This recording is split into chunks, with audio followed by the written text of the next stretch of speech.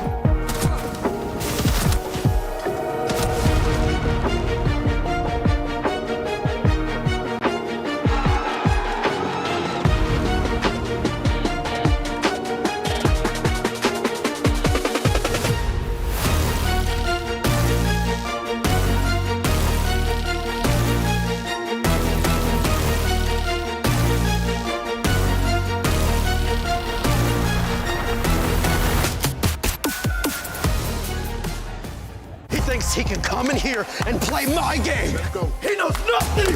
Let's go! Tyler won. You're done. Raw energy. Half and blow the house down.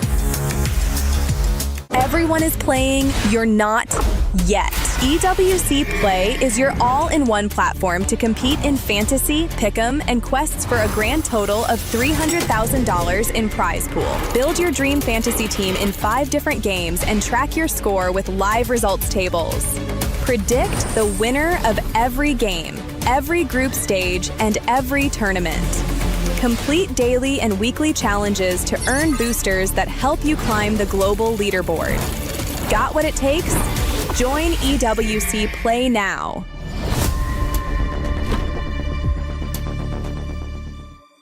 A lot of people are haunted by their past. I'm inspired by it. They're not just playing for themselves, they're really playing for their entire family. They have defeated their demons. They have crushed the curse.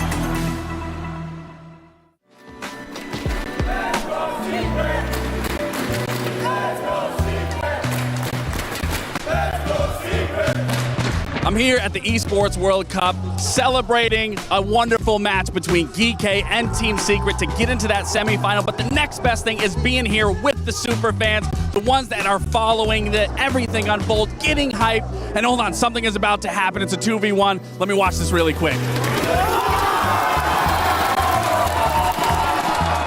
Obviously, I can tell you're a FaZe fan just by the jersey. What's your name? And tell me your journey of coming to the Esports World Cup to be able to support this FaZe roster. Hi, my name is Paul. So I'm from Thailand. I came all the way here like a long flight. But I support FaZe for a few years. All right, I'm here with superfan of Secret. What's your name? My name is Arthur. Now, what was your journey of getting here to be able to watch and support Team Secret? Oh, it's gonna be great, man. I'm from Brazil. I came, that's a far travel to be here, but it's gonna be great. Amazing place, amazing people. That's gonna be an amazing experience, man, for sure. I think it's a pretty nice experience because normally in normal esports event, I only like focus on one game like Siege and everything. Here I could experience not just good Siege. Of course, Siege is a good game. It's a very good game. But I also experience some other game that is also like have their own different experience. I pretty much open my world to the other in the esports world. The esports scene is what makes me happy. Also meeting the community at every location, meeting new friends. It's a wonderful time. Play is in our DNA. Whenever we let it out, it becomes our superpower. Now imagine an entire city being built to supercharge it. Kadir City, powered by Play.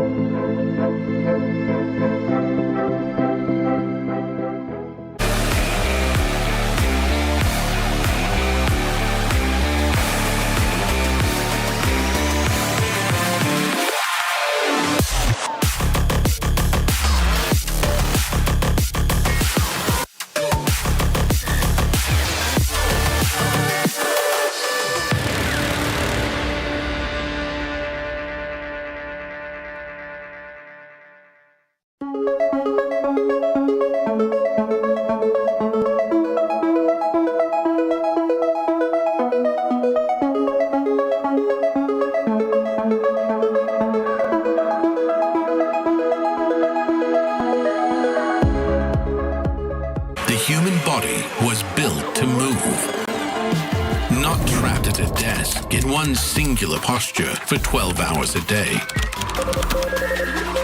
It's time your chair evolved. This is Secret Lab Titan Evo.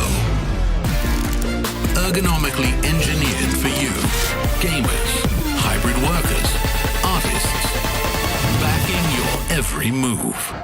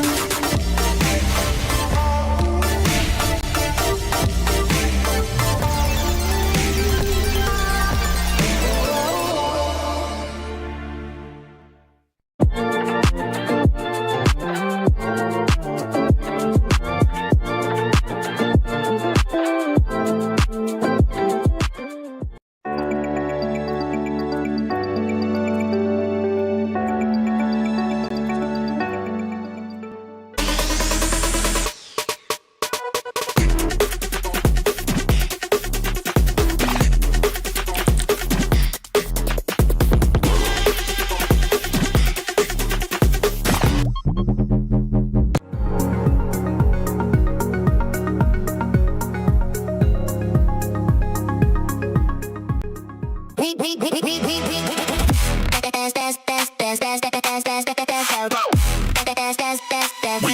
Esports World Cup up.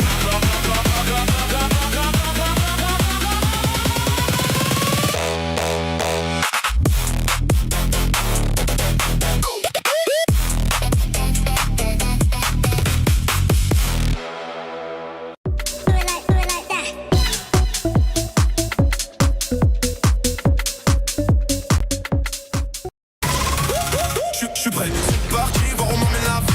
Chrome sur mon green, tu m'entends quand je respire. Top le veston, jamais fait une gros pas, big plan, j'ai fait changer toute la piste. Regarde ma pêche, je sais pas, j'attire. Je coupe la line, laisse la qui laisse frémir. Nouvelle état, new name, toujours fluide dans le move. Main en l'air quand je rentre dans le groove. Garde ce regard, je suis déjà posé. Deux pas de tourne, glace dans mes yeux figés. Beat encore, puis je prends tout ce qui est à moi. Trop vif, trop fort.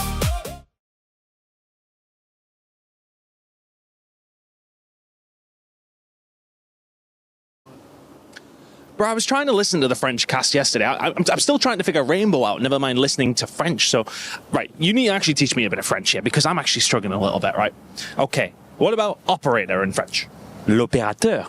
Okay, well, that's nice and easy. That's nice and easy. What about C4?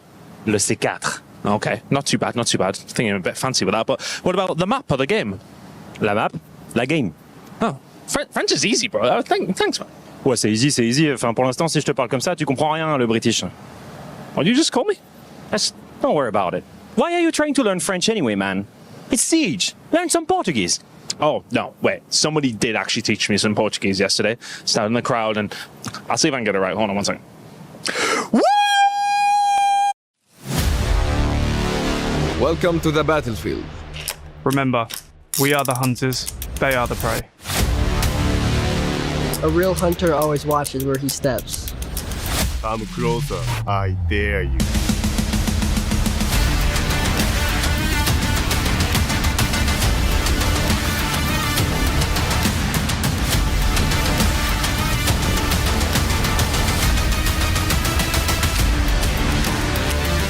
They said it could not be done. They were wrong. I trust my teammates, and they trust me too. Let's get to work. Rainbow Six Siege is live in Paris, France, here at the Lenovo Legion Gauntlet, and we couldn't be happier to have all of you watching with us online and in the building, the Paris Expo Porte Versailles, for a day of semifinal action. It means that we're going to see our grand finalists one by one enter into the fray, and the conversation will turn towards tomorrow. But to get there, we're going to crush some keys. We're going to earn hundreds of thousands of dollars in prize money, and we are going to tell some great stories. I've got two gentlemen alongside me, Rainday, who will be your host on the panel, who know how to do so. Of course, Laxing and Alphama here. Guys, as the jib comes down and sets the tone for narrowing in on today's action, how do we feel just the environment of the semifinals? I've been feeling great. I mean, even to get to this point, the games have been extremely fun. Even in yesterday's match, we talked about that El Clasico between Team Liquid Alienware and FaZe. I mean, definitely one-sided affairs from one map to the next, but that's where FaZe really came through in the very end just to get themselves here in the semifinal. But every game has really delivered. Yeah, and that's what we expect from a game where you don't have the lower bracket, it's direct elimination. I'm still waiting to see that big upset in playoffs because we've seen so many upsets before. But in playoffs so far, I feel like Weibo not making it to semifinal, classic stuff. Yeah. We see FaZe overcoming and winning the El Clasico, that's classic stuff as well. Yeah. And maybe the only big story is that underdog that we did not expect to see there in semifinals. That's GK. Yes. Why one EML team that I will cherish and love, and no, I'm definitely not. I'll cherish with you as well. I ain't gonna leave you hanging. I like it, man. I had to support with you because there was 3 Americans on the broadcast yesterday, so somebody had to represent GK. I tried to do it. We're gonna see if they do it for themselves today. Of course, heading into today, yesterday's SDC Rewind will catch you up as to all that unfolded. It was a day of Siege to be remembered, but maybe not the way that you thought it was going to go. Laxing, you mentioned the El Clasico, but it was GK Esports who would start out. What are your takeaways from yesterday's action and kind of what we learned about the way Siege is being played, the meta developing, and obviously what set us up for our semifinals today? I mean, it's every team just being in this moment of understanding their opponent and what they need to do in order to win their series. And where we even saw a team like GK come into their series against Secret is they understood their opponent. They played against them in the EML. They had that familiar face, the familiarities just across the board, and they just really put the pedal to the metal. I mean, what? It was only 14 rounds. It was a fast series for you guys, a very fast game. But that's the same level that they're going to have to bring today, especially going against a big opponent like FaZe Clan. Yeah, I would even argue that in the last two quarterfinals, especially the ones from yesterday, I felt like it was way less of a strategy game and way more of a mental game. I felt like in that game between Geeky and Secret, I felt Secret gave up at some point. I felt like they didn't believe they deserved or they could reach top 4. Whereas for Geeky, look at them. They were fired up the whole time. They were keeping that momentum going, and they're surfing on that underdog wave. Is it a honeymoon? Is it the end of a honeymoon? But I don't know. They are still riding that wave and still performing high. For FaZe Clan, it's the same that we know. They're cool, quiet, collected. Whatever happens, they're in semifinals. It's a normal day at the office. They've played so many grand finals at this point. So obviously that quarterfinal was an easy one for them. And I think that also proved that there are teams coming into this with more synergy. And whether you remember the yelling from yesterday because of the support on the side of FaZe, or whether you remember how different Map 1 was from Map 2, Laxing, it was not the El Clasico we expected, yet it was still the result that was anticipated. FaZe move on. They have a chance yet again to get closer to a championship here. But it's exactly what you'd expect from two teams with world champions on it, that they were going to be masterclass, whether it was going to be on their map or their opponent's map. But again, that's where FaZe just always gets it done in the very end. We talk about that mental aspect. They understood what the game plan was. We heard, I believe, KDS talking about it in the interview. They understood that Liquid wanted to play that aggressive game. So what did they do on their defense? They met it with a great aggression as well, stopping them from getting their foot in the door, not really allowing them. And excuse me, it was Felipox that was talking about it. And you even heard it. Felipox also went 0-8, took a lot of the brunt on his shoulder of why they didn't find success. But that was also due to the pivot of FaZe just understanding what they needed to do to get into that final map and how they could close it out and secure a semifinals. Beautiful moment there. Cyber with his son crushing the key of Team Liquid, something that both of them will remember forever. I'll tell you that as well. I betted you to my daughter today, so it's great to have your kids in the building when you're performing at work, especially when the lights are this bright. You know the world is watching. What an exciting time for him. He'll look to continue that because I think they'll be staying for these semifinals. Fury and Dark Zero coming up to kick us off. FaZe Clan and GK Esports at the end of it, Alphama. Starting off, though, it's Furia and DZ, which two teams. I mean, how do you feel about them? How would you describe this matchup off the top? I feel like it might be the most intense, closest matchup we're going to see. Obviously, on paper, we have the two-time world champions on one side, and then the one team that struggle or is an underdog from EML on the other for the second semifinal. So if you look at the first one, I'm looking at the two teams that had the closest quarterfinals. Yes. If you think about it, Furia and Wildcard delivered, absolutely delivered in intensity. And even better, I think DZ Weibo was probably my favorite quarterfinal. I think it went all the way to the third map. It was super intense, went to overtime multiple times. So I think we're in for a banger of a game on that first semifinal. It's going to be a lot of fun. Also, for those just joining us at EWC, there's a common thread across all the games. That's the Club Championship. And Chris, if he's done screaming, has a chance to update us on what's going on today. Well, the sweat is still dripping down my forehead, and it might still be dripping down Falcons as well. They have made some progress, of course, this week. Of course, chess is looking very, very good for them. But a big semi-final coming up also for ag.al between the two competitors in the Club Championship who are vying for that first place spot. Right now, ag.al have themselves a 250-point lead after a pretty decent performance from Denis Lazovic throughout the chess. But Denis Lazovic is now playing up against Hikaru Nakamura of Falcons today. It is a massive, massive semi-final, which is going to be coming up. We'll be keeping you up to date as much as we possibly can. So that is going to be a huge moment in the Club Championship. Of course, in the Rocket League as well, that's something that Falcons are looking to continue to advance with, and this week is remaining pivotal. But ag.al, with their performance in chess, are going to keep it close. So the Club Championship is going to go down to the very final week, which I think, you know, if we'd had that conversation a few weeks ago, you'd have called me crazy. But I ain't crazy. It's going all the way to the very last day. Well, thank you, Chris, for the Ramco Club Championship updates here from all of us at EWC. It's exciting, to say the least, Lax. This is coming down to the wire last week. Yeah, it absolutely is. I mean, we also heard several times that ag.al is kind of in a waiting period where Falcons, obviously contending across a couple of games right now, could definitely get some points. But even for our scene right now, I mean, what? FaZe, both Fury as well, can accumulate some very good points today if they get into that grand final. So who's to say where they end up as well? Here's the thing, guys. I mean, 1,000 points for winning, right? We don't see Furia on here yet, but if they were somehow able to turn around and win... Well, they're in CS as well. You know, they have a chance. And they're in Rocket League. I just saw them play there, so as well. So they're on 3 different games right now. You have FaZe, like you mentioned, probably the favorite in our game to take it as well. And as you said, 1,000 points, you're just already jumping your top 20. You're getting a fair share of that cash price. And you still have a couple of days and a couple of games that remain here at EWC to grind up that ladder. $75 million prize pool across all of the titles here over these 7 weeks. $7 million to the club championship winner and the chance to raise that exclusive, elusive trophy at the end of this. What an exciting time. Stay tuned. We'll keep you updated later on this evening as things transpire. But gentlemen, as we head to today's matchup and focus in on the head-to-head, it's going to start off with our teams, Dark Zero and Furia, two teams that have had different iterations of their rosters.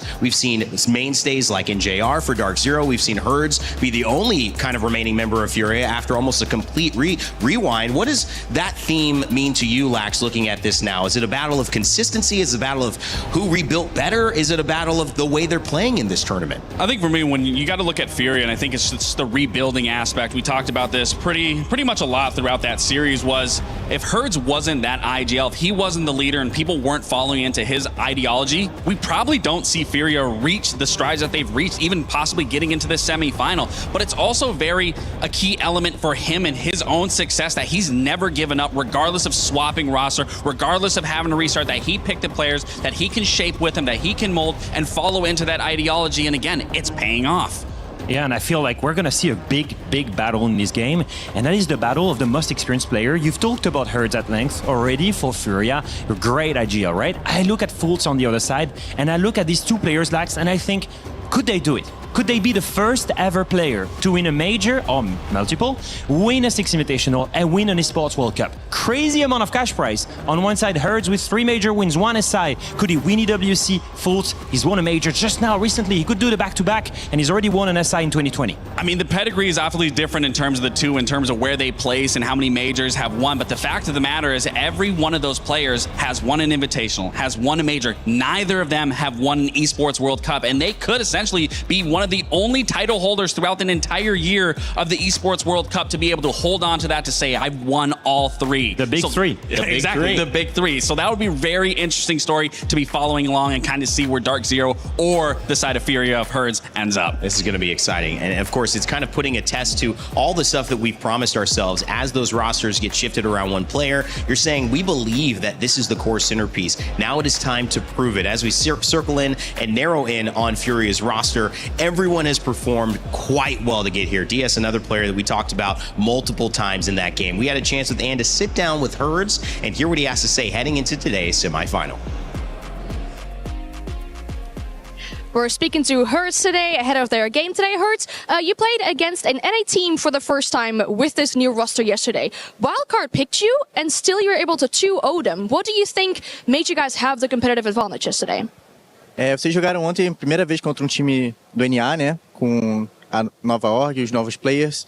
E eles picaram vocês e ganharam deles de 2-0. O que você tem a dizer sobre isso? O que você sentiu? Bom, acho que foi um jogo que a gente se preparou bastante. Tem sido um campeonato que a gente está bastante focado nos planos de jogo, então a gente está se dedicando bastante nessa parte. E ocorreu tudo dentro do esperado, acho que a gente surpreendeu um pouco eles também ali, deixando o consulado open. A gente sabia que eles iam picar, então ficou uma map pool ali no nosso controle.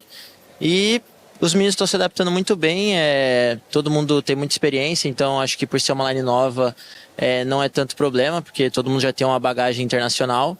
E é isso, está sendo muito bom. So it was a pretty nice match. I'm very happy with the boys because it's a new team, but the boys have a lot of international experience and everything. So we managed to have a pretty good match. We had the control of the map pool. We picked the maps that we wanted, and we let one open that we knew they were going to pick. So it was a very comfortable game for us. That's awesome. And Hertz, you could become the first player that has both an SI championship, a major championship, and an EWC. What do you feel like maybe with this new roster as well could be the key difference that you could be that first player who does it? Então, você pode ser dos primeiros jogadores a ter o SI, o Major e a EWC. O que você tem a dizer sobre isso? É um objetivo muito grande. Você está feliz de poder realizar isso? Bom, não vou negar que eu pensei sobre isso. Fico muito satisfeito, significa que eu tenho feito um bom trabalho aí no decorrer da minha carreira. E acho que é consequência, os títulos são consequências de um bom trabalho, então focar no passo a passo aí, que se for para ser, vai ser. So yeah, I've been thinking a lot of this recently, and all the other championships that I won, it's very nice because I can see that my career is doing pretty well, and I'm winning like all the important ones. And it would be very amazing to win EWC and complete the 3 big ones. That's awesome. Now, final question. You're going up against the defending major champions. What's the game plan for today? Então, vocês vão jogar hoje contra os últimos campeões do Major. Você tem algum plano de jogo? Uma coisa a falar sobre o jogo que vocês vão ter hoje? Eles são o último campeão, a gente se preparou bastante também, a gente está com um plano de jogo muito coeso, então eles ter ganhado não é algo que assusta a gente vai entrar como qualquer outro time e estamos muito confiantes e acho que vai dar bom. So we've been training a lot. We've been feeling like very confident, looking at the team, and we're gonna arrive there and we're gonna play as we're playing like any other team. We feel very, very comfortable playing against them. All right, that's awesome. Thank you for your time and good luck today. Herd's feeling very confident. I was looking to my left and I was going, where are the drums? Did they not show up today? No, they're on the other side. So this time we will hear a little bit better when they start playing. But, you know, they bring the fans, but also they're bringing the confidence there after talking with Herds. Yeah, absolutely. I mean, I love Ann's question right there at the very tail end and Herd's response to it. You know, how are you going to go against a major champion team that's defending it? And he's at the outside looking in. He used to be on that side where they were winning everything. That's what every team was being asked, going against his team, going against him. And to be able to have that experience, to be able to understand what it's like to be in this moment and now being on the opposite side, I mean, that's what you want from your leader. That's what you want from your captain, to just be able to live in the moment, to understand, okay, I know what it's like being here. This is what we need to do to make sure our mental is right and to get over this hurdle and send us into a grand final. And I can already tell you why this would be special for him, in a sense that it's a player that won everything, but with the same roster all the time. Yeah. He was abandoned by everyone. He's still active. They are not anymore. Yeah, that's and a statement. He could win and could complete his trophy shelf, basically. Yep. Not by himself, but, you know, when all of his previous teammates didn't do it. Yeah. And that's what a revenge tour, what a comeback, what a way to say, hey, you guys abandoned me and I did better than you. You know, that would be insane for him. I mean, even getting into a grand final, they got knocked out last year from the grand final and had to play a third place finish actually against the majority of this roster that was SSG. So just getting into the grand final, he's already hitting strides that the former Furia roster couldn't do. And standing up, getting excited, jumping off from the equipment and just saying, yeah, that's us. We got that. Every round that they won was a little bit more energy for Herds. He knows what's on the line. And speaking of the team they have to go against, not feeling concerned with Dark Zero, but maybe they should. Whether it's singing a little Justin Bieber to get ready, or maybe it's meditating, thanks to Coach Call Out. This team has put together an incredible run. Alfama questioning if they can win 2 majors back-to-back, that would set up a different narrative for North America for the first time. But of course, we had a chance to sit down and talk with them to see if they're feeling the pressure themselves. We're speaking to Fools ahead of their game today. Fools, you played against Weibo yesterday. You lost the first map, but then afterwards, a good recovery. What is, in your opinion, the highlight of that game yesterday? I would say the highlight is our ability to adapt to kind of what wasn't working versus them and figuring them out as an opponent as the series went on. And then you could be the first player actually that has a major, an SI, and an EWC title. And you've been doing this for a little while because your SI championship called very long ago. Yeah. What do you feel like it's been for you as a player that's been able to help you do this so consistently? I think it's similar to yesterday's game, honestly. It's about getting up, dusting off, and realizing what's not working, what needs to change, and that kind of like explains my career. You know, I found success early, and then it's been a long way. Journey to where I'm at now, and the biggest thing is just not giving up, believing in like yourself, your teammates, and just continuing to work hard. And then playing against Furia today, I feel like they seem a little bit more informed than what they showed us at Salt Lake City. Mm-hmm. What's the game plan coming in today? The game plan is we know they're like very individually aggressive, but when I've watched them play, I'm not really impressed by like their team play yet because they are a newer roster. So that's really what we're trying to take advantage of. And then something we see with Dark Zero a lot, especially in the NA, like you guys have all kinds of ways of warming up for the game. It ranges from singing Justin Bieber together to meditating. Do you have a personal favorite, or is this kind of like game dependent as well?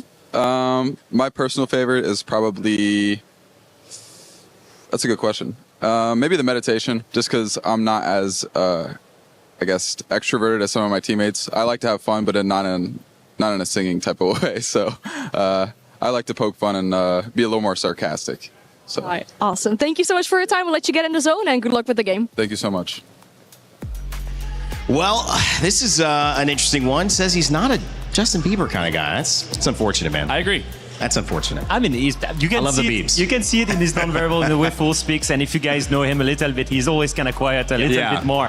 Not shy, I would say introvert is the right call, but at the same time, he's the ag.al, he's the leader. He has a lot of aura. He's composed. Yeah, he's composed. Yeah. And, I just love the fact that he just mentioned that the fact that he made his career through so many years and stayed consistently at the top level was getting better a little every day, and having the presence in mind to just reset and understanding what's wrong, what needs to change. I think that's the answer also in the game. That's how they adapt so well. Yeah. I think this really stuck out to me too. You know, he's not focusing on the moment, he's focusing on the journey. And he definitely spotted very early that he had very early success, and he had to go through all the rigmarole and have to try to battle the ups and downs, but he was focusing on the journey. He wasn't focused on any one of those moments, whether it was positive or negative. It was just how he can get to the next bit. And again, now he's here at another semifinal, pushing closer to a grand final and possibly becoming the first player in Siege's history book to win all 3 big events. It's going to be exciting, guys. I cannot wait. And of course, if you think you know who's going to win this one after hearing the interviews or some of the analysis we just did, make sure to get your pick'ems in. You can earn your share of over $300,000 by participating. So scan that QR code, join us, let us know who you think. Is it going to be Dark Zero? Is it going to be Furia?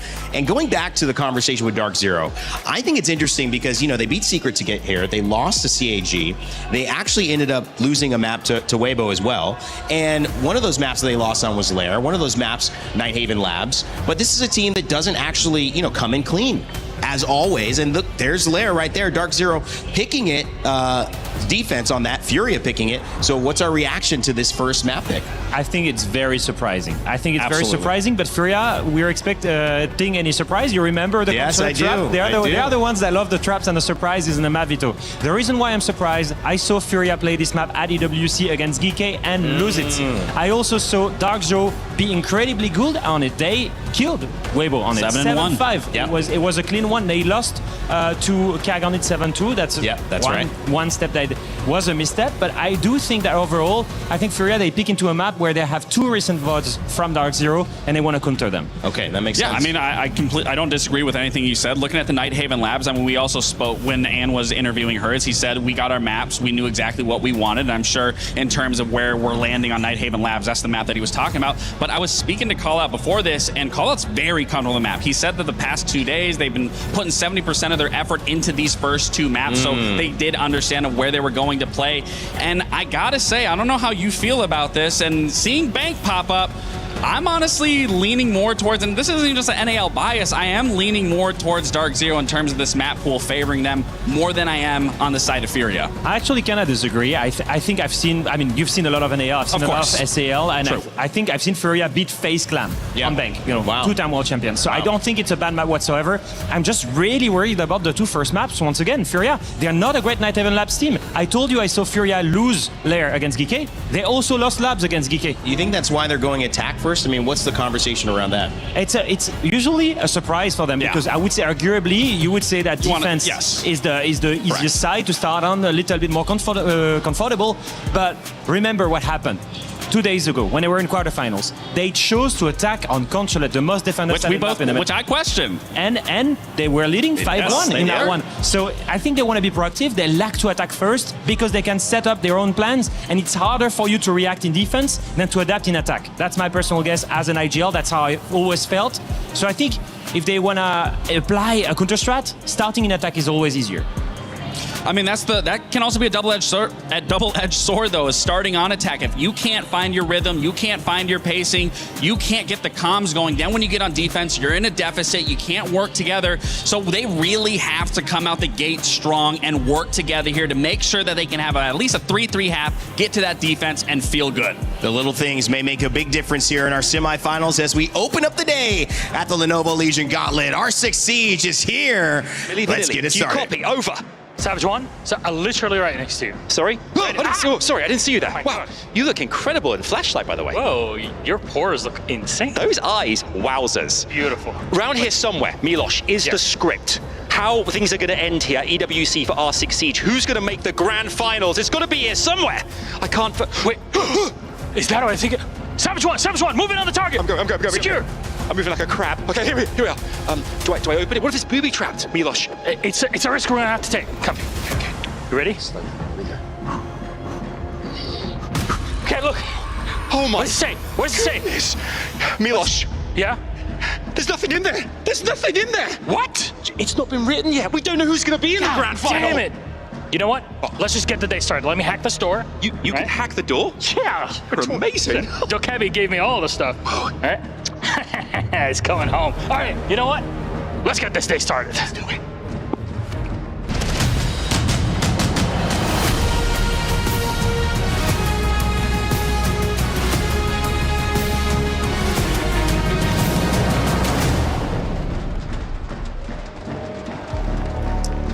Bonjour, hello there, and welcome back to the Esports World Cup, live from Paris, France, where we bring you again Rainbow Six Siege and a very, very special day. 22 teams began here. We are down to the final 4, but who will go all the way to the grand finals tomorrow? We're going to find out very soon. My name's Adam Savage, and this is the brilliant Milos. Well, my friend, I think you say this is a special day, even more so. You know what? I'm just going to say it right ahead.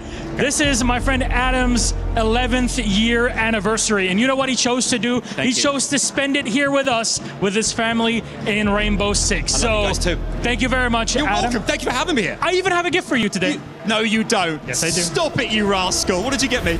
2 of the best semifinals you're ever going to see, my friend. I love it. I love it. I can't wait to see it. This is going to be amazing. What a wedding gift this is. I can't wait to see how it's going to unfold. Should we meet the teams, Milos? I think even more so, you should just go and do the honors. Do you think so? Yeah. Do the honors? Go ahead. As it's a celebratory day, follow me this way. We're going to go down here for a second because this is very special. We need to really kick things off in this semi-final. I'm going to go in here. Here we go. Here we go. First up, our first semi-finalists here today. Would you please welcome to the stage, it's Furia!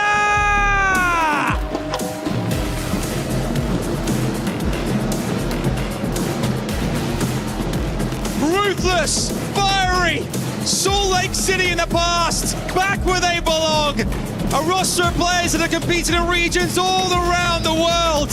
Can they do it here in the City of Lights and get themselves to the championship final? We'll find out. It's one they've been looking forward to for a long time. But let's welcome on the other side, champions of their own. It's Dark Zero! You might have seen one eclipse. They are definitely the one that shone all over Paris a couple days ago. Just after their matchup, the entire city crowned in darkness. They take down anyone that ever comes up against them. They've defeated the best team Brazil has to offer. That's FaZe of only a few months ago. No one has been able to do such a feat. And here against Furia, it's only history looking to be rewritten, just with a little different protagonist. Friends, come on over, please. Players, you may go to your seats. We're going to bring in Laura and Foltz. Come on in, gentlemen. Closer, closer, closer. Let's go. Final words then to your opponents, Foltz. Good luck. That's it. Short and sweet. Short and sweet. Laura, what do you want to say to your opponent ahead of this semi-final? I'll tell him to try not to find me on the server. And good luck. Okay, here we go. Fighting words. Gentlemen, please shake hands. This is it. Go to your seats, please, chaps. This is it, Milos. We're about to get the semi-final. This is going to be huge. Very much excited for it. We're all set. Anniversaries all over today. And this one, an anniversary maybe for yet another NA victory over Brazil. Let's get this game started.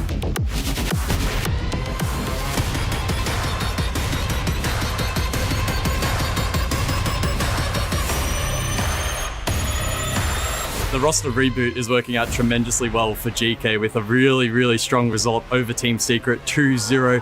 The question will be, can they capture the hearts of Paris as the last standing team from EML? GK, the unlikely representative for Europe, will rise! It seems this will be the moment for FaZe. Jogar contra a Liquid é sempre muito bom e ganhar é melhor ainda. A gente, na maioria dos confrontos, acaba ganhando contra eles. Então, acho que jogar contra eles sempre é um jogo muito difícil, mas a vitória contra eles tem um gostinho a mais ali. FaZe Clan are semi-final bound of the Esports World Cup. FaZe v Liquid, the El Clasico. Ultimately an unconventional best of 3. The first 2 maps super one-sided to the respective teams. Ultimately though, FaZe were too good. Their problem solving was tested, but they are such a strong roster. Today's semi-finals, Dark Zero, Furia. Huge matchup. Dark Zero coming off the back of their win at the Salt Lake City Major. Can they lift another trophy? Dark Zero chase the trophy into the semi-finals. Furia, they're a little bit of a newer roster, a mix of a lot of different players that I have played against. Some younger blood, some older blood, but they're a capable team and we'll be ready for it. And on the other side, GK, FaZe. FaZe looks so hard to beat right now. Can GK pull off one of the biggest upsets we have ever seen at the Esports World Cup? Moly takes a lot of damage. Grabby onside. I think everyone wants to play FaZe Cam, right? Like, if you're this deep in a tournament, you need to beat them to win the championship. Like, they're the big dogs, you know? So I think we know how they play. We know how to beat them. And I think it doesn't matter who we play. I think we're a good chance of winning.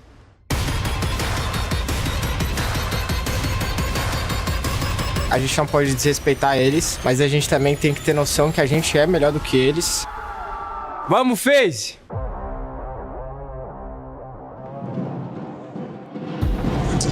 Well, one of these teams rebuilt around NJR in March. One team did it against them with Herds. And now the journey will collide with one of those teams actually making it to a grand final. Gentlemen, this is a story around Dark Zero, validating that international win in a major and now trying to do it here in Paris. It's also about Furia trying to say that this rebuild works, but it's not soon, it's not one day, it's now. Absolutely. I think it's between the two players we mentioned before, Fultz and Hertz, on their shoulders, the pressure of being the ag.al, of course, but most importantly, I think, like you said, for NA, the first team ever to win 2 back-to-back S-tier events. That has never happened. NA, in my opinion, has always struggled having a legacy because of that. They've never had that one team able to win multiple events, like G2 or Penta for EU, like FaZe or W7M for Brazil. DZ could become that team if they go to the grand final and win it. And that starts today. On the side, it hurts. He wants to prove he can win an S-tier event without his former teammates. Absolutely. He dominated all of 2023, and he hasn't been able to get back there. But similar to Fultz, you know, starting out very strong in his career, he's gone through his hurdles, he's gone through his ups and downs, and now he's in a spot with this brand new team that he's built around him that he, again, can replicate that success and get to yet another grand final, bring a title not only for himself, but for the rest of his team, and become a Esports World Cup champion with those 5. It's elusive. Even members on FaZe, who we think could be, maybe have been the best team that we've seen in R6 Siege, haven't gotten this title. And so the Esports World Cup means something, not just for the cash prize of $750K, but for the legacy that it could add to your very prestigious R6 career. I mean, absolutely. And there's a lot of pride, especially when you look at that SAL region. I mean, they have the bragging rights when it comes to the 6 Invitational. Now they'll have the bragging right if they get the Esports World Cup. And most importantly, guys, just as a reminder, there is a 6 Invitational spot on the line. That's a great point. The very first one. You win the biggest share of a $2 million cash prize. Amazing. You win the prestige of being one of the first holder of 3 of the most important trophies in Siege history. And then on top of that, you're the first team to qualify to the most prestigious event all year season, our World's 6 Invitational 2027 in Brazil. And that's obviously somewhere where you want to be if you're on the side of Furia, in your home, in your backyard, representing your region at the biggest event of the year. And you're right, we haven't really talked about that, but there is more on the line than just the Esports World Cup. It's already getting yourself and punching a ticket to the 6 Invitational. The approach to this game is one that both teams are looking at trying to solve. How quickly they solve it could be the difference between playing for that 3rd place match or having a shot at glory come tomorrow. The question is, when you look at Dark Zero, is this just the team that won't go away? They have not been clean. They haven't 2-0'd all the time. They've lost sometimes their first maps, but they found a way. Is this more about how good they are? Or in some ways, is it more about how adaptable they have been when things aren't going well? I mean, I really think it's a true testament of their mindset, their mentality, not just in-game, but out-of-game. And you even saw in that quick little brief intro, seeing Jack just meditating. There's no other team in Siege that has this sort of brotherhood, that has this sort of dynamic, that doesn't have a regiment the way that they do, which is why they are so lethal in-game and out-of-game, because it really is that foundation, that call-out built for this team. Yeah, they have the champion mindset, the one ingredient that FaZe has that other teams don't have. They never give up, they always believe they can do it. DZ is that one team for NA. Now, as we go into the map, we're gonna see the first bans. And obviously, like I said, I felt like Lair was a surprise pick for Furia. Last time played it, they lost it to GK. DZ have looked good on the map, and we're gonna see what we expect to see on the side of DZ. Some target bans, and for Furia, getting rid of all denial. And that's something to note when it comes to DZ, especially when it comes to their maps and their operator bans, is they target operators. They target the opposing team. They don't play into their default. They're getting rid of the information game, and we know how Solid Snake can be utilized, especially talking about how aggressive the side of Fear is. You take away that little bit of information, they're going to have to work a little harder. Now you got another piece of information away. That vertical play is not going to be as easy with Deimos being removed. They're going to have to get a lot of information for a buck that possibly is going to be used. Go for that vertical pressure, but already I like they're targeting the aggressive style from Furia. Get rid of Deimos, get rid of Solid Snake. It's going to be way harder to remove any roamers. On their side, Furia, they removed the two wall denial operators in Kaid and Bandit. They want to get those walls open as much as possible and as quickly as possible. Furia 2-0'd their last matchup on versus Wildcard. They're trying to get off to a strong start here as well. And the drums, if they're any indication of the fans or maybe the heartbeats of Furia, they are ready to go. It's time here in Paris for our Lenovo Legion Gauntlet to kick off the semifinals for R6 Siege. And for that, let's send it over to Dev and Pengu. Thank you very much, Rainday. A brief moment of quiet from the drums as Dark Zero close their eyes and get ready for what could be the moment that they book their tickets into their second grand final in a row. Exactly, and like the Dev said, right, chasing that third and final trophy, the Major, the EWC, and the SI for a player like Force, that'll be history in the making. Same as well for Herds on the other side. Loira from Furia was here in a grand final just a year ago at the Esports World Cup in Riyadh. Could he book himself another spot, another chance? We also have players from both of these teams that actually played 3 years ago in the G8 final as well, the spiritual predecessor to this tournament. It is a huge moment now for Furia to conquer the North American Major champions from just 3 months ago. While Dark Zero raised the trophy in Salt Lake City, it will be another task entirely before them today to conquer the furious Furia. We're seeing the operator ban selection as well, right? It's all about the lethality of Furia. So you target ban the Solid Snake, the Deimos as well, because DC know this isn't necessarily yet a great team of Furia. It is 5 great individual players that have recently come together, and they will only get stronger and stronger with time. So right now it's about respecting the individuals, forcing gunfights in favor of DC, and weakening the stardom that players, pretty much anybody from Furia, can bring to the table. So I love DC's prep work going into this. No surprise, they have really good prep work generally speaking, but I think this is the 2 most influential operator bans that they can bring here in the first map. DZ won their quarterfinal against Weibo off of strategy. They really outbrained Weibo. They mounted that pressure, and in the crux of those tense moments, Weibo could not hold their nerve. In that 1 versus 1 on match point or overtime point, Hoven bottled it. He missed his chance. Dark Zero on the flip side, they are the epitome of keeping cool. As they look to do that on the defense, J9O kicks things off with a fiery start onto Boxera. The Flores going down. We saw an early spawn pick out of J9O. Now aggression here from Volts. DZ want to take the fight to the Brazilians. They see it right there, just goes straight out the main breach.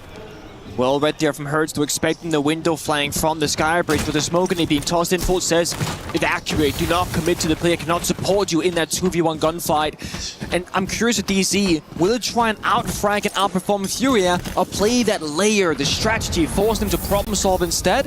Well, for the first round, a bit of both. They got the opening pick, they won the battle, and now strategically, they're locking them for doing the next step, going for a puzzle. It's very risky business. Volts finds Hertz, leaving just the BB of Volts, who might get that shield with the grenade. But I think I would say here, the damage is done. They found 2 kills. Well and truly, Volts is more than happy to lose his Clash shield. He's one of the most prolific Clash players at the moment in the game. Now Furia, not typically used to fighting from behind, a very aggressive team, and they are the ones who have been aggressed upon by Dark Zero on this defense. Kino continues to fall on back. Another smoke. Was there a small gap? A little pocket of air where he stays alive, doesn't take any bit of damage. That's good value there from Volps. Go on, ready. However, still fighting from a huge deficit. Now Kino tries to escape. He will do so safely. Crossfire on the bomb site for DZ. Furia might have whittled away at this defense, but they are still no closer to confirming a plan. All about using Loira downstairs in a perfect row, but right now he's actually going to be up above with the main push. Flashbang goes out. They do have 50 seconds. Loira could go beneath them or go back towards that main breach. Foltz doesn't have the shield on the Clash any longer, so it's down to just brutal gunfights here. Will be brutal indeed. Diaz tries to use the Grimsby's to assist him, but no, it won't even be a single kill here for Furia. A flawless round is a hell of a way to kick off the series for the reigning major champs. North America looking very good here in the semi-finals. I'm sure call out the coach of DC is saying, I love when a plan comes together. When a good plan is successful, when the prep work is accurate, and when we show just how dominant we can be on the main stage. And I think just DC's ability to control the pace in the very beginning round is such a statement, because I genuinely believe that at this tournament, especially from the teams left remaining, Furia might be the hardest team to control on the server. They are relentless. They are brutal when it comes to the fighting. We saw them against Wildcard in the quarterfinals. Wildcard, who's a very successful team at taking the right fights together, they are just dismantled by Furia effortlessly round after round. Yeah, that's the thing.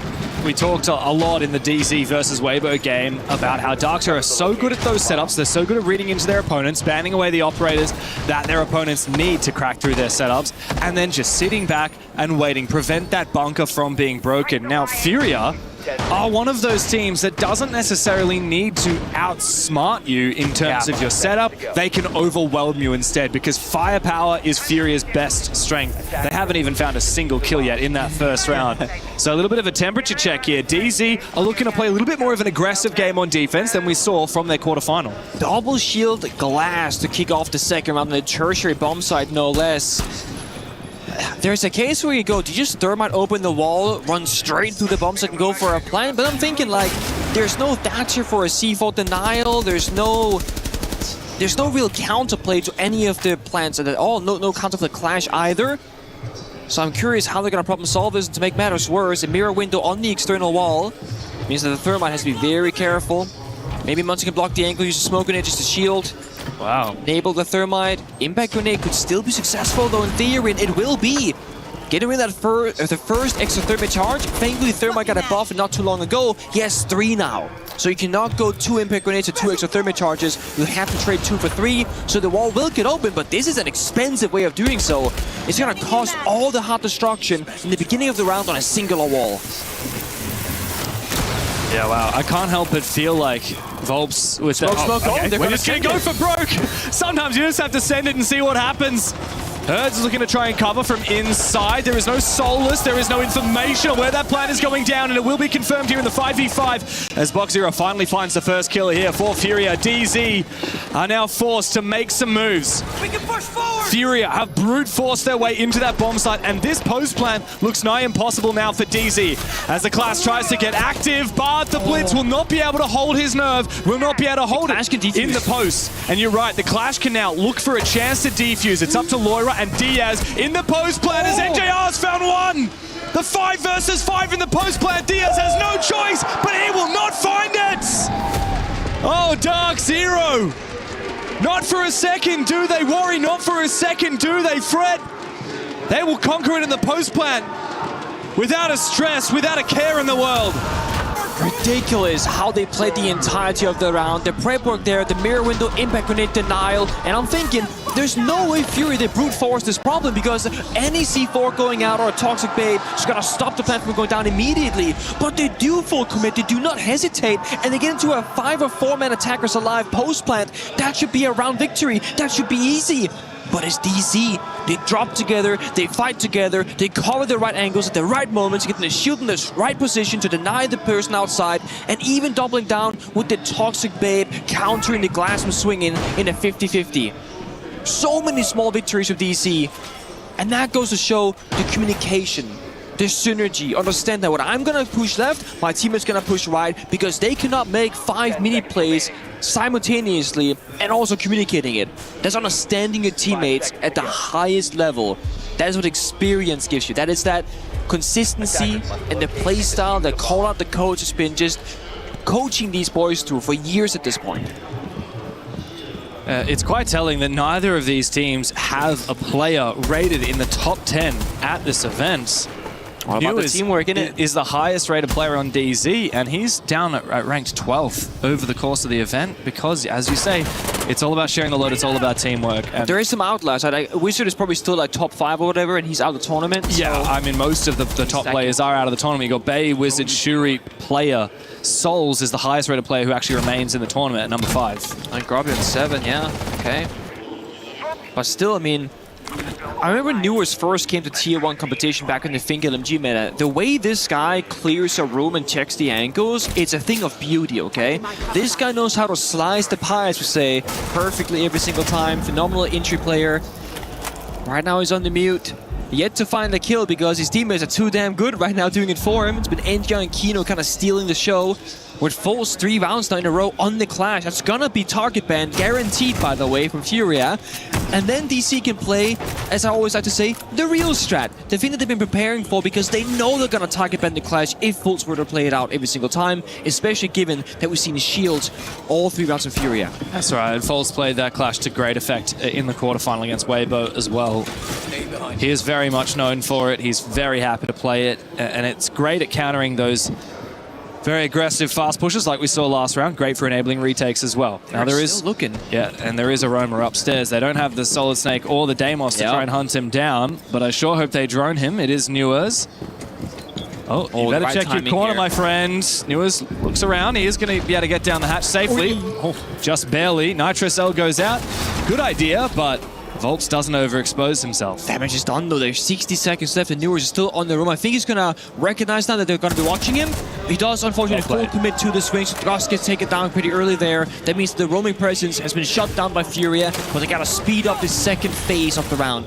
Pop the floor, try and get the hatch and storm down the stairs because time is gonna be their biggest enemy up against the Clash, up against NGR, Grispot Mine in pocket. I'm not sure if you can even go for a staircase push. This might just be a hatch drop of desperation. Yeah, which is going to be a challenge when the Clash is still active to try and counter that Monty. Herds, 1 nade in pocket, might be able to bank it off the wall here. Go for a kill against Kino, who's just waiting. There might be catch available though. Kino actually wins his fight. I think Herds just went to the dry peak and he will lose. There's also a flank. Meanwhile, it's being watched by Boxera. DZ getting a little bit too active, but time is on their side. Furia now have just a few seconds to try and force this plant down. Volbs has it ready, goes for the turtle, backs up, but no, gets swung from J90. Worried about the Vert, but there's nothing to worry about here for DZ because once again, Furia failed to get in the building, failed to get their plant down before that timer hit 0. Now the ridiculous, what should have probably been a post-plant defense there, but it doesn't even get to it. DC are so good at not overstepping. They yellow ping where the Monty was planting at, and then they forced him off of it. No one is down to the verticality. No one gets caught off guard. The only risky play they made was false flanking with the Clash because that could have been the win condition on the bomb side. And it just feels like every time DC do go for a play, there's always a second or third step to it, like we saw having a fishing crossfire. Monty banned away, and actually Mira. So Clash gets to survive, and with the Monty being banned away, those shoes are not going to have a good time. Fury will call their tactical timeout quite early, being down 0-3. Jogo para controlar o pace do jogo, é o que a gente conversou.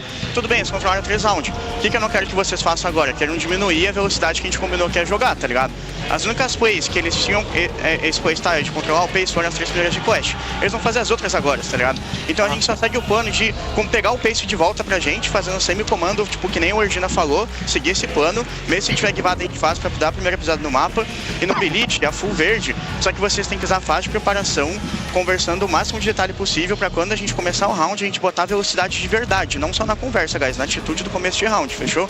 Tá. Guys, a gente tem que voltar com pace, quando vocês voltar com pace, vão começar a ficar mais confortável no jogo, e a So I've always said, I wish I could understand what they were talking about. James, you've been taking some lessons of various languages. Could you help me out here? What was said during that tag timeout? I heard Tudavang, which means, how are you? All good? Question mark. I'm not sure if that's actually what he said or if it just sounded like it, but look, that was pretty much all I got, unfortunately. I still got to work on my Portuguese. Maybe we need to get Maria back in for one of the future broadcasts when we got these guys on again. But, you know, of course, Redux, who is the new coach of Furia ever since they had their big roster reboot post-6 Invitational. He was the coach of Team Liquid back in the day. He's a very experienced player. He had his own playing career prior to that. That he did. At Furia, of course, it's 5 players that were on 5 different teams before this event rolled around. They all have their own different experiences, different opinions on how to play it out. I did also hear the Clash mentioned. I don't know if you caught that. I did not. But I mean, I think the fact that they left it unbanned means that you need to expect it from coming through in the future, and of course it has the very first round after. Look, I don't mind seeing a Clash left unbanned as long as you're confident that you can counter it. But I'm also the kind of guy that after you lose a bomb site on defense, you go straight back to it because you know exactly why you lost it. But that's just me. Every player is different. You got to do what feels comfortable, what feels right. There are a lot of ingredients here to counter that Clash. The Nomad, the Zofia, and even technically the Sledge. If you can get that hammer up, it'll knock the Clash back on her feet. Technically true, yeah. I'm really this melee battle with the Clash, guaranteed to beat her. What I'm worried about with Fury is going to be the early stage of a round, right? Can they either get the opening pick so they get man advantage, or can they be swiftly enough in the building to not have time be a problem against them? Right now they're fishing for the Clash downstairs with Zofia, the 3 big booms. And it's very important here that you land the Zofia explosive beneath or behind the Clash, because this explosive resistance will block some of that damage. So you saw the first shot from Foes did a lot of damage, and the follow-up 2 barely did any. That's still a lot of damage there onto Folds. Well. But unfortunately for Loira, he's shot out. Nua's using these keeper barriers very well. Box0 tries to get active with the shotgun, but he's forced back by the smoke. DZ happy to peel back the layers, happy to give up some ground on Mezzanine because they have so much late round utility with that smoke. And of course the Tachanka to deny the plant in the late round. We're just checking if there's anybody outside here from Falls, no big deal. Knows the flying backstep is now actually going to be removed from action. Could even barricade the door if he really wants to, but he's got places to be, places to go. Box0 got the Sledge Shotty primary, looking to take the Rocket Stairs control, but being stalled out by Kino's Toxic Babes, who also has the same shotgun against him. And if I gotta take any bets here, my money's on Kino. This guy is the best smoke shotgun player in the world, okay? He's got that on a lock and key. And also a missed opportunity there from Herds as he lands a few bullets. This is going to be a big entry from him, and he does finally take down one. Might be able to finish off J90 in a second, but Furia immediately erupt into the bomb site. They find most of the kills, all up to Foltz and Nuas now on the retake, as Furia are poised to try and confirm that plant sooner rather than later. But they don't have the diffuser at the moment, and Nuas has just ripped it back into the favor of Dark0. Box0 and Volps now. What do? You don't have that defuse. How can you get it back? Nuas keen to take these gunfights. Box0 with the Reaper. Wants to try and close the distance. Wants to take the fight with the shotgun. The young gun for Furia finds the first. Up against the old guard for Foltz. With that Clash, he's got the perfect angle. SMG in hand. Peeling back deeper. Sniper shotgun from Box0. And the drums will sing for Furia. They finally make their way into the server. Finally, a small mistake there from DC, which Furia could capitalize upon. In the 1v2 for Box0, Nuas was prone on the floor, a little bit too far to his left-hand side, so it became a 1v1. Foes couldn't find the angle. He's standing, you see it right here. If Nuas is a little bit further to his right, they see the angle at the same time, and they have that crossfire. So just a little bit of lack of synchronization that they've been so good at thus far, but Box0 landing those shots, taking the fight. Yet the Reaper secondary and shotgun primary, neither of which you would want to take that fight with. Big moment for Box0 as well. At his second ever international event, only 4 months since joining Tier 1 of Rainbow Six, after 5 years of playing in Tier 2 as an underage player for the majority of it. He's also the only one in the server right now that has never been in a grand final at an international event. Most of the players in the server have one or 2 trophies, or even more in the case of a player like Herds, who's won 4 trophies across his career and been in a grand final that he lost all those years ago. Six Invitational in Montreal 2023 when he had Volps on his team back in the W7M days. Box0, very much new blood, 20 years of age. Top fragger right now as well for Furia.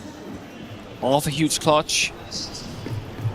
The thing is, right, DC, they won some rounds that was a bit of a clutch side on their behalf. Only for the Furia get one back.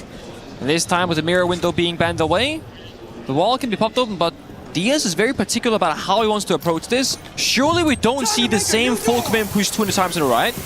Smokes are going out, the glass is there, the fuse is there, they're gonna do it again! But will it work? Surely not 2 for 2. Loira is watching avidly. How is this happening? The plan will be They do not confirmed know. indeed. Oh, they Grishmot Oh, wow, genius. The plant denial with the Grishmot mine, something we see so rarely, but DZ have clued in that Furia want to get in the building fast, as they are often want to do. And that does bait out all 4 of the smoke gadgets from Furia. That Glaz essentially just a gun from here on out. What a good read there. Using Grishmot for plant denial. C4 also was spent though from Newer, so there's less ways of dealing with Volps on the shield right now. It all is down to Kino and forcing the clash. This battle here has stalled out Furia. DZ happy to expend their util early. All 3 gas babes just to prevent Furia from getting their plan. Back to the breach! And indeed, it is now back to the breach, but this time it'll be raw with no smokes. A few flashes to try and enable it. But that means that the peaks can come through from DZ. A swing from Newers here, low HP, but most of the info is being garnered by Faults with that clash. Newers eventually will fall. He wasn't able to answer his phone safely. Furia are now so close to that bomb site. Big aggression there with the air jab as Hertz finds a triple! ag.al denied the plan, but he cannot deny Furia! A flawless response as the Brazilians find their second round. The same execute twice on the breach, countered in 2 different ways by DC, but Furia, they are relentless. They go upstairs, they flip the attack, they say, you know what, that's not going to work either. Back to the breach we go. But they push together from the bomb site door, from the breach. You saw Dark Zero, they weren't fully aware what was the bait play and what was the real play. They were thinking, okay, if we commit 2 out to the bomb site, they're gonna pick us apart up top. So they were watching their angles above them instead of watching the verticality down towards the breach, unable to help Force there on the clash. So he gets the shield away, goes for a gunfight, Hertz goes for a counter swing, finds 3 headshots in quick succession, and single-handedly finds all the kills that Fury needed to win that round. And this is classic Furia. Every round comes down to somebody stepping up. Of course, a lot of team play, but you cannot deny that 2 rounds ago, it was Boxera that took matters into his own hands with the 1v2 on the shoddy. That round, it was Hertz. He found 2 on the bomb site, including the clash of faults, and then quickly flicked around onto the flank. Hertz has been one of the most prolific players of the last 3 years. After losing that grand final with W7M in Montreal 2G2, he went on to win 2 majors, a 6 invitational, and then a year ago, the Reload Finals, the only trophy that Furia as an organization actually have in their trophy cabinet. Also been to 2 SI finals in which they lost, right? 1 to G2 and then 1 to FaZe later. So, I mean, there was a world where that core of WCM would have won 3 SIs in a row, and the same percent for FaZe Clan. They also could have won 3 SIs in a row had they not been stopped in the comeback story from that WCM core. Craziness from Brazil the last 3 years or so. Makes a turbocharge 1 on the soft wall, doesn't really get the job done. There's a secondary shotgun from Hertz. He can reach that open. Maybe he forgot he has it, you know? Hertz doesn't strike me as a Thermite main, okay? You know, he's a great player and all, but maybe not the first guy I would put on Thermite. Has he really brought pistol, or has he just forgotten? I don't know, but he's not going to go for it. And that leaves that pressure open for General. Takes the fight to Loira, who's taking a lot of damage on the Twitch F2. Not going to be able to take many fights in the future, but it's okay. He has 2 Twitch drones in pocket, can use that utility instead, and help his teammate move forward. Yeah, but you're right, Genano is looking very unfazed here in Warehouse. Eventually he will fall back, but he's delayed so much time. Surely he's clued into the fact that there's a Glaz. Diaz has been playing it a lot. We've had all of Furia sharing it around. 3rd round. That Glaz. 3rd round in a row. A lot of smoke still being spent here in Garage. That's the 5th smoke grenade being spent out of the 6th. They actually have 8, sorry. Oh my God. They have many more to go. 8 smoke grenades, a lot of pressure on Diaz to succeed now on the glass. And every smoke gives them a little bit further in the building, but still being stalled out here in Warehouse. Good angle to swing here. NJR with the Scorpion in close range should be favored in this fight. And indeed, he will swing onto Diaz's head. That's goodbye to the glass. Wow, what a shot from Hertz. Big kill to even up the numbers again for Furia. question is there a follow-up? Is there a second play? Roberto is locking off the crossfire right now. He's gonna go for a swing. Doesn't find the kill, but a lot of damage here from Laura, Volps, and Hurts. They're all quite low on health. Great usage of that Ryura door to open up. Of course, it gets opened up very quickly by the attackers, much more slowly by the defenders. Great bit of tech there, known by Loira, but he himself is low HP. Needs to have a big impact with the F2 this round, and Volts has these narrow angles with the TCSG. Coil Fire, 2 Toxic Babes in pocket as well, only 30 seconds. Time to be the biggest enemy right now for Furia. As it often is, but they swing! Finding the kills very rarely will be an issue for Hurts. He is traded on back. Volts and Newers now, but they should know exactly where both of these players are for DZ. Furia should be able to use Process of Elimination. Newers is snuck into a corner. A couple of shots, rat-a-tatting out from Boxera, but he goes down. Now it's all up to Newers. Pops the fire extinguisher, but he can't cover himself for a second on 1 HP. Loira finds a 3rd round in a row for Furia. It's a comeback in a very big way on their map pick as we go into the scheduled halftime timeout. Guys, perfeito, mano. Agora eles estão em choque pra caralho. Voltamos. O pace é nosso, guys. Segue esse flow, tá ligado? Eu acho que a parada que vocês têm que a diferença da gente pra eles agora, a gente tá num momento de coragem pra caralho. A gente tem que usar isso aí na defesa, guys. Coragem, vamos fazer os piques que você falou, que os caras saem que nem os loucos da base, tá ligado? Guys, hora de botar medo neles, tá ligado? Eu acho um pouquinho a gente voltou ao controle, vamos começar a botar medo. Só vou lembrar pra vocês a ordem de defesa e vocês conversam os detalhes de como é que vocês vão se comportar em cada uma, tá ligado? Lembrando, a gente vai fazer a Step Shock, porque eles deixam choque geralmente, eles só vão se foder com caixa de tuba nosso, tá ligado? No CEO. Depois a gente vai pra Labs Fúria com Double Dozer escada, não vamos esquecer disso. Vopão, você é a Kaid, você tem que esconder no Neymar. Obrigado. E o Beto vai de ela. Vai lá pros caras que vão rodar a escada. Depois, guys, a gente vai pra Beliche 4-1 com choque. O Wolf vai de Bandit, o Ordina vai de tuba. E aí você joga com... Know if they're going to be on the Nameless Not. If they do, remember we talked about, we put the Grim on the front, use Buck from below. Or if they're doing like heavy wall and all package Volker, remember as well, we can use the IQ to get those walls open. Kind of just read that though. And if they're not playing the wall denial, and we identify that, you know we're not going to ban it, make sure we're bringing the fucking hard reach out and creating some pressure around before we go into what we already prepared for. Yeah. Heard on it. Be something else. Yeah. Swagger and Septal Junction perhaps. Well, Swagger and we also have something very exciting today because we have a brand new off 3-2-1. The big bazooka. I thought we pocketed that, no? Something brand new, Colat says, huh? Very exciting. spicy. I love how they're kind of playing into... I mean, I'm assuming here from the communication, they're winning the IQ, the block, the verticality with the Grim. They're gonna leave the Bandit and or Kaid open, so they can effectively ban stronger defending operators to enable themselves to get close to the bomb side.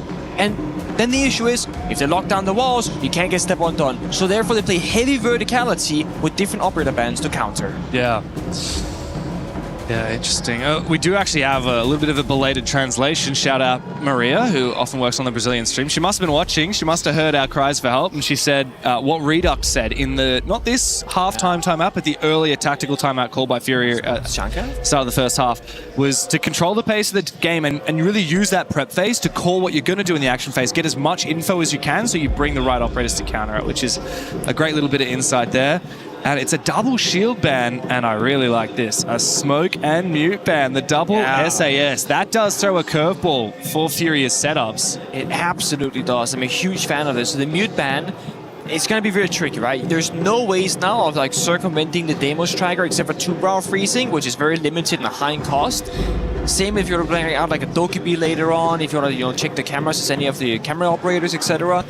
And I love how DC are going into this, not doing default bans. Again, they know that the Bandikai 2-brow could be a problem, but they did mention they're going to play heavily verticality on the attacking side. With the mute ban, Deimos can get any track through, then arguably get any kill, vertically speaking, as well. Then they ban the smoke, it's all about the planting now and stalling out the round, and this is going to make it a lot easier to plant later in the game. Fury with a double shield ban feels a bit like, what's that going to achieve? You know, like, sure, there are some great shield players on the side of DC, but there's 4 shields in the game. Banning 2 of them just means they'll play the 3rd or 4th option. They're not going to stop playing the shields. Yeah. Look, it doesn't remove shields completely, but it does make you have a think about which ones might be the biggest problem. And in this case, for Furia, they don't want to deal with Monty or Blitz. And I'm looking at Kino's most played operators in the last 3 months. All 3? Actually, Blackbeard, Blitz, and then Monty. Blackbeard, his favorite, and that's not the one that's banned at all. And again, you get the frag grenades with that as well. Oofed. A little bit of damage to ag.al, who did get a spawn peek himself in a very opening round using the same operator. Off the 2 per hour. But for DC, it's going to be a lot different attacks I expect from Furia. It's going to be heavily what we call like the step 1, step 2, step 3. And then the 3-2-1. That magic 3-2-1 we're excited for. And the reason why those step 1, 2, 3 is so important is that when you're working together with the verticality beneath and the lateral push above, you have to take the space below you as you're progressing the map. So Kino in this case has to wait for the downstairs player to push beneath him. Check it with a drone, hold the flank, etc. So it's all about leapfrogging back and forth and helping each other progress the map. Volps is rotated downstairs, expecting somebody to be here. Currently there isn't anybody, and that's why that C4 can be so lethal. Because DC haven't sent that player yet downstairs. They actually went off the demos in the last few seconds of the attacker repick phase, so perhaps they're not gonna work it from the verticality after all. Good little double job there from Volps. He manages to breach the wall with the Flores, but also get some info. I believe he did see that player that was hiding in display. A lot of measuring before making the first incision here for Dark Zero, which does add up. That's very much their playstyle. They're slow and steady, and then they're explosive, and they pounce. From upstream in towards the bomb side. That's ag.al find that opening pick. But this is not going to be the usual attack. It's all of a split theory. We see him window, bathroom window, ups and back portion. They're attacking from all different angles and kind of forcing Furia to pick where they're going to send the majority of the guns, and then they'll attack the area that is weaker. Oh, nice. Good shot, though, from Boxzera. Up in close range, he's taking the fight against the Blackbeard, but he wastes his only impact grenade. And now it'll be very hard for him to get enough damage on to get that kill as the nade forces him back. He's about to try and take the 1v1 here. Flashbang will force him back again as Loira has fallen on the other side of the map. DZ have multiple facets to their push, but Boxzera able to juggle all of them at once. 3 kills looking for number 4. The young gun once again. Furia have taken the lead on Lair. Blink and you miss it. So many kills found quickly from Furia and Boxzera, but DC did not have that push together. Display with no jumping, got double swung, and the push from Kino and his teammate did not have the other angle to go for a punish play. So Boxzera finds a 1v1 kill, turns around, a second 1v1 kill, and then gets a third shortly after. DC were supposed to attack at the same time from different angles to guarantee that trade. They don't get it. Look at this, completely isolated fights, despite having your Blackbeard, despite having the Grim Beast, despite having the Solid Snake information. Lot of energy from Boxzera, standing up after his 4K in that round. He's popping off today, a 1v2 to find the first round from Furia on the attacking side. Now he's got 10 kills to just 3 deaths, by far and away the top fragger in the server. Keeping in mind, this is his first ever foray into Tier 1, only having been on the team since the roster changes for Furia 4 months ago. It's his second ever international event. You could say he hasn't missed an event since joining Tier 1. Not bad. Not bad at all, especially because Salt Lake City was a very forgettable event for Furia. They even lost to a CNL team at their debut. And yeah, they were out first rounded. And now they're into the top 4, potentially even a grand final. Could this be that new 3-2-1 that Callout spoke about? I see an Amaru in there. I see a possibility of a fast take combined with the Ying as well. A drone hole fight. Wow. What? You get injured from that. You can crawl away. That kill confirmation should not come through, but what a way to stall things out. ag.al good for 2 opening kills in a row. Yeah, good, but ag.al being taken so low means that he's going to be so much more vulnerable in the late round. The Candelas want to come out here.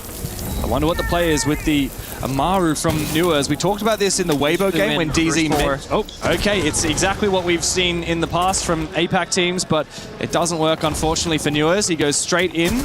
It's a good trade, though, right? Playing on the staircase. Oh my god, not again, but the kidding me. On the drone hole, ag.al first injured, then kill confirmed. And again, DC taking isolated 1v1 gunfights and falling in those important moments. Yeah, and it's brought Furia back into a winning position here because DZ had that numbers advantage after that Amaru play. Even though Newers was traded out, as you said, they took a lot of ground. Now it's Vert time here for Volps.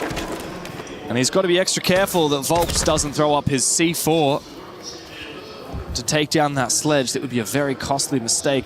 But instead, we actually have Volps on for a flank in the first floor. Seemingly aware of it. DZ on the other side holding their flanks. Just a bit of bad timing there from Force. Doesn't find the angle, doesn't see the gun barrel of Loira hiding downstairs infiltration. Could honestly even go for a reinforcement, but too risky. I think with the vert open up above him, Nate goes out, so yes, indeed, way too risky now. That means Kino can take that space with the Blackbeard. Wants to try and re-peek it. A little bit of damage on MJR. He's so low on HP now. He just wants the tiniest chance here to go for another shot. The Blackbeard staring him down. Volps going to try and toss out a Nitro Cell. Thankfully, NJR backs up just enough, and Kino doesn't take damage either. But Loira, insistent. The nade is likely going to flush him out of his position, but no, he's dancing with death. 2 ways, wants to take the fight. It's a double. Loira's a demon. Laughter ringing in the server from Boxera. It's Foltz in a 1v3, and he's given no quarter by Furia. 33 seconds with no diffuser. The drums are ringing out for Furia again, and Vobs will put the final nail in the coffin. It is 5 rounds in a row for the Brazilians. Once they control the pace, they do not let go. Absolutely ridiculous performance, and with that, I think it's time for Call to get to the action. DC will call their attack timeout.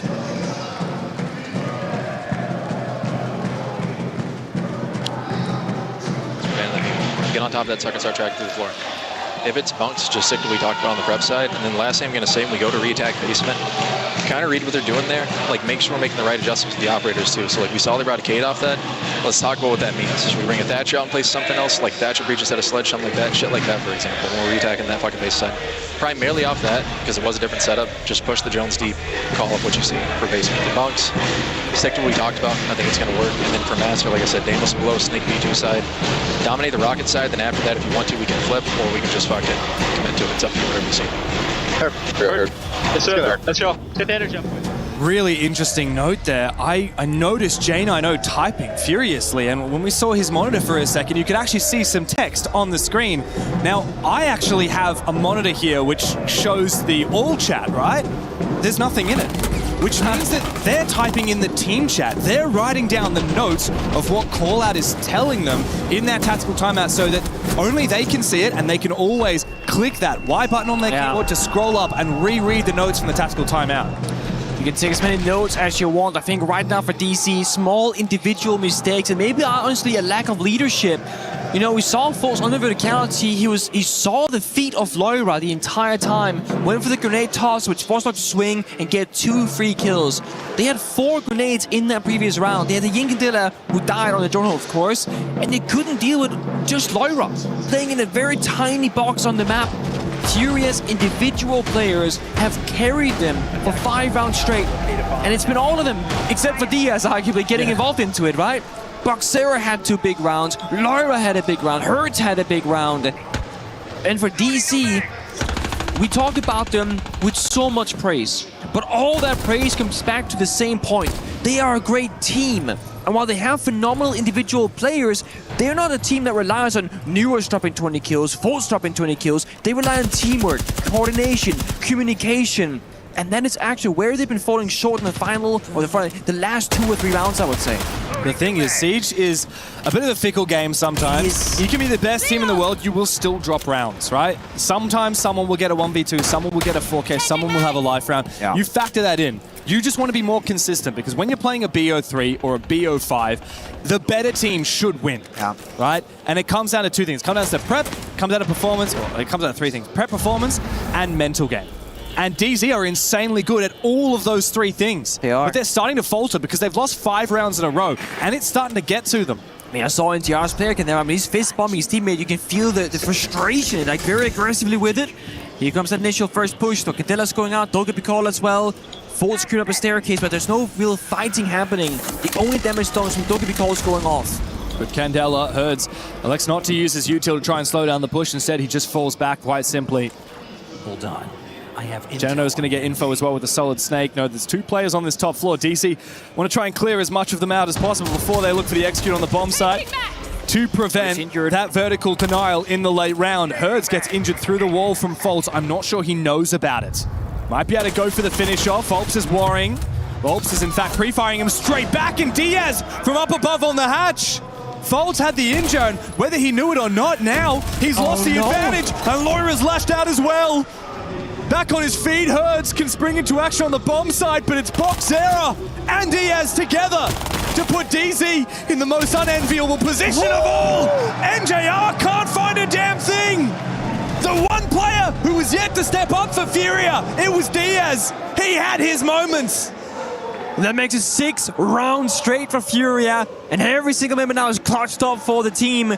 DC once again taking 1v1 fights. Like you said, Foles, did he know he had the injury? Maybe, maybe not, but he gets caught downstairs, he falls first. The upstairs push also, again, lacking that synchronization.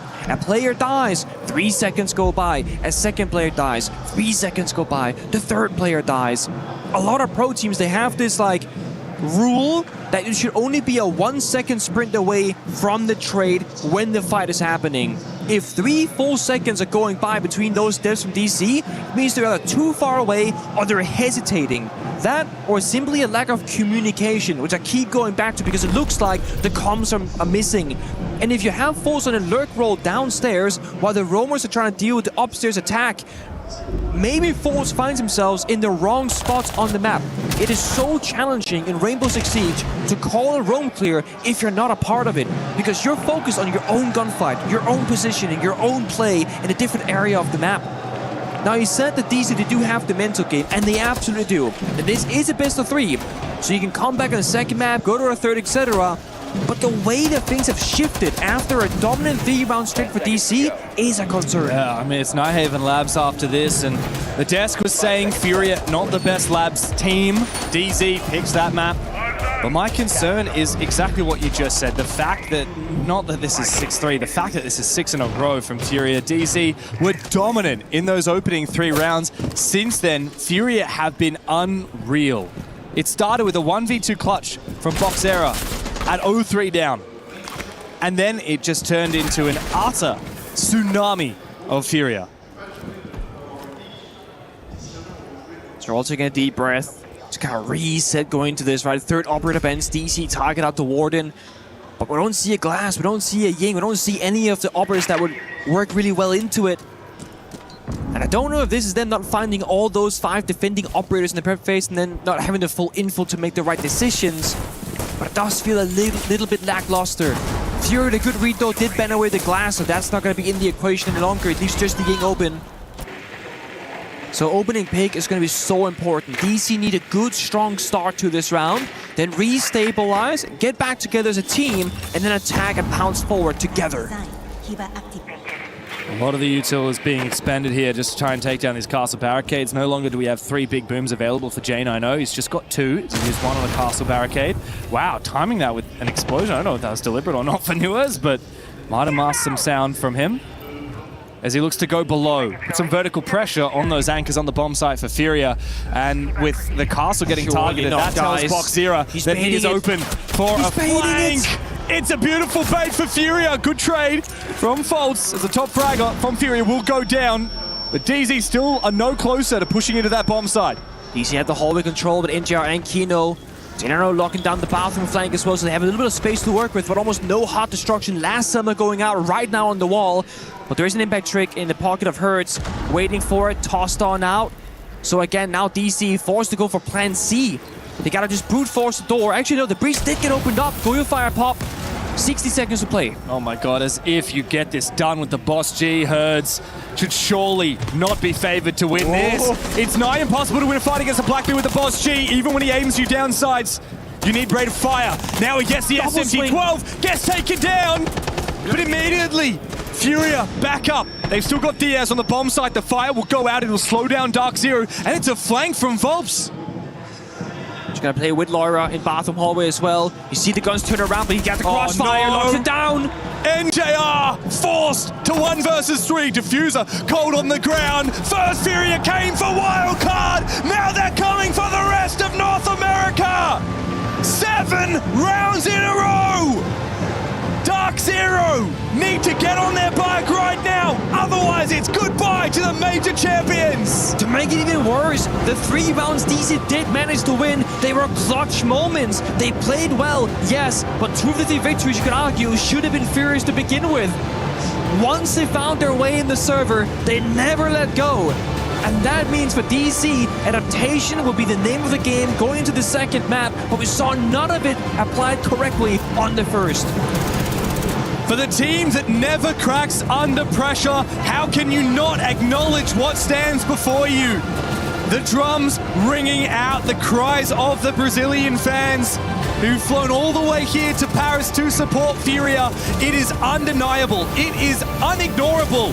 And now Dark Zero need to fight from down once again. They did so against Weibo in the quarterfinals. They lost the first map. They came on to win the series. Now they need to run it back again here next up on Nighthaven Labs.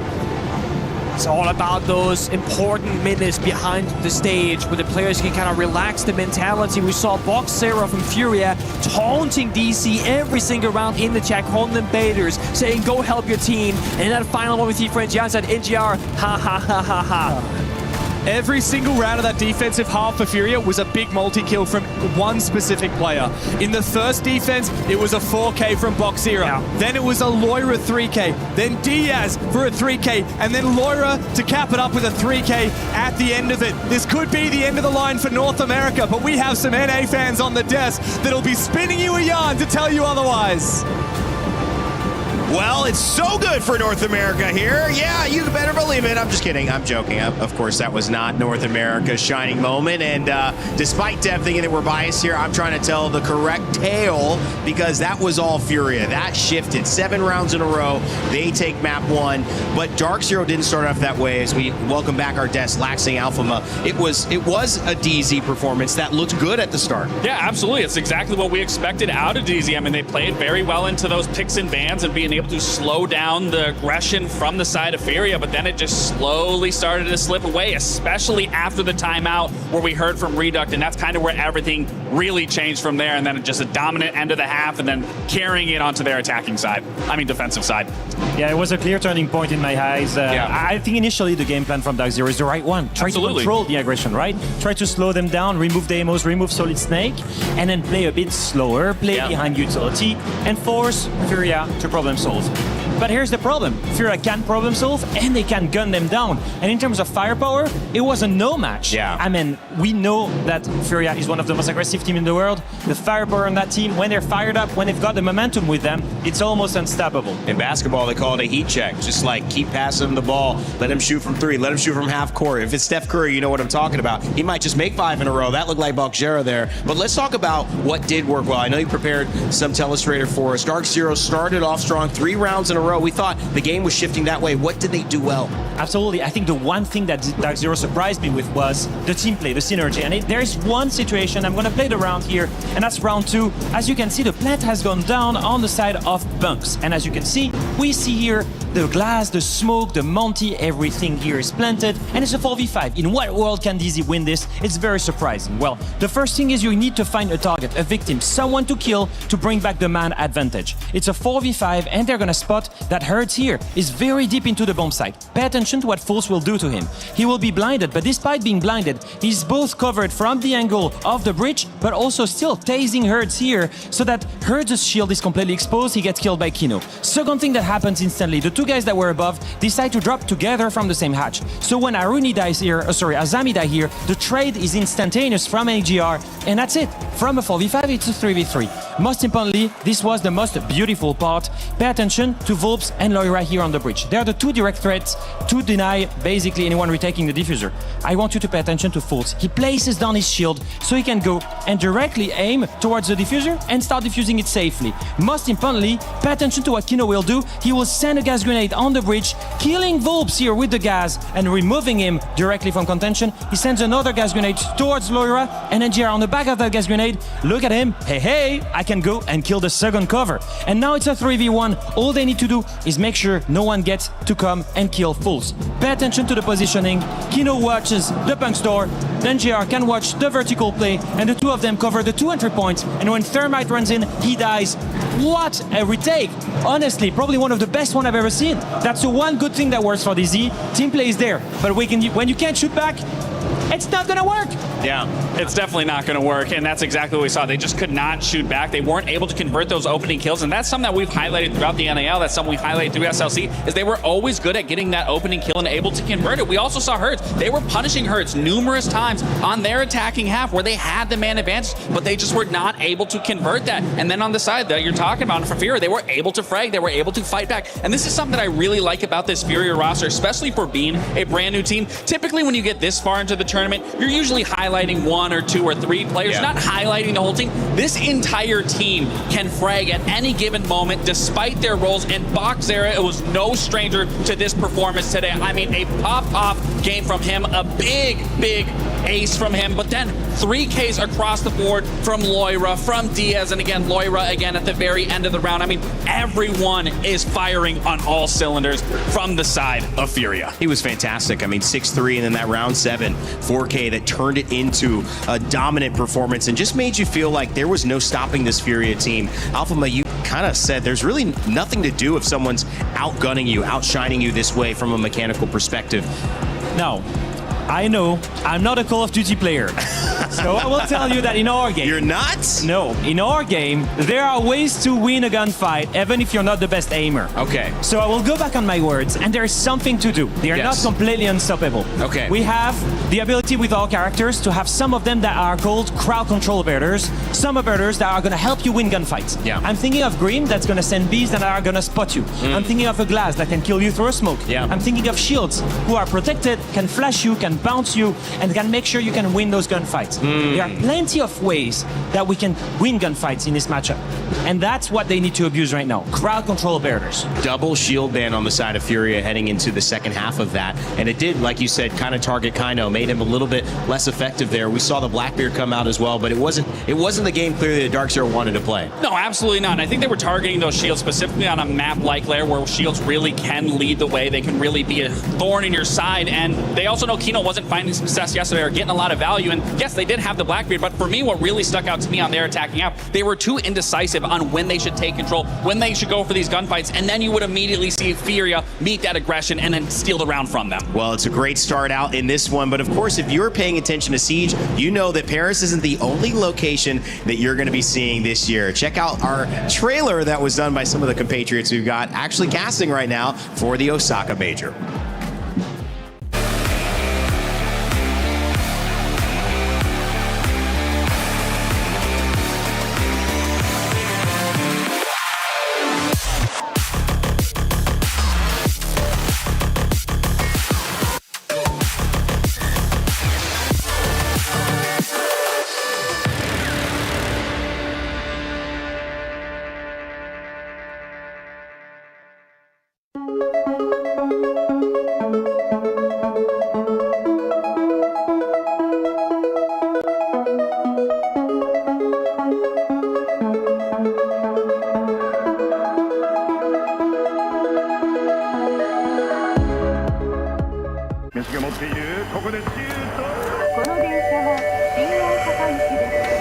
This train is bound for Shin Osaka.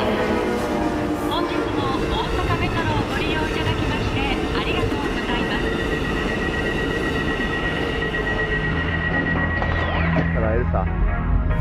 す。皆さんこんにちは。APL のマリックです。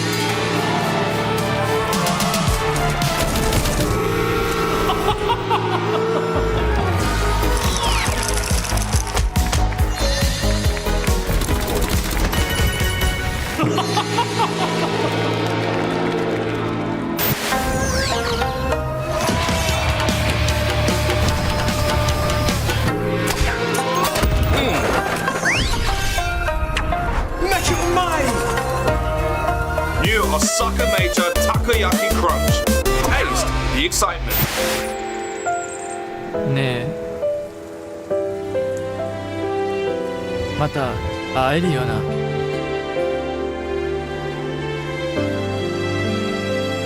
勝ったら会えるさ、大阪メジャーで。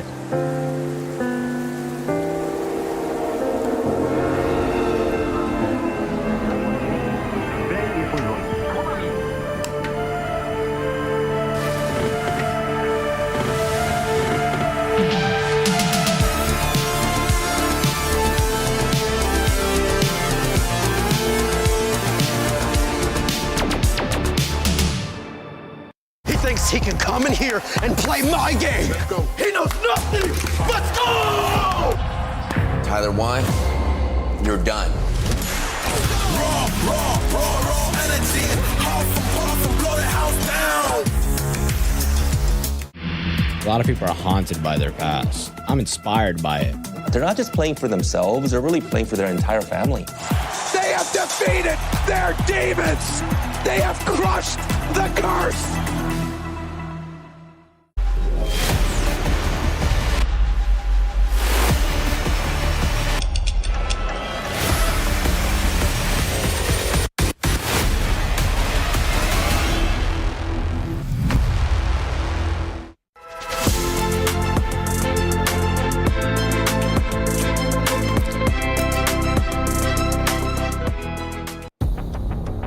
Well, the Osaka Major is certainly something to tune into, even if you're not going to eat some takoyaki crunch, which felt violent, by the way. Xenox slapping Dev. I mean, how to get away with that one, we'll have to find out. I'll ask him a little bit later. But getting back into this series, it was started out Dark Zero, then it was all Fury. 7 rounds in a row to take map 1.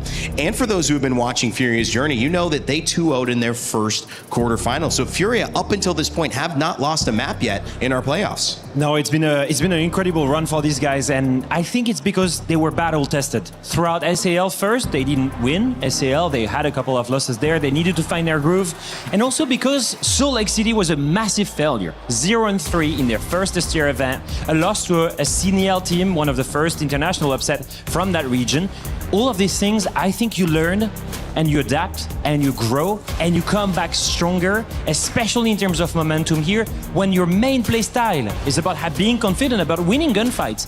It is so important to build that momentum. Absolutely, and you can make that exact same argument for DZ. I mean, they weren't necessarily the #1 team coming out of NAL, even in SLC. I mean, they had their trial by fire. I'd say the biggest one for me was obviously that hurdle of getting through FaZe Clan, and they took them to that very last map of Chalet, being able to 7-1 them to put themselves into a grand final. I mean, now they're really being battle tested here against the side from Fury. I mean, I spoke with Callout, who's very comfortable with the map picks, but if you looked at that map, I mean, I would have not guessed that you put 70% of your effort into that, given that that was the showing. I mean, again, it wasn't the Dark Zero that we're used to seeing, and it was, again, too much indecisiveness on their attacking side. Yeah, the biggest problem for me is that you're losing 7 rounds in a row, yes. Right? Whatever you do, whatever you try to adapt, you praise them for their innovation, their adaptation on the side of Dark Zero. Whatever you do, you're supposed to stop a team from winning 7 rounds in a row. Yep. Anything you throw at them, and I struggle to see the real adaptation on the side of DZ. It needs to come right now. In between the 2 maps, they need to come up with a new game plan. To be fair, their quarterfinal against Weibo, they lost Nighthaven 7-3, but then they ended up bouncing back on Lair and winning that, and then they won Clubhouse. So adaptability, they've proven they can do it. I mean, and that's the one thing you are not going to beat Dark Zero in, and that is by far their mental game. And I was not surprised to see Dark Zero go back to a map that they had just lost. If there's one team that can turn around a map in 24 hours, that is Dark Zero. It's not a worry for me that they lost to Weibo on the 1. And now we're going into one of the most traditional ban yes. that we've ever had. Wall denial and the wall operators. So that's going to make basically secondary Hard Bridge, Hibana, and Maverick very interesting on their side. I mean, it's going to be a lot of fights aside rafters. You're going to be getting open IT. You're going to be getting open up electrical. You're going to be pushing over from Khan side. I mean, there's going to be a lot on that top floor, a lot of layers that we're typically used to being able to see. So I want to see a lot of Mira. I want to be able to see Azami being used here for setups, depending what we're going to see, and that's exactly what we're going to get. Well, in their quarterfinal, they needed to bounce back.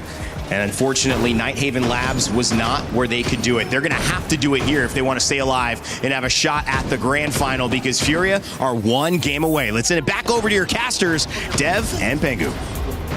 Thank you, Rainday, and you're dead right. Dark Zero managed to bounce back after losing a map to Weibo to then win the series. But what was that map they lost to Weibo? Oh, hang on, that was right here, and Nighthaven Labs, wasn't it? DZ lost this just 2 days ago to Weibo. Furia, on the flip side, they did lose this last week to GK in the group stage. But I got to admit, DZ, you picked this map right after losing it in the quarters. You better back it up, especially after losing 7 in a row at the end of map 1. It's also a matter of, it was a very close-fought battle against Weibo, and Weibo, they're a great team, probably the best out of APAC in recent years, and for the one run from CAG at the Reload Major. But like, if you go really close against APL team, and now you're up against Furia, who has found their stride at this event, I don't know if a close game is enough in that sense. I do feel like DC feel that pressure as well going to today.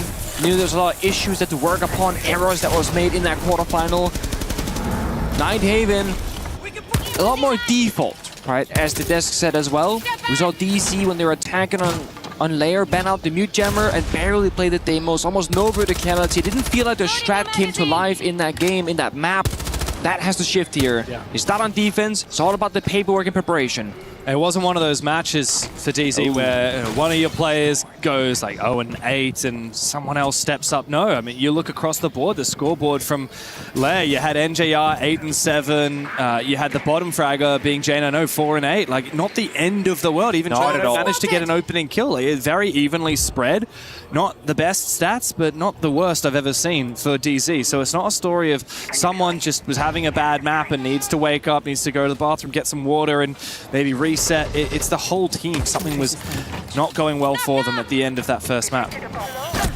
Skyro's going out, IQ scanner from below, does a bit of damage on the falls as well. Dokapiko has to answer it now, and he does so. So he stays alive. But DC already feeling all that pressure. They got Volps on the shield as well.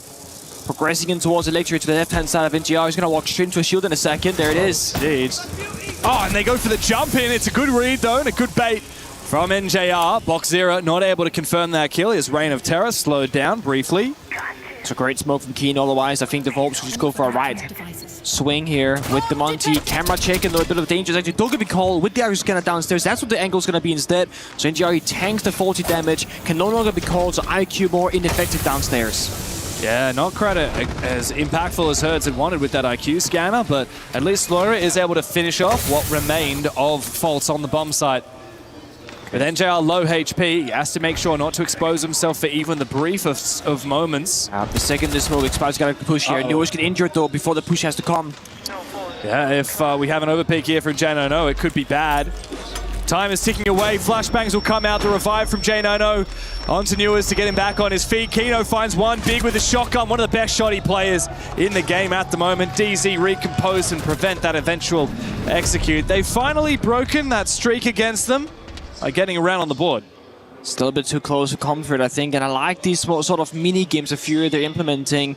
Seeing them with the Dokkaebi, call, IQ scanner downstairs is almost like a one-way Bok and a one-way Deimos, because when you're Boking open the floor, the defenders can use it against you as an attacker downstairs. When you're Deimos tracking, you gotta find the right person that you're targeting, and also they see roughly where you are, and people can watch down the verticality. With the IQ Dokkaebi, there's no counterplay. You're getting shot through floor that isn't broken yet by a electric scanning gadget and a pistol. Yeah. So it's quite cheeky, and it almost found them 2 kills. It's a great idea, but it's also very low damage, so you have to land a lot of shots, or you have to get lucky and land a headshot. And you're not likely to land a headshot because it's the legs. Well, it was Hertz, legs and the body so is no. Hey, you never know with Hertz. You never know. He would have gone ballistic if he'd found a kill or two, though, that's for sure. The tick damage, though, it counts for something. Nice little one idea, but it's a nice one to try in ranks if you want to coordinate with the player on your team. A little bit of fun. But for Furia, they'll have to have more than that in the back of the tank. And at the moment, it's next up for DZ, a defensive control room and storage. So what is the play here for Furia? Most teams will look to try and take the top floor at the start of the round, the bottom floor with the late lurk, and then execute into the bomb site. But with how many hard direct hits we saw from Furia on the first map, wouldn't be surprised to see more of the same here. That meanwhile of IT continues to be a problem for the attackers here of Furia. The mirror window popped open, mute jammers behind it, the Kairos not effective, gotta get either EMPs or go on the roof here, find the angle through the mirror window itself. Yeah. But it's just slowing down the round significantly. Look Diaz, he has no help right now. And it's right in the middle. There comes the EMP. Now they can open it up for a bit of pressure. But that has actually cost them a significant amount of time and even resources for the very first step of the round. It's a good kind of maze of problems for DC. C4 Folds finds Hertz as well. Huge pick for Grim, and the breach is not really workable just yet. Morx Kairos need the last 2 in pocket. And one of them got shot, I heard, so I don't think they can walk it in. No, they cannot. That's a very awkward breach. This is the whole strat behind banning out that Ace Thermite combo. You have to use the Hibana, which can very easily be countered with a nice combo. Good spot, though, from Loira. Doesn't expose himself to the Razor Boom from the Thorn. So I think the win condition here for Furia with that breach a little bit mucked up. The way that they get into this is by lurking in, as Loira intends to do, especially if they're able to play good execute onto Kino at the top of the blue stairs. So much time burned away. Boxera falls as well. There's just DC locking them outside the building. I mean, no one's really injured when they do. They die immediately. Right. This is much more of the flavor we expect to see out of Dark Zero. Volps and Loira, the last two left, and Foltz continues from the top floor to get information with that cardiac sensor. Loira not even able to find that kill onto Newers. Not a lick of HP down onto any of the DZ players. Volps 1v5. I mean, this one, at this point, you may as well just take as a chance to talk to the team and say, guys, what do we do for next round? But it's Volp, so he'll give it a go. Do his very best. And if anything, just find an exit frag or two, get some more kills on the scoreboard, or just exit the building once again, perhaps, like you said. Discuss with the boys what the problem's gonna be about, how to fix it going forward. Fury had a similar slow start to the first map of Lair. They started 0-3, and then they won every single round after, so I honestly have no idea what's gonna happen. Well, the one thing I do know is that Furia's coach has just said that we're gonna take a tactical timeout after this round ends, so Volps, before the tactical timeout, can just have a little bit of an impromptu one. He won't be able to talk to his coach, but he can talk to his players right now. He'll save the KD, maybe try and bait a bit of KD out of this one. I don't think Kino's going to fit. Oh, sorry, it's Foltz. I don't think Foltz will feed him. There we go. DZ take the round. A good start for them to Nighthaven Labs, but now as DZ figure out what their next defense is, it's a tactical timeout called by Furia. Let's have a listen in to what the Brazilians have to say. Guys, eles estão literalmente repetindo o comp e a ordem que eles fizeram na análise, tá ligado? O que eles vão fazer agora? Eles vão counterar o nosso split colocando o espelho lá embaixo. Guys, eu só queria pausar pra falar pra vocês não começar a brisar de sair do plano, tá ligado? É a mesma coisa. Eles vão fazer a tática deles, um 3-1 com o espelho lá, a gente vai fazer full caçado pra foguetar em cima, padrão, e depois a gente vai banir mira, a gente joga split.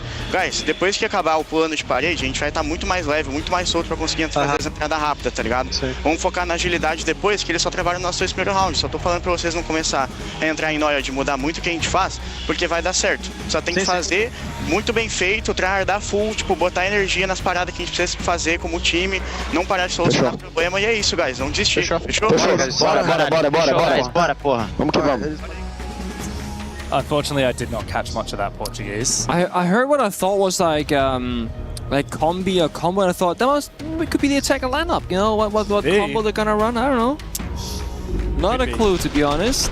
I got to say though, just to remark on what happened in that round, I think you were absolutely right about the Bana. Really well countered by DZ. I think after this next round, we might see that mirror ban come out from Furia, because with that mirror ban, it'll be much easier to use the tin can openers. You might wonder why aren't they just bringing the secondary hard breach gadget, and why are they running Hibana? Why aren't they bringing Maverick? Well, the difference is with a mirror window on the wall, when you're having a melee ranged hard breach, you're going to get C4'd. Yeah, you are. Or even just shot. Like, there's so many things that can go wrong effectively. And the mute jammers then double down with the mirror, then you can't even explode the X-Kairos to begin with, so you gotta get the EMPs in there, but then it's like impact tricking regardless, and it's like keeping, like, it's just a mess. It's just a good combo of tech. I mean, so much of Siege these days, it's not about, we bring one specific operator, it's about the combo and how they complement together. I can see that Maria Benino, our Brazilian woman on the inside, she is typing right now. Alright, we'll wait for her confirmation of what was said there from the side of Furia. I'm sure it's gonna be similar to the first time, momentum, pacing, control, confidence, because that's the whole playstyle. And they're looking for that right now. Balk up in the wall, send Volps on in. Once it's, okay, you can vault through. There's a lot of map to take here, of course. It's basement bomb site here. Just a bit of fake barricades upstairs and know that it's gonna be clear. Check all the corners, have Loira on the Solid Snake with the gadget, checking for intel. DC are all playing on the first floor, and then a single player, of course, in the basement itself. And Fury making good progress. First 60 seconds, they got full top floor control with the bug. They can break the floor and take it step by step. But Kino's found his way upstairs, straight into a blitz. Yeah, almost gets damage onto Volps. It would have been deadly had he got that injure, or at least a large amount of damage onto the Blitz, but he had to back away or be vulnerable to the flashbang. So he falls on back. And it looks like the Roam is going to be trying to retreat here for DZ. We do have a call from Maria. They're literally repeating the same comp and the same order they used before. They're going to counter our split by putting a mirror down there. I pause so we don't do something. That was not our plan. Let's go for a full hunt upstairs, and after banning mirror, we'll do the split. We'll focus on something more agile after. Just don't get in your heads. Don't change too much what we're doing because it's going to work, and don't give up. That's a great call. Here comes the execute and the hunt. That reduct in that tactical timeout was talking about, and while it does find one kill onto J9O, it's not without a cost. Boxzera able to convert a second one as well as he gets active down the stairs into cargo. And the Blitz is on the verge of the bomb site here as smoke goes out, and the plant looking to be poised for Furia. The smoke could be a trap though because there's a bit of a gap in it, but no, Boxzera finds all 3 kills, hurts with a 4th as well. Huge round from Boxzera once again. He runs down the stairs, finds his first pick. Kino up against 4. He's being hunted by the Blitz, and the hunt is on for the Panthers. The Big Cats are here to play, and on the back of that tactical timeout, they play it out to a T. Here comes the operator bans, and as Reduct had mentioned, we know exactly what's coming here for Furia. It's goodbye Mira. Mira's gonna be so done for. On the flip side, what do you ban? Is it gonna be the Solid Snake for home clear? Is it gonna be one of those few shield operators? Is it gonna be, you know, I don't know. That's honestly all I can think of right now because it hasn't been a matter of like Capital, Grim, and regular utilities. It is about the fighting. Your Solid Snake, your Deimos. There it is. It's gonna be the Solid Snake in response. I mean, Reduct with such a good, clear take on what the guys are doing wrong and also praising what they're doing well. Do not change too much around. It's gonna work, especially with the mirror. Don't get in your heads whatsoever. Just gotta survive this final attack round before the mirror is gone. And then right here again, the rookie, Boxzera, opens up with Volps, finds the first interfrag, and then covers the plant during 2 separate gunfights. And I'm saying the smoke could be a bit bad because the smoke grenade was so close in the door itself that you can be in the doorway and Boxzera can't see you. And we see once again from NGR right there, kind of slamming his chair. A bit of frustration. On the first map, he was just really aggressive, body language as well. So much frustration again and again and again. Well, technically, NJR has been on this team the longest out of anyone, 5.5 years. Wow. We have to admit that Darkzero is a very different Darkzero to what we had 6 months ago. It's kind of the spiritual successor to that SSG roster that new as J9O and Fultz and Call Out, their coach, has played on for a very long time. It was basically like SSG moved to DZ and kept NJR. Yeah. And then shortly after, they also brought over Kino as well, who was previously on M80. For their major run in Munich last year. They were like, we need a shield player. Who could we get, huh? Who could we possibly bet? How about the second best shield player in North America? Oh, the second best? Spirits, man. Oh, okay. Fair play. I was going to say... Kino's certainly battling for that combo now. I mean, is Spirits here? Is he playing right now? I don't know. Yeah, I don't know. You can't deny the guy who's won the last 2 majors. The only player who's won these last 2 majors in a row with 2 different teams, by the way. Very few players can say that for any major or any event. Winning 2 back-to-back from different teams. It's good adaptation here for Furia as they hunt for a little bit more. Again, I think the opening pick is always going to tell the most important story about that momentum, about just slowly start to suffocate your opponent in the server. Pre-fire comes through, General takes a ton of damage from Laura downstairs, but no kill confirmed. Fultz finds Volps though, as I say it.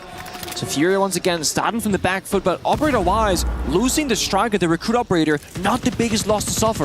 The Grim is there, the Deimos there, they still got 4 Incandelas, and they find a trade again, Boxzera. Yeah, good with that Reaper, isn't he? Allows him the flexibility. Yeah, he did actually. Allows him the flexibility to run that shotgun primary as well and still be confident in mid-range gunfights with that auto pistol. Good drone from Lawyer as well. It's going to push NJR back. I think he's realized it's about time to fall out of that mezzanine. Not going to be able to hold on to it for any longer. Especially after his army has gone down. Here comes the explosive execute from Boxzera with the flashbangs, enabling his team to take this space. What are you doing, Fultz? A very uncommon mistake for such an experienced player to expose his back to a common angle. And now Furia have the numbers advantage. They are poised to pounce onto the bomb site. Good retaliation though from Newers as he gets detected. by the Deimos. Will try and evade it to the best of his ability. Can't do so as of yet. Loira will look to hunt him from below, and so he finds a safe haven on hard floor. One issue right now is that Diaz has the last final hard destruction, but he's on the wrong side of the map. He cannot use it for cattle grafters, so Herds is stuck in a bad position. Deimos is stuck downstairs, and Diaz himself can't really go for a gunfight. Meanwhile, Diffuser is down inside of IT, but Diaz does find that one pick on Zakino. That changes everything. I think they have a bit of an idea of where Newers is as well. They saw him, and now with the Deimos tracker, they're going to see him again. They know he's trapped inside a con. It's going to be a tough way to try and survive this here. Newers all the way punished inside of Electrical in a 1v3. The pistol comes out. The DMR needs to be reloaded. He goes for it now. As Herds has picked up that diffuser and gotten him to the bomb site. Herds, why are you going for the kill? You had the defuse. All you needed to do was plant. It's the biggest throw I've seen from Furia in this tournament. The clutch from DZ, unnecessary mistake from Herds. Get him boxed in, literally in a box. Deimos Striker, frag grenade, Baba get on the door for full intel on the sound cues.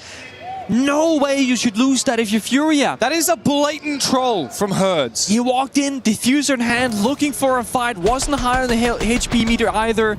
Super disadvantageous spot to take. That could have been a simple round. Walk in, hold F, win the round, celebrate, boom, you go next instead. Bro's trapped. Now you're down 1-2-3. Look at it right there. So unnecessary, so uncharacteristic as well. I can't believe that. And look, for Newers to not panic too much, not overpeak, the fact that he was essentially like, if Herds had played that right, Newers just would have lost. Yeah. Right? You know, he would have stayed and hidden, and then it's a post plant, and then they're waiting for him, he has to move, and he doesn't win. But because he kind of played slowly, played patiently, didn't think, okay, I have to make a move now, otherwise I lose, that gave him the chance to win. And with that, I mean, Furia have thrown away a round that was very convincingly theirs. I mean, that was their opportunity to tie it up 2-2 and change that momentum that we keep speaking about, right? Gain back some of that confidence. Now it's going to be, oh my god, we won. Oh my god, we lost. Frustration once again. DZ need every single defense round they can get. They only won defenses on that first map. And against Weibo as well, it was their attack where they struggled. So getting given that free round there for DZ, thanks to the clutch from Newers and the mistake from Herds, is a gift, a huge gift from the Brazilians to the North American squad. And now they take that gift and they wrap it up, tie it up in a nice bow, and go to Kitchen, this tertiary bomb site. We saw them play against Weibo. Yeah, they love to play this one. And again, I think it's only really playable with the Clash on the board. Fort's one of the best Clash players at this event, maybe the best Clash player. Supported by both the Wamai and the Jaeger for just countering any sort of projectiles coming his path. Early C4 as well from Kino, takes almost the entire health bar away from Volps, down to about, what, 15% of his health bar now. Has to be worried about every bit of damage. Goes for a swing, goes down. Is that Furia feeling the frustration and just saying, screw it, let's risk it all? Because that is not a fight you want to take. No, I mean, it's 2 rounds in a row we've had someone get completely ego checked here from Furia. Okay. Maybe shoot it. Maybe just get rid of that. Thank you. Very nice. ADS taken down. Furia, after finding that kill under J90, in theory, can recompose, but be careful because Kino's retaken the top of blue stairs. He knows the diffuser's right outside. And shotgun in close range if Diaz gets up close. I think they're reading into it though, but Diaz needs help. He can't just play this. And the thing is, Kino's on a jammer, and he's also tanked the first hooker because he cannot be called again. Grimbees, though, will be able to expose him. Yeah, they will. Diaz needs to use it. The mute jammer no longer prevents the Grimbees from getting that info. Oh, wow, what a shot. Despite the air jab, NJR still weaves the angle onto Boxera. Oh, hello there. Kino trying to retreat on back. Herds is watching for his position. It's good night to Herds again. Laura and Diaz, the last 2 remaining. And DZ now on the tertiary bomb site. Look to surely finish this round off. Finally, the Bees come out, but it's far too late here for Furia. And Kino and NJR right now saving Dark Zero. 60 seconds to play with. Still winnable, though, I will say. Especially if Newers goes down inside that games room first. He's sitting at 6-1 scoreline, ready for a fight. The drone missed him, jumps up, and now spots him. But there is a crossfire, and right behind him is the bomb site. Yeah, NJR's got his back. Newers doesn't have to swing until he receives contact from his teammate. NJR might overpeak a little bit too much. He certainly doesn't need to. Vert from up above from Kino shows another layer of the defense here for DZ as Newers will find that kill. It's the crossfire played to perfection by Dark Zero. Now they start to run away with it. It's 4-1 in the lead. If this becomes 5-1, then that loss of Herds from 2 rounds ago will haunt them for the rest of Nighthaven Labs. Maybe we're at a point right now for Fury where they have to change the gameplay approach because they're being shot down in the early entries, not winning enough individual gunfights because that playstyle maybe too simplistic. DC had the adaptation, had the read, and I really want to praise NGR and Kino individually fighting back so much in that round, doing all the heavy lifting. Call out watching behind the boys very proudly. 4-1 lead for DC as they enter the final round in the first half. And they're bringing out a new set of operators. Yeah. Now they're on the Denari with the Thorn, with the LL, a lot of trap utility. Then they got a bit of verticality intel in the post, the solo lurking with the shotgun. Janano on the Asami, as she must have on every single bomb site. And it's giving Fury again a new problem that they might not feel that they have the adaptation to go up against. Yeah, and as you said, Pengu, as you often say, every single game the best teams in the world play, essentially each half has two halves in it. It's before and after that third operator ban. DZ really leaned into the Ace Thermite ban by playing that mirror and making sure that those walls were so troublesome to open up. Furia struggled with it. Redux in the tactical timeout said, guys, it's okay, don't worry about that. Once the mirror ban comes through, our plan A should work like a charm. And it did that first round until Hertz threw the round away. Now DZ are saying, okay, now it's time to really lean into our plan B, which is this excessive usage of traps. And especially on a split bomb site like this, where there is so much map up for grabs on the top floor and the basement to try and deny the bomb site, Furia have so many things to think about, so many avenues into the map to worry about. And no Solid Snake to try and take that free map control for Loira. So they're back on the glass. The Deimos, the Dokkaebi, different ways of finding information, but they require red ping or smoke grenade to be enabled. This is going to be more about that split theory. It's attackers very much alone in many different positions, all going for a bit of a fishing play, looking for that gap, looking for a kill. Demo Striker gives you the advantage. Good damage. Newer swings back with confidence. 90 gets the kill, so does Kino, so does NJR. They find 3 quick ones. The great strategy, but only if you win your battles, and DZ have won every single one of them so far. Aggressive play, Jane, I know, outside the building. I don't know what happened there, but he gets punished. It's a lifeline for Furia, but barely. Diaz inside the bomb site, no defuse. As that's cold on the ground. They know exactly where he is. It's just him and Volps again separated. NJR has an angle to try and crossfire in his position. Now Volps can scan him completely. Say he's right here, just in that room. Newers says, maybe I'll go for the swing. It's going to be a 5-1 half. A domination on the defensive side for DZ.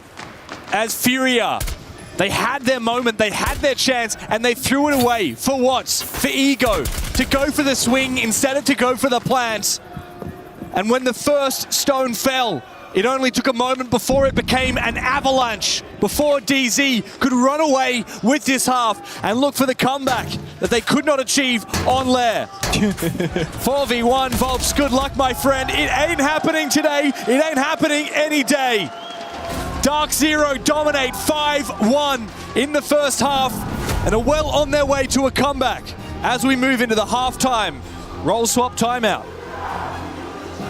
Falo pra vocês, a gente não tem nenhum controle do que aconteceu. A gente não tem como voltar atrás e ganhar um round ou resolver alguma coisa que já aconteceu. Vamos fazer o seguinte, vamos ser full foco, full concentrado no que a gente precisa fazer, full concentrado no que a gente conversa todo dia, de fazer o que tá no nosso controle a partir de agora. Eu vou passar os planos pra gente, esquece essa porra. Guys, é 1-2 rounds que a gente ganhar, eles já se peidam todo, eles vão pausar, a gente vai ganhar a partida de volta, guys. Esquece o placar, vamos fazer o que a gente costuma fazer normalmente, tá ligado? Tranquilo, guys, foda-se, tá ligado, o que aconteceu até agora. Vou falar o que a gente vai fazer, só foca na minha voz e vamos fazer acontecer, fechou? Então comigo, né? Então bora, lógico. Guys, a gente vai fazer o Bantermite e o Green, aí de primeiro round a gente vai fazer aquela coisinha com a mira em cima se passar, se não passar, você vai de mute, quando acabar a fase de preparação, você vai descer pilha pra marotar no cara que joga de baixo de Zofia. Lembra que ele de Warden, né? Sim, você vai de Warden de 12 pra elétrica.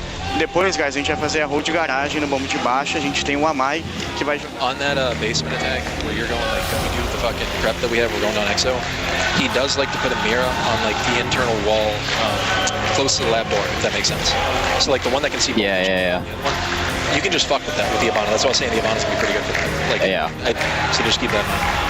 Outside of that, fellas, the only thing on this attack side, like I said, that I want to see, we're going to fucking see something, we're going to decide, we're going to commit, we're going to repeat that every single round, that's it. Yeah. See, just I can make her repeat. That's it, fellas. I'm cutting them down. We call it fucking somebody's pull. We need to go now. We're all. Again, about that commitment from Dark Zero, and a classic fashion, lose the first map. We start questioning what's going to happen next. They go on the second, look much stronger, so adaptable, and an ability to survive when the backs are against the wall. They need that pressure to thrive, it seems like, James. That they do, they really do. Like diamonds be forged under the pressure. We've seen it from them before. No doubt we'll see it again. DZ up 5-1. And after that miraculous 1v3 clutch from Newers, all the life has been sapped out of Furia, but not sapped out of their fans who continue making noise here in the arena at the Esports World Cup in Paris. We need that energy inside the server to see them come back from the 5-1 deficit. Bandikaid, the Grim, the Thermite. No ace ban, so it's not quite the same story as we saw from DZ. Not exactly, and I am a fan of banning one hard breacher and then one utility operator if you're up against a team that will play utility, because that's the issue. DC are not just good at breaching or good at executing. They're kind of good at everything, most things at least, right? Where Furia, we talk about their lethality, their ability to get kills and create space, not about executing necessarily with like very accurate precision. So they recognize DC, we gotta weaken them across the board. The plant, the early game, the mid game. See what they can do. They got the mirror on the board from Hertz. They got time denial on the Goyo and the smoke. They got a Warden to counter any of those Ying. Nothing here is operator. Nothing here is uncounterable though from Furia, and because of the lack of that ace ban, DZ won't worry so much about hard breach. They can bring the ace and they can bring some tin can openers as well, and the Zafir, even the Ying if they want to, instead of smokes, which in this case in fact they will double up. So you've got so much redundancy from DZ. We saw this against Weibo as well. They like to bring a lot of hard breach. Even with that mirror up, it should be counted pretty handily. We do have a quick translation as well as the spawn peak looks to come out from Volps of the tactical timeout, or rather the halftime timeout from Furia, from Maria, minha amiga. We can't go back and fix something that already happened. We need to stay fully focused and concentrate on what we can control and what we can talk about every day. If we do win 1 or 2 rounds, they're already going to start shitting themselves. Nice. What happened up until now? I'm going to tell you what we're going to do, and that's it. Are you with me on this? Play mirror upstairs, mute Warden with the 12 on electric. I don't know what he means by the 12. Hold garage on the basement bomb with Wamai. Okay. So actually a fair bit of utility be mentioned there. The mirror with the Wamai, the mute is down. However, not present, though that was mentioned. Changing max. Well, you can't get it all right the first time. Gotta be space for improvement, okay? No one's a 10 out of 10. You care about a 9.5, you leave that bit at 0.5 wiggle room, and you strive for, or you look for perfection. Look, I am always down for a bit of a Goyo instead of a mute. Just the gun is diff, bro. The vector. I like this. Actually, it's not even a vector, it's a TCSG. I mean, of course it'll be TCSG. The Sophia buff happened recently with a 3rd explosive charge, so 3 big booms go out. They find Lara, they take down the smoke. One of the most valuable operators on the defensive side for this round. And that is an uncounterable one-sided affair. There's nothing you can do about it except for being worried about beneath you, sending down a lurker, or not playing upon that soft floor. But the issue is with these bombs out of top, it's all soft floor. There's almost no area except for a small area of commando that's actually going to be a hard surface. So it'll be an execute onto the rafters. ag.al finds one straight into the building for Kino. He's in the bloody bomb site. Nitro Cell needs to get active here for Diaz, but he's been shut down. It's a 1v5 retake for Herds.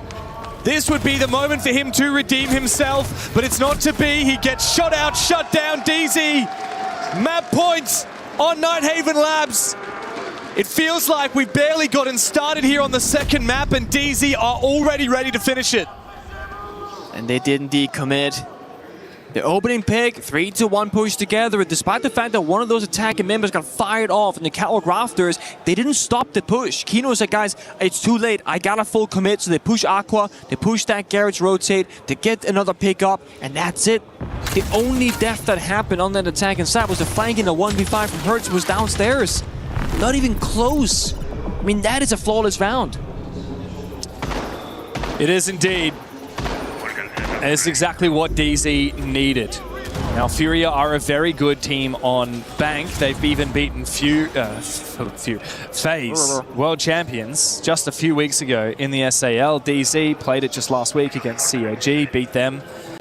So if we do get to Bank, which at the moment is looking extremely likely, I think it'll be a very hard contest. DZ, though, like, the better the scoreline here is on map 2, we know that that'll affect the momentum of Furia. Now, I love to admit it, DZ are not a very momentum-based team. Despite what happened with the 7 rounds in a row against them on map number 1, I think DZ have one of the best mentals in the game. They're very detached, they're very meditative. They love to say, fuck the narrative, forget about the storylines, all that stuff. But Furia, on the flip side, they are the most momentum-based team.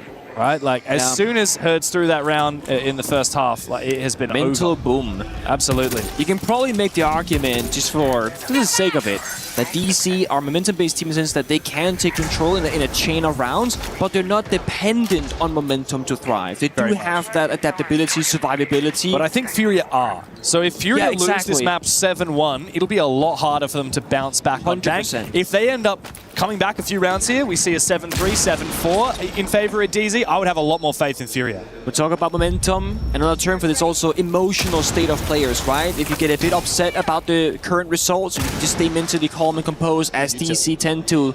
Mirror window not fully broken though, it kind of missed the mark there.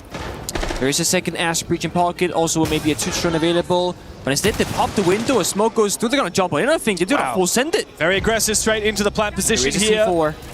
Kino still able to go for the plant, but no, it's actually the Thorn Trap there from Volbs that gets the kill and the confirmation with the weapon as well. DZ with the injure onto Boxera, and now the frag onto both Herds and Diaz.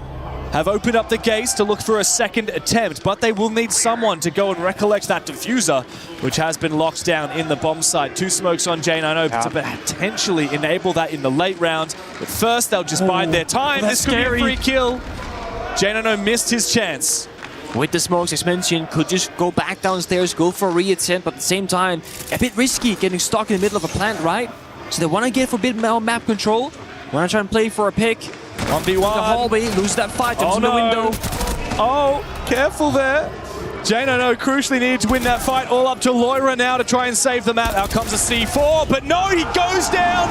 And it is NJR to lock in a domination. 7-1 for Dark Zero at the end of the second map. We're going to need to go to a third here, Pengu. Otherwise, we will not have a grand finalist. One more map required, and you can take that to the bank. Whole new gear found for DC individually. A player like MGR stepped up massive in 12 kills, right? Only dying once or twice on that map. Every individual player were fighting Furia back, unlike on the first map. But also as a team, they had the timings, they had the push, they had that full commitment that Callout mentioned during the halftime vibe check. It's boding well with DC going to Bank, and now the script is flipped. I'm starting to fear for the side of Furia, because you saw how mentally out of it they became after trolling 1 or 2 rounds. Yeah, I mean, that's really the story of it, isn't it? And we're about to see that round that they threw away here. I believe it was when they were up, or rather down 2-1. They finally found that first round. To the next one. And it was this next round right here. Furia had everything they needed. They fought back from the 4v5 into the 3 versus 1. And that moment right there, where Herds, who had the diffuser, decided to go and hunt for the kill instead of going for the plant. Furia did not win another round after that. DZ have well and truly won the hearts of people in Salt Lake City. They're looking to go back-to-back here now in Paris, and they have a chance now that we can go to Bank with their heads up high. So excited for it. We've seen a lot of map control, roam clearing, gunfights at Bank. Generally speaking, much more about planting and plant denial. A reprisal for DZ and a chance to finish off the series on map number 3, as our NA brothers on the desk, I'm sure, will be very happy to see. Well, Dark Zero make the turnaround, and while it might have been in jest originally coming back, Dev, that NA was on top, certainly seems like that story could continue here, trying to prove that that Salt Lake City Major was not an accident. It was the real deal. This is a team that could start a dynasty conversation in NA with one more battle. Let's break down what happened and where we might be going here as we welcome you back to the panel. Rain Day with, my God, Laxing and Alphaba. The drums are throwing me off, gentlemen. And maybe I'm European and you're a no-name. You're a no-name, brother. Lax, you know, that was a game that really set a tone differently for Dark Zero. We talked about their mental. They showed it there. I'm glad you said it, because that's what I said going into this series. If there's one thing that you are never going to beat Dark Zero, it is absolutely their mental game. And to be able to bounce back the way that they did, losing 7 rounds in a row, to then to be able to carry it into this series and win out the way they did, that is the Dark Zero that you expected. It was the opening kills that I was talking about where they lacked in the first map. They were able to convert almost every single opening kill in that entire series. That is how you bounce back. That is how you get into a final map to set you up to push you possibly into a grand final. And Rain, I mean, you made a fine analyst. You mentioned it before. Thank you. They lost the first map against Weibo, and then they bounced back. And that's the strength of Dark Zero. They need a little bit of time to fire things up, maybe to read their opponents, to figure out what's their play style, and then suddenly they start innovating, adapting. The first thing we say, what was the win condition for Dark Zero? It was to hit the reset button between the two maps, learn what basically lesson they needed to get from the first map, and then change their play style going into Night Heaven Labs. I think they played it perfectly. Very, very strong attacks. And overall, I think, you know, an even better defense side, 5-1, controlling the aggression on the side of Furia, making sure that they were playing behind a wide barrier of utility. Mira, Azami, all of this. And for me, most importantly, one round, that was the turning point. Round 4. Yeah, I mean, about it. One massive mistake from Hertz, and I'd love to watch that again, because, I mean, we look at this and pay attention to Hertz on the left side of the screen here. He's the one with the kit. He's the one who can go plant. 11 seconds left here, and instead of going to plant, look at him. He's going for the challenge. He loses the kit. He drops down. That forces Diaz into a gunfight he does not want to take. He loses that gunfight again, and look at Loira. All the way on the other side, he has given up. He's AFK, and that's it. You lose that 1v3, and the entire momentum on the side of Furia is gone. I mean, it's a little bit of confidence sprinkled in with a little bit of arrogance right there. I mean, they had the round right in front of them. They had the vertical pressure to just be able to call for his rotate. They had the hold that all Hertz has to do is just go for that plant. Now, it's not to say that, you know, they win that round and the series still doesn't end the way that it does with their DZ dominance, but it just helps you get that confidence. And when you lose a round like that where you should win, it does kind of, you know, etch into your mental of what are we doing, what's going wrong, and then the next round falls apart. They end up almost playing a practically perfect or flawless rather defensive half where you need these rounds, and you don't want to let a team like DZ kind of find their footing, get the momentum back on their side, because that's an exact result of what happens. Okay, so, you know, when I look at that and I think, why did that happen? I mentioned the heat check. Sometimes you feel the momentum. This team seemed pretty heavily momentum-based when they're doing well, when Boxera is firing on all cylinders. They're a team that's definitely hard to deal with, but when on the flip side it doesn't happen, that's where I start to worry about what Furia can do against Dark Zero, who have such a strong mentality, but more than that, they have such strong discipline for how they like to play the game. They want you to make a mistake, to overreach a little bit, because they know how to basically take advantage of that. Yeah, I mean, they love being able to punish you, and Newers is a prime example of a player that will always punish you in any single gunfight if you give him the opportunity, the ability to make it happen. I mean, he was by far the MVP of this series, but not even just only Newers. It was the entire team just getting those opening kills and collectively turning those into rounds won. But it's that guy right there on your screen that leads the charge a lot for this team. He's always the spearhead. Even on defense, he makes miracles happen. He can turn multi-frags back. He can get the man advantage going into DZ's favor with it, then can fall back into those layers. They can force Furia's hand, and that's exactly what you're seeing round after round on that defense to end it on a 5-1 half. Newers is basically the spearhead of that roster. Absolutely. Whether it is on attack as the entry, whether it is on defense here, having to roam against some of the most aggressive and most skilled players in the world, and besides all of this, 12-2, a 6 KD against soft. We've just seen it, right? A crazy firepower on the Brazilian side. Yeah. And despite all of that, he has that firepower. It was the question mark that we asked, right? All the way at the map 1, we said maybe this is the better team collectively, maybe in terms of strategy, but in terms of firepower, can they really win these gunfights? Yeah. Newers proved they can.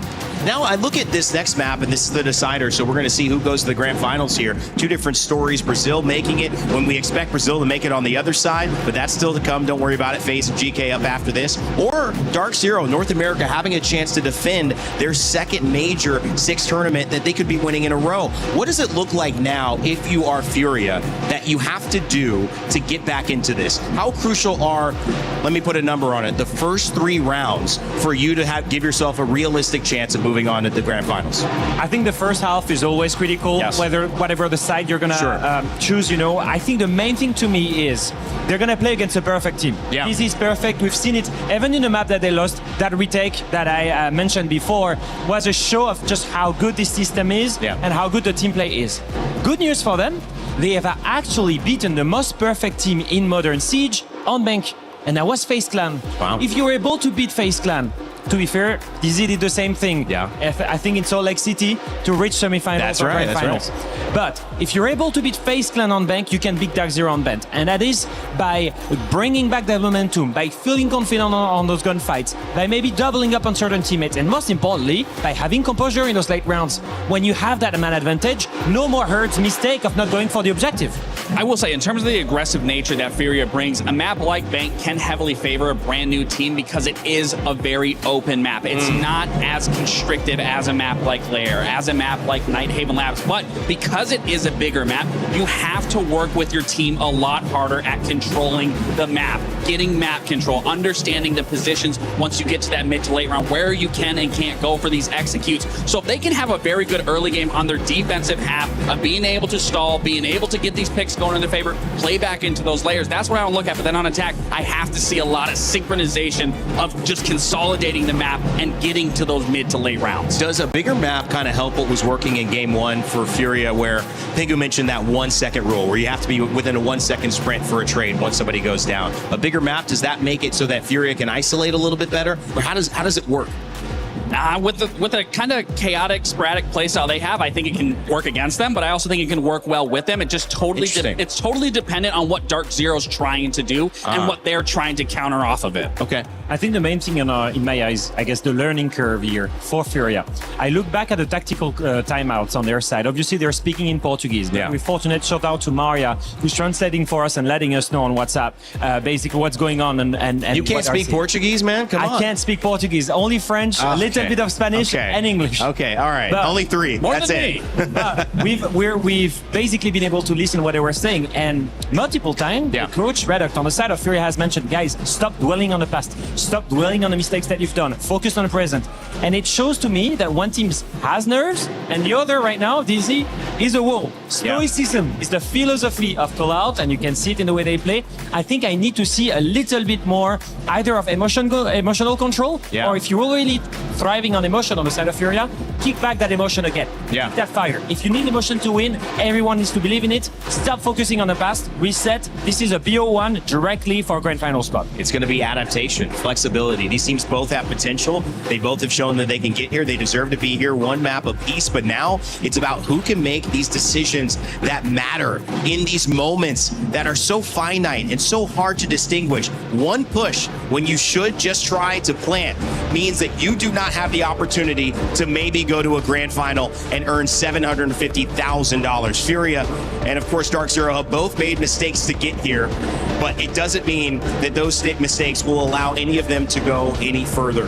There is one game now that will decide whether we see a North American team have a chance to defend international titles back to back, or if Brazil will bang those drums into the final gauntlet on Saturday. It all happens here at the Lenovo Legion Gauntlet in Paris, France. Our final map of the series, and let's send it over to none other than Dev and Pangu. Thank you very much, Rain Day. And yes, this is the final map of our semi-final here between Furia and Dark Zero. And as we look to cook up a storm, DZ have been cooking all tournaments long. They weathered the storm of 7 rounds against them in a row on Lair, only to respond in kind with a 7-1 on Nighthaven Labs. Furia have been ringing true with their drums between maps. Yeah, they have. As now we look for the operator ban phase here, Pengu, and it looks like we're going to see more hard breach taken away from the Furia side by DZ. Oh, I love this, right? We see this earlier in the tournament from Wildcard. The double ranged hard breach ban, the Ace and Hibana, enabling the top 4 bomb side. It's the NA special, I guess, at this event. And also Furia paying respect. The Clash finally being targeted here on towards Folks. It's only a matter of time. I mean, honestly, I thought first bet was going to happen. I think you have to get rid of that Clash. Look, another point that you mention often, Pengu, about that double ranged hard breach ban, the Ace and Hibana, it's not just good on the top floor, also very good on the basement, because it enables you to put these Vulcan canisters from Goyo on the hatches. When you put them in the middle of the hatch, then you can't actually breach those hatches with an exothermic charge from Thermite or with a tin can opener. The only way to breach it is to shoot the Goyo off first, which delays 20 seconds. So a great little time delay tactic that I expect we'll see from NJR, particularly on that admin hatch inside of the A bomb side. However, he's a little bit late on his setup. No, actually, he's already put down all of his Vulcan canisters, so he's actually not going to go for it. That's a little bit of a surprise to me.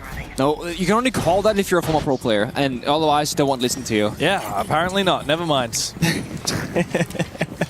Hey, I played the Pro League qualifiers in APAC. Back in the day? For the very first season of OS Pro League, I played the qualifiers. And you couldn't even qualify back then when there was literally no competition. Okay, technically, I played all the scrims up until the qualifiers, and on the day of the qualifier, I had a family holiday to Queensland, and I was off in the rainforest. So you weren't committed enough to become a pro player? Well, yeah. And then, I mean, I coached like a top 4 OS team for I coached a top 5 OS team once. Really? Which one was that? That's a good question. You know what's funny? Do you remember the name Scrivy? I do remember the name Scrivy's team at one point. Yeah. You also actually did a VOD review for my team. Which, yep. I will have to look back somewhere if I have it in my old Discord DMs. Yeah. But that Pro League, the not Pro League team, the one that I tried to qualify with, we sent you a scrim VOD, and you sent us like your notes breaking it down. And I will remember this to this day. Your note was, you guys don't really know how to play the round, but Jaeger just ran around and got a 3K, so you won. And that was me. I was that Jaeger. You're the Jaeger. I did it. You're running around getting all the kills. But not knowing how to play the game properly. But not knowing how to play the game. So what you're saying is that my coaching was bad. Yes. Oh. Yes. Well, no, not at all. I mean, I think I just realized that I had a lot more fun casting and talking about people that were playing the game far better than I am. But how do you... So I feel like a lot of people would ask you, like, how would you figure out if you like casting? Because you don't really get to cast until you do it. Like, how do you... Because everyone plays the game. I did do it. Like, I did community casts, and I played in like the crappy community tournaments, and I cast at the crappy community tournaments, and I. Why are they crappy? What was it? Well, because like we're not very good. Right? We were playing for like nothing. not even like not even R6 credits. Not even like it was for fun. It was for fun. Okay. It was a good time, but like we weren't pro or anything. I think my salary was a little bit below Spoit's at that time. Just a little bit. Just a little. And now it's obviously higher. Obvious. Right? I mean, Spoit didn't make it very far this event. I mean, I'm here on semi-final day, and Spoit isn't. No. And I feel like you should get paid based off the placement in tournaments. Very simple. Yeah. Make it far, you make the big bucks. You go home early, you don't make the big bucks. That's what prize pool is, Yeah, but often, like if you were to do like the comparison salaries, that's often probably also the case, right? Yeah. The best teams get paid the most money. They make it furthest usually. Shopify Rebellion got first rounded. They went to a grand final. Didn't even make it. It's Salt Lake City, which Where are they now? You didn't work Salt Lake City. They made the grand final. Maybe you're the curse. You're the problem. Yeah, but now you might get bought out and you won't have a job soon. Yeah, now I'm here and they've gone. What can I say? Swings and roundabouts. What goes around comes around, Pengu. And we've gone around and finally rehosted this game, so we're back into it. Thank you for bearing with us and listening to a little bit of nostalgia. It looks like DZ will go for the same thing. Where do you think he's going to put those Goyo charges as a pro player? Wow. Now that they showed us that they weren't going to do it in the hatch, now they will. Because it's about the mind games and changing those small adaptations, right? Because they know that the attackers of Fury, they droned out the roam setup. They saw there was not a canister on the hatch, and therefore he will now do it. Except he didn't. They're not even reinforcing the hatch. He didn't. They have 2 Rios spare. It's interesting to see, like, I guess the server hatch and A hatch is both soft right now. Yeah, they just... Usually you would get the server hatch at least, because you very rarely can flank back down that avenue. But it could also be that if they don't have a player in server at all, they can then backstab it. But I mean, what's Kino got to do if not the on server stairs? That's always where he's thriving. Yeah, and Furia can actually just open those hatches now, the soft hatches, with their DMRs. It takes just a couple of bullets to open those hatches. You don't even have to worry about using the tin can openers from Laura and Bok. Solid Snake, always high in value on the main staircase. Look at him go. He goes back down the staircase, actually, all the way to the basement. Very Herds style play. He does want to find the gap. It's a drop down into the bomb site from skip the roam Volbs. They are indeed completely skipping the roam clear. He's now worried about that push inside the bomb site. ag.al finds one, traded back by Volbs, but he can't go much deeper now. He might be able to look for a plant, but the retake will be coming his way very shortly. There is no safe place to plant. The cover looking to happen here from Laura. Volbs will try and go deep, finds a kill onto Fultz now. 3v3. DZ continue battling on the retake. Kino to get the injure and the kill finally with the gas babe onto Loira. Volbs low HP, very vulnerable, but Diaz from the backstab. Kino wasn't aware of his exposure, and now it's all up to Diaz. But J90 finding what was remaining of Volbs, though. For some reason, Nuaz looks for a bit of an aggressive peek, I think flushed out from the fire. And now Diaz does find himself in a 1v1. After this time ticks away, this is so winnable. Hit the reset, 20 seconds of fire burning out right now. There's so much time to work. Diaz does a smart thing, hops on his drone that's outside the building, can drive into any position that he desires, gets off the cam to play for sound cue. Okay, doesn't hear J90, gets back on the camera. Again, playing it very smart. He's got a final line scan to work with. Ideally right now for Diaz, he has to get the drone in an active intel position. Right now there's the hatch watching the hallway, so that's clear. That means that either he's going to be on the B chassis or on the side of gold to his right hand side. He's got the E1D as well to give him info. Oh, he's got the read. That drone work is perfection from Diaz. So patient in the 1v1. He uses his last remaining drone. He lets it go undetected. And his teammate pings out the final position in that 1v1. It's beautiful. Honestly, I think there's two big heroes DC though, or at least attempting to be the hero. NGR somehow traded 1-for-1. Impact grenade, took down Hertz, then got killed by Volb shortly after. And then Kino, shotgun swing on the bomb set in a 1v1, also giving DC a fighting chance. It only really falls apart when Newers has to go into an awkward location because of the goal fire being popped from the final grenade off Diaz. And then it's DMR versus Slug Shoddy. That is going to be a 50-50. Anyone can win that round. One has higher fire rate, one has more damage, but Diaz was the better player in that moment. Yeah, the info from the drones, perfection. The coordination from his teammates there. The Furia boys on that cam, no doubt giving him that call, that's giving him that ping on where that final player was. Good start there from Furia. We know Bank is an attacker-sided team. But if I'm not wrong, DZ would have gotten to choose the starting side on this map as they have the better round differential over the two maps we've played so far. So they want to go defense. Historically have been better on defense in the quarterfinals. They also went 5-1 on their defense on Nighthaven Labs.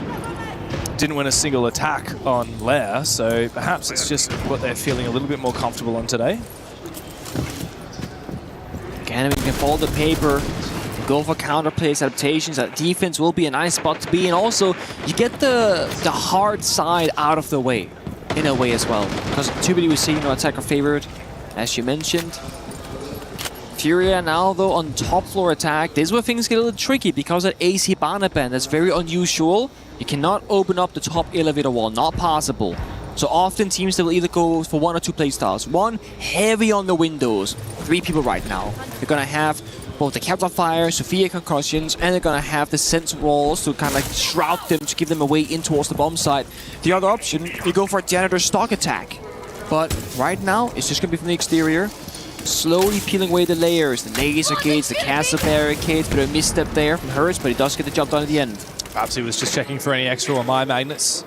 But yeah, good work there. Possible, yeah. Soph is the perfect counter hit to the castle and the Aruni as it can burn through so much util before eventually detonating and opening up that wall.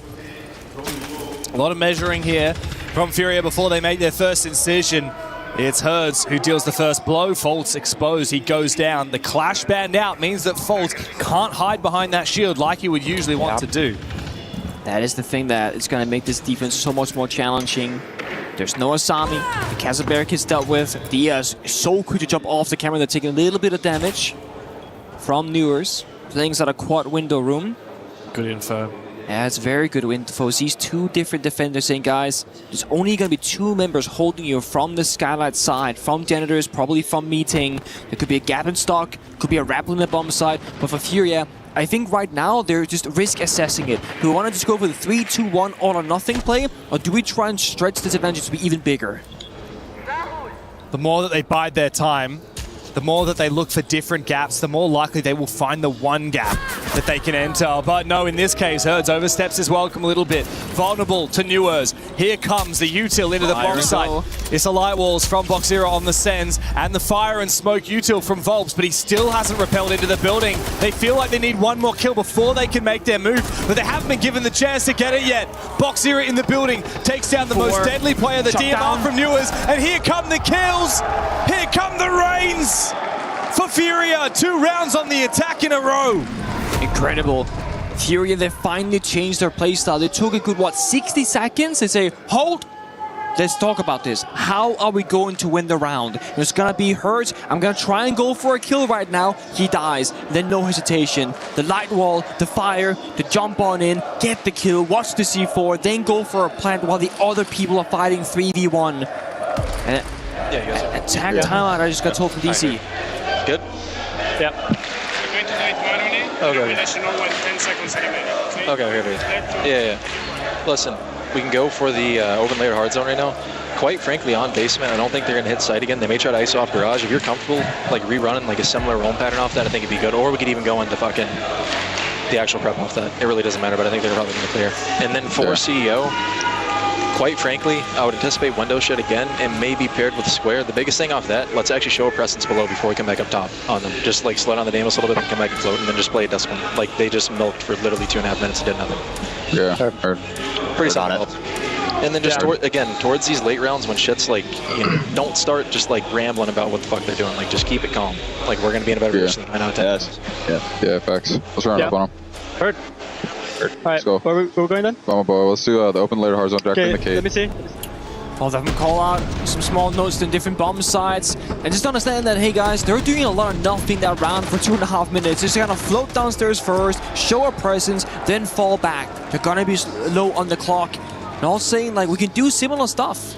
It's not massive changes needed from DC, it's small adaptations. Yeah, and a lot of it comes down to communication. I thought that was a really interesting And don't ramble. Yeah, don't ramble about what they're doing in the late round, because that happens sometimes. Like if you're sitting there and nothing has happened for 30 seconds, or you see some util toss out, you might start to thinking, hey guys, I think they're flipping. I think but you're trying to read it, you're trying to game sense it, right? And Call Out said, guys, don't ramble, don't worry, don't overthink it. Sometimes you just got to sit back and wait for it. It's a very true thing in Rainbow Six. I mean, it's one of the FPS games, one of the esports titles that is the most split between mechanics and mental, like the strategy behind it. It's such a 50-50 split, right? Like there are certain titles we have here at the event which definitely favor the physicality of it more, like the mechanics of like Counter-Strike or Call of Duty. The brains of chess. Right, and then the opposite of that is the strategy of something like chess, you know? It's not about the mechanics nearly as much as it is about that strategy. And here we have this thing where, funnily enough, one can distract from the other. If you spend too much time thinking, theorizing, are they going to go for this, execute, that, execute, it actually affects your aim when they swing in the window and you're not ready for the angle holding the DMR. And the vice versa as well. You spend too much time not thinking about anything but peeking everything, then you're not going to read the game right. We share a green room right now with the chess talents. We see the games, and you fell into conversation with one of the casters on that game, or analysts, should I say, and you described Siege as chess boxing. Yeah, because you got the strategical side of it and the mechanical side of it as well. You need both to be the best teams here at the event. 100%. Yeah, it's like I said on one of the previous maps, the trifecta of Siege. It's the mechanics, the mental, and the strategy. And Furia, I mean, they are extremely talented when it comes to the mechanics. They're pretty good when it comes to the strategy, and they are extremely hit and miss when it comes to the mental. Sometimes their mental can win them 7 in a row, sometimes it can lose them 7 in a row.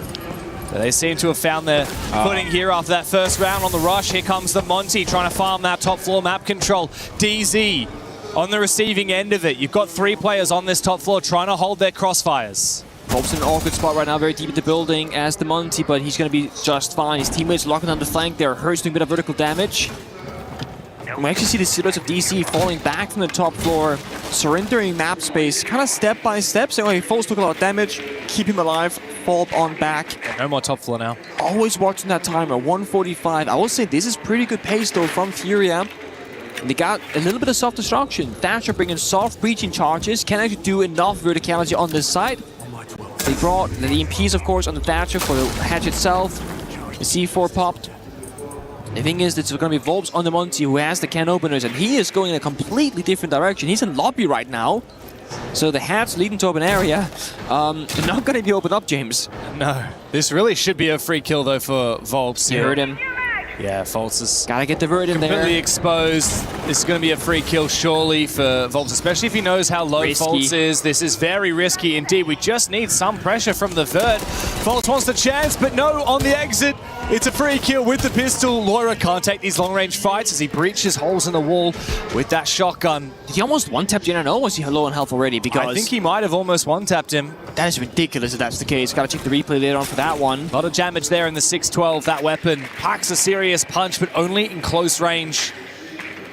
The thing is, right now, Monty could theoretically just walk in this double door and stop yellow pinging where the defenders are and go for a plant. There's only one counterplay right now. A single Toxic Babe from Kino. That's not going to be enough to stop Volps on the Monty. This should be a plant round. It should, but Boxera is slowed down. Here comes the hard breach from Volps as well onto that cafeteria wall. The entry from Loira in close range. The shotgun, does he check his corners? He does! Goodbye to J90! 4v3 now. Newers trapped in the bomb site. Has to make his flank as NJR and Kino are exposed. Newers will find his kill. Has he bought enough time for his team? Volps looks for that plan, but the coverage is there. It's perfection from Herds. Kino will go down. Furia 3 straight on the attacking side. Bank is heating up and DZ are being left behind.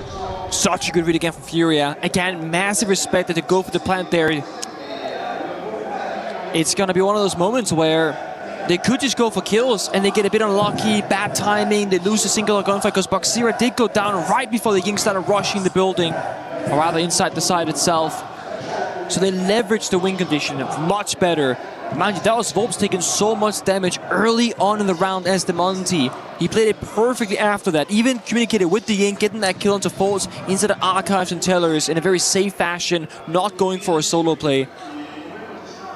It's a strange affair when we saw yesterday FaZe Team Liquid, El Clasico, super one-sided map 1 and 2. Yeah. Still relatively one-sided map 3.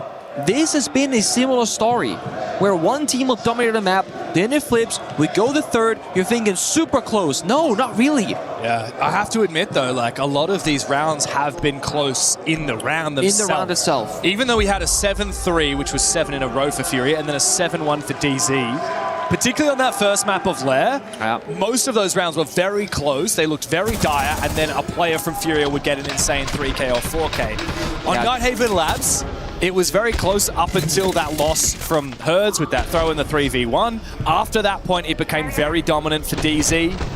And now, again, it feels like DZ are looking hot for a lot of the duration of these rounds, but then Furia at the last moment come through. I mean, Diaz, let's not forget, he started this map off with a 1v2. It's been far more clutching here for Furia than it has been for Dark Zero. I did see the replay there. It was also slowed down for me in slow motion, so thank you very much for did that. It was a 2-tap onto JNO with the Ying Shoddy. So 2 bullets at like 10-meter range. Yeah. Did 95% of his health bar. I mean, it was a Kaid as well, right? So that would have killed most operators, except for a 3 armor or a 3 health operator. That is 5 HP. Pretty significant damage right there. That's the magic of LAN. Totally. LAN Siege hit reg is so incredible. You die so quickly in these gunfights. We saw news at a nasty flick also from the bottom of main stairs in towards the rotate to Tellers. It's a very, very fast-paced action game when you get into the battle. And it's the beauty of the strategy that gets us there, right? Dealing with the Kite Claw, the C4, peeling back the roamers step by step, breaching open the necessary walls and or hatches. It's the combination of all of those things that makes a great round of Rainbow Six Siege. Furia are leaning so much more into utility and anti-utility than we've seen from them on the first 2 maps. Now they got Thatcher once again, coveted, Grim. They're not playing for fights, but they are playing in ways that can help them getting kills in different avenues. That is Oh my god! Wow, surely Herds wants to type in chat after that That's one. a Herds moment. He watches his flank, he's worried about a repeak, and look, that's not a bad call, DZ. Want to go for it. Faults on his retreat from that roam, looks to try and find one, and Loira goes down through the wall, but the damage has been done.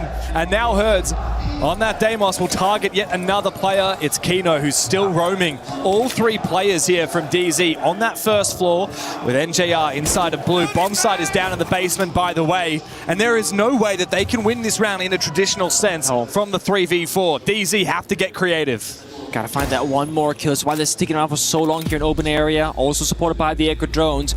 Right now, they're using the Hertz Deimos tracker, just going once on every single defender, seeing they're going to be falling back.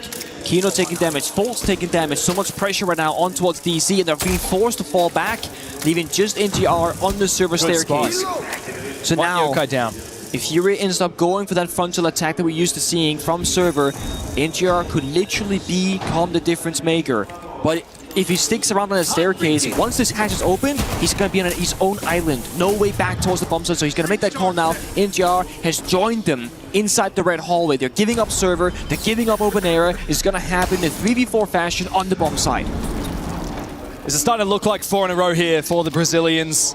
And the energy that they would get after that, the momentum they would take into the 5th and 6th rounds to close up this half would be insurmountable, surely. DZ, if there's any time to clutch up, it would be right now. To win this round here, finally get on the board would mean everything. They don't know server is clear. That's literally, they're watching the flank still. They could just go in server, breach the wall, EMP the C4 smoke or Echo before they start planting. There are no drones. But they do not know this. They think this is a play on server. They think they're attacking 4v2, but it's into a 4v3 with 2 separate attackers low on health. Finally, that Yokai drone has been spotted, though DZ had so much information on where the push was coming from. Critical kill there for NJR. If he finds the second, it might just be the round to be won by DZ. Spot running away at the last moment. Time is ticking down, and so are Furia. As one by one they drop into the bomb site, they will fall. DZ finally made their way onto the scoreboard.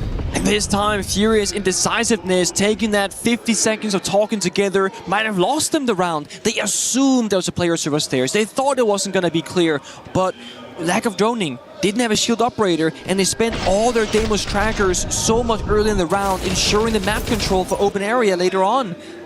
That could have been as simple as you go server, you plant with the Thatcher, and there's almost no counterplay for the defense. Look, no trackers left here from Hertz on the Deimos. So they had no idea. If NJR loses that fight on the main stairs, I gotta think Furia win the round. It's very possible. Credit to Faults as well. On that Echo, he did lose one Yokai very early and one with about 30 seconds left in the round, but it fed so much info to DZ to count bodies, figure out where Furia were pushing.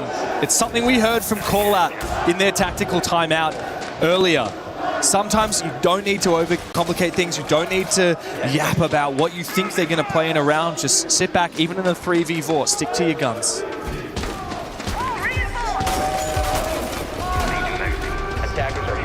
Difficulty of Bank can just be the bomb site rotation to win one side and you go to a weaker one. They're going to go for a very uncharacteristic Tailors and Archives. So it plays out a little bit like you're playing CEO. You care about top floor up because if the attackers get top floor control, they get the vert, they see the entire bomb site. That's why they got the ram here from Boxera. The second thing is, once they get top floor control, which is like inevitable, you have to actually play away from the site itself, playing in main staircase, open area, bottom square, because the site itself is so vulnerable. There's no real good playable positions, especially with the clash being counterband away onto Fault. So DC have to get a little bit creative and dig deep in this round. And honestly, looking at the current lineup, I'm looking at Faults for information with the Echo, and I'm looking at Newers, who has that only DMR on defense.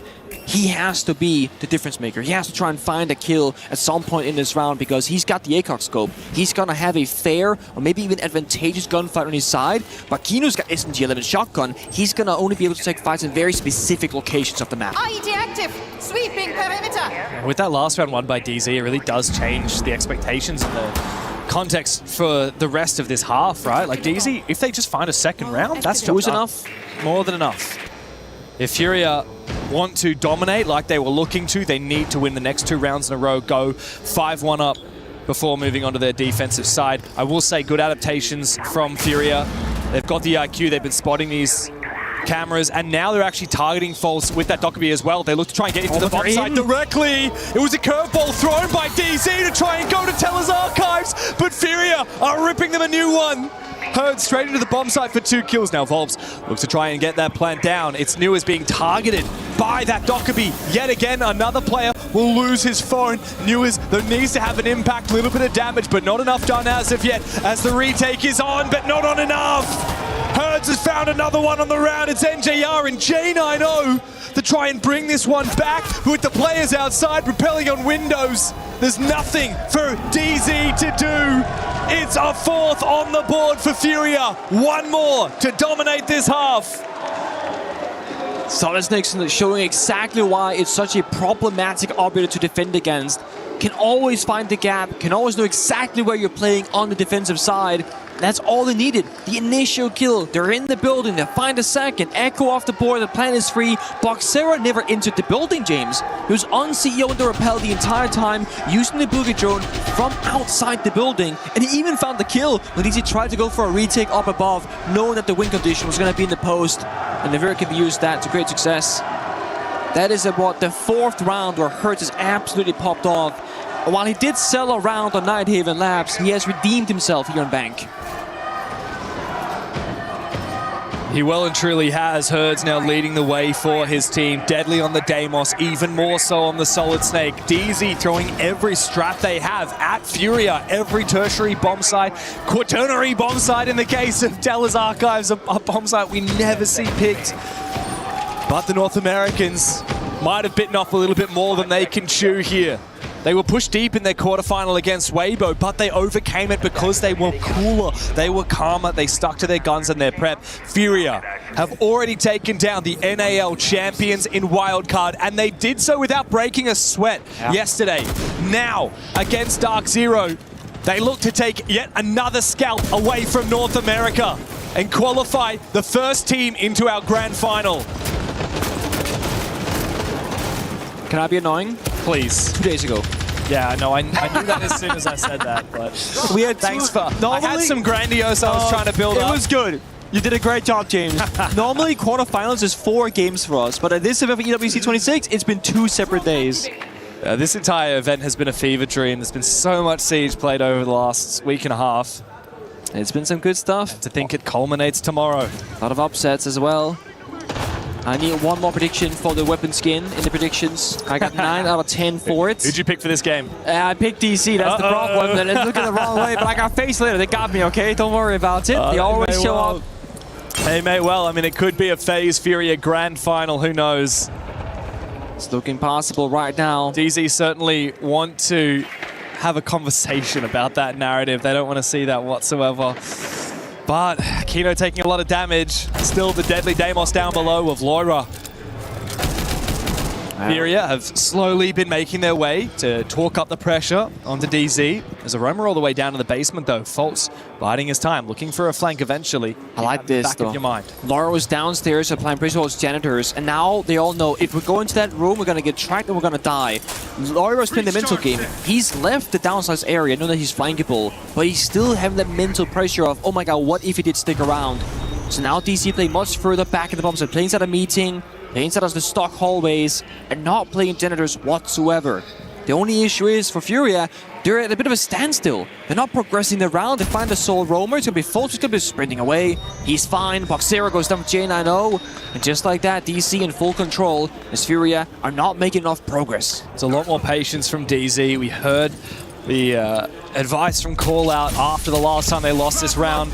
Don't sweat it. Don't overcomplicate things. Here comes the util sending on in Herds. If he wins this gunfight against Kino unawares, it could be the round. The fire comes in as well. Herds somewhat blocked out by it, but he still marches his way forward. Furia now need to get into the building, but there's time They don't have to rush. Volps to force down this plant. Newest to get to a better position. The flank from top square of Volps is being watched by Laura, but he's got the 1x scope. He needs to win this gunfight in the post plant. DZ need to try and retake, but Laura goes for the wider angle, finds the kill. It's J9O, the only man who stands between Furia and a 5-1 domination. The Brazilians are just 2 rounds away from a grand final here in Paris. What did we say? DC needs that second round, and they did not find it. And with that, we're into the halftime roll check. Roll swap.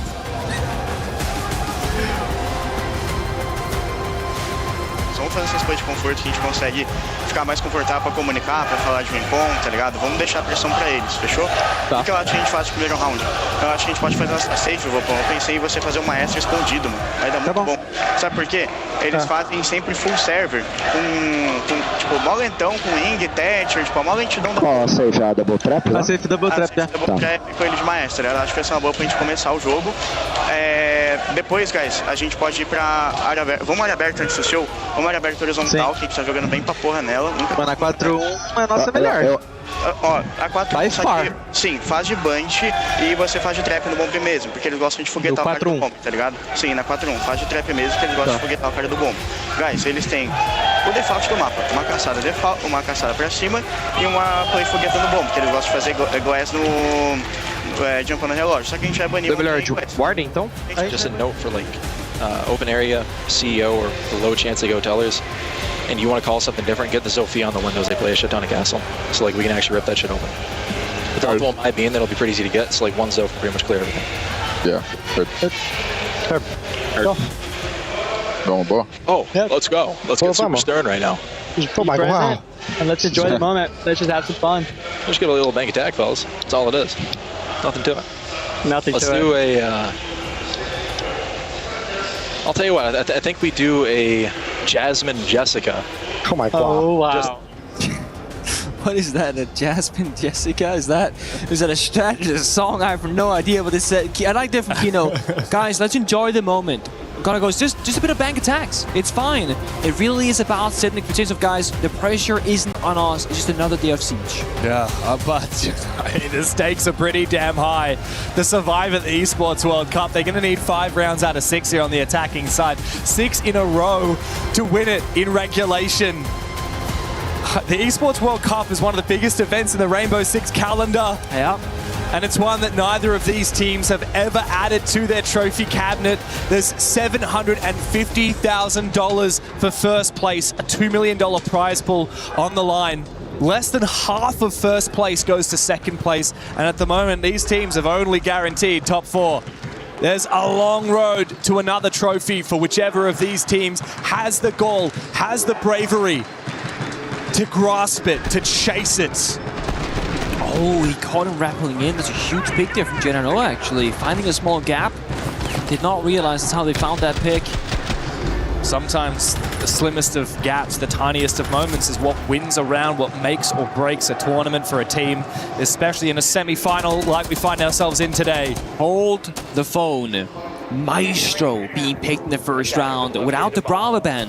It's been Monty Glass from Furia and a Warden Kaid, Mayan Kaid from DC. But look at these prep phase drones here from DZ. Archives, main stairs, square, lobby. These are set up for the roam clear, not at all to get info on what the bomb site setup is like. If Volps doesn't go for any hatches, DZ aren't going to know that there's a Maestro on the board, and they might not bring enough counters for it. I mean, right now, they technically have to, right? They can EMP them temporarily, and Sophia has 3 soft destroying charges currently, so that is going to be a good counter if you save them for the late round state.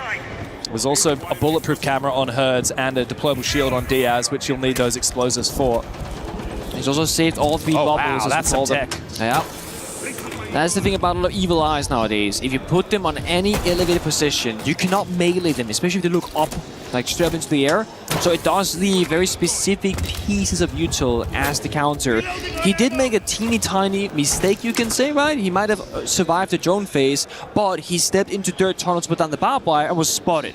So they do know now that Maestro is on the board. They just don't know exactly where those bubbles or the Maestro evil eyes have been positioned. But I mean, look at DZ setup. Oh, sorry, Furious setup. It's all plant analysis. Very late round Rainbow Six Siege. In fact, they have one sole player not in the basement bomb site. And he's technically at blue stairs, which is more like an extension of the bomb site rather than a roam. Very unusual. Furia love roaming. They love getting aggressive. This is a very passive setup, but a very deadly one with a lot of util stacked in their favor. Thankfully, DZ have been extremely quick here. They don't have to worry about the Kaid. They open up all of these hatches very quickly. And now the rest of the round will be all about making sure they can counter every piece of setup on the bomb site. I mean, this is scary because DC on paper are very good at picking apart these sort of strategies. Furia wants him to just like burn down the time and whatnot, but actually, I'm not sure if that's the hatch pick or whatever, but Maxera finds Newers on Capital. That's a huge loss to suffer this early on. On the other side, Volps kept that Evil Eye open up, so they didn't even need to use any gadgetry for it. They just shot it with the gun of Genano. Yeah, and that other Evil Eye deeper into the bomb site won't actually prevent a long plant. It'll only prevent the shallow plant. That wasn't the hatch. Indeed it was. Here comes though an opening pick here from Volps. The spam of util both directions here. The Zofia versus the Tachanka. The Thatcher as well is the perfect counter to these Evil Eyes. DZ try and bait up as much utility as possible. They have so much time on the clock. Kino likely to go for a backwards turtle plan at some point. NJR look to try and cover. Will DZ drop a body down from the hatch? Perhaps they will. Watching for the nitro cells. There are none to toss on over. Diaz, he's not denying this plan. Kino manages to confirm it. And DZ look to try and start strong on their attacking side. It's Volps and Diaz in a 2 versus 4. But Kino has the perfect position and his teammates are watching from on high. This post plan is undeniable. And Volps and Diaz have nothing to do for it. Nice kill on the J90, but surely that won't be enough. Kino, a little bit of damage onto him. The fire though, it will not be enough. As Folds finds both of the final 2 kills from the server hatch, and DZ find their energy back on the attacking side. And that's without even having enough hard destruction for the default walls. They had to plant on the door itself. A little bit risky, but the fire missed from Tachanka. And I love the utility there from Zofia, opening up the red hallway wall and the locker wall. They could see from server all the way to vault, the other end of the building on that base and bomb side. So Tachanka, I think, under so much pressure, didn't have the safety to go for a proper lineup. And that changes the plant denial possibilities. Yeah, wow. Sometimes all it takes is open up a line of sight and commit to a gunfight there. It restricts Tachanka. He doesn't have as much mobility, and that's probably part of the reason why he missed the fire. Also add to that, the fact that we did have the long wall breach meant that some of the fires from Tachanka actually went all the way through the breach too deep to deny that plan. I did see that as well.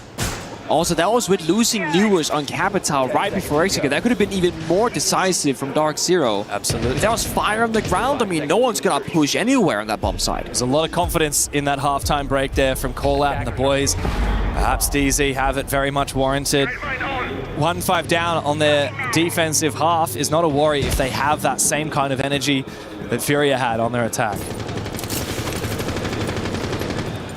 So as Callout said, just some bank attacks. It's a favorable side. It's all about the processes in the server. And Furia, I think they might try and go for like, you know, this round as well. Not gonna be as passive. They got trap operators, they got the clash on the board, but I could imagine that they're gonna fall back sooner rather than later. And if that doesn't work twice in a row, it's gonna be Furia probably gonna turn up the aggression to 110% and say, guys, DC are picking us apart, but we're gonna fight back with the guns. So I want to watch for it here when and if Fury are going to be falling back towards the bomb side, or if they've already made that call to switch it up. Yeah. Oh, wow. Well, there's a bit of a fight from the blue stairs, an aggressive peek. It's Folds who goes down, one of the best operators to take out, being the Thatcher. That's a lot of the counter too.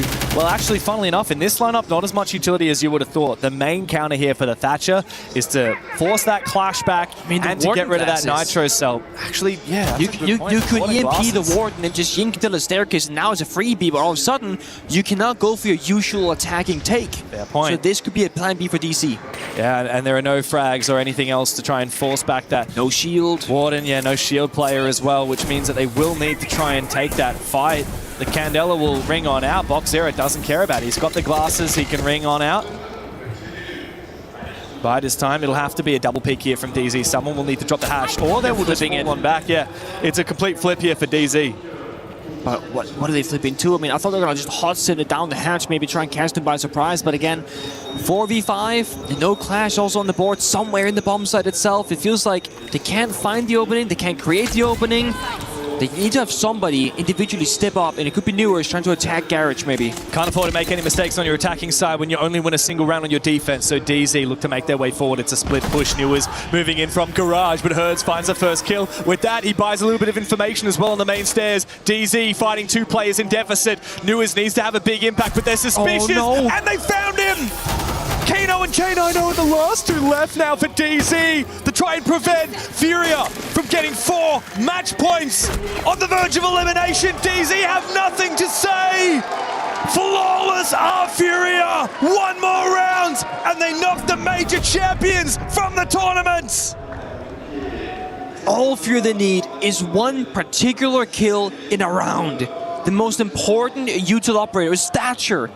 You cannot take down the Warden comfortably. There was no shield, there was no EMP, the Ying is ineffective, there's just no win condition, as we love to say in Rainbow Six Siege. It comes down to a staircase fight 50-50, a garage fight 50-50, and Kino white swing and hoping that the enemy will be looking the wrong direction.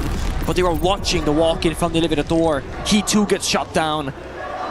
That is the problem, in quotation marks, with utility attacking rounds.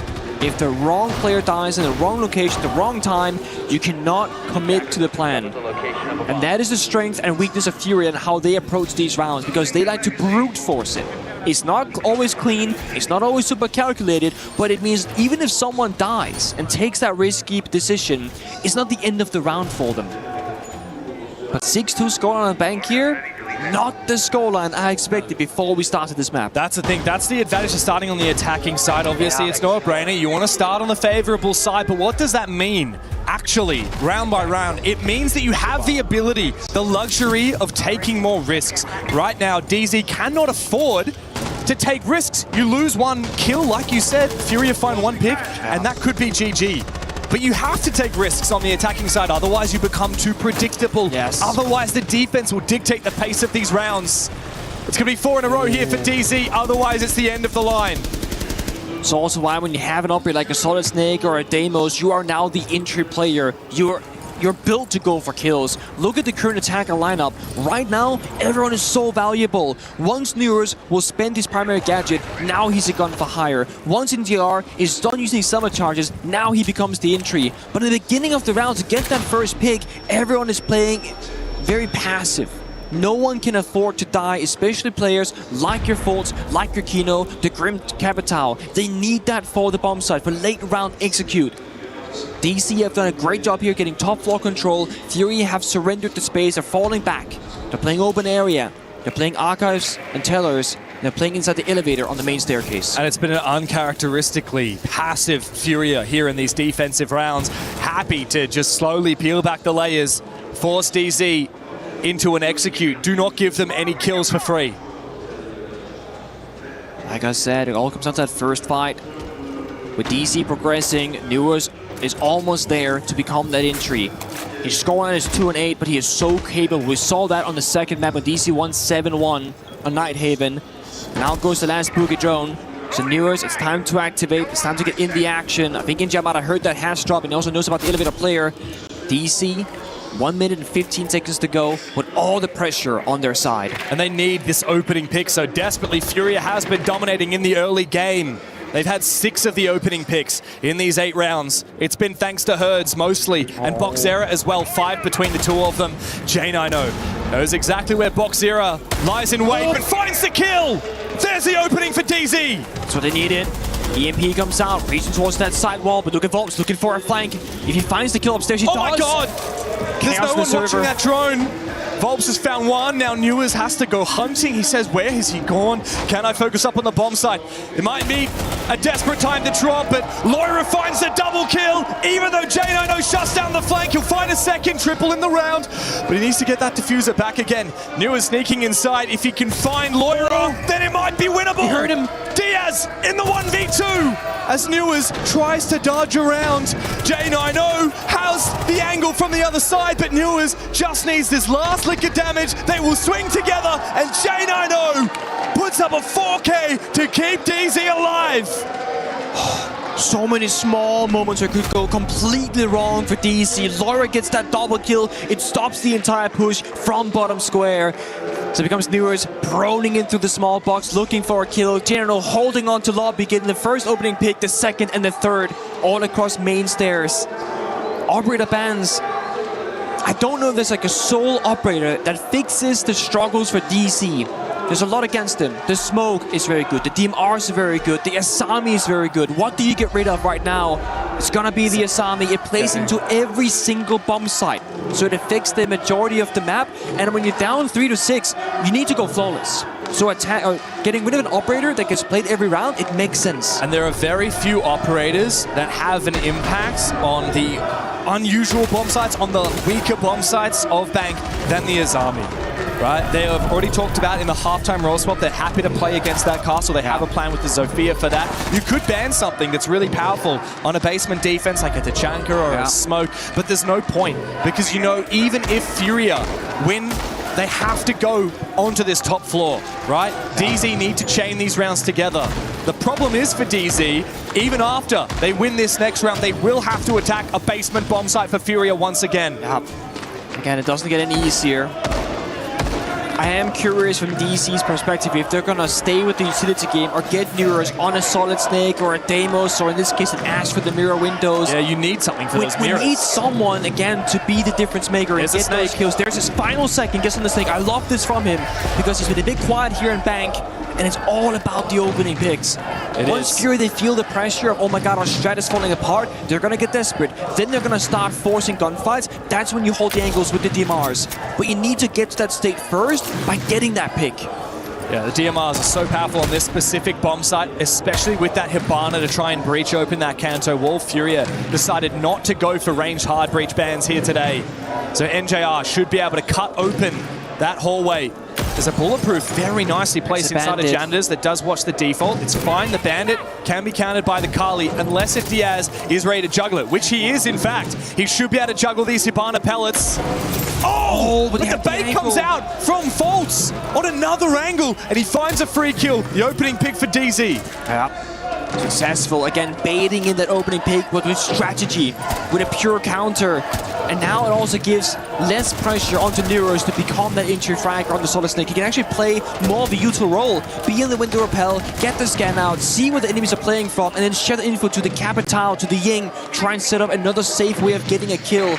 The mirror window, next problem. Gotta get maybe a Smoke or a Cadilla in there, get the X-Kairos or get the Kali Lances. Still 3 in pocket from J9O. Step by step here for DC.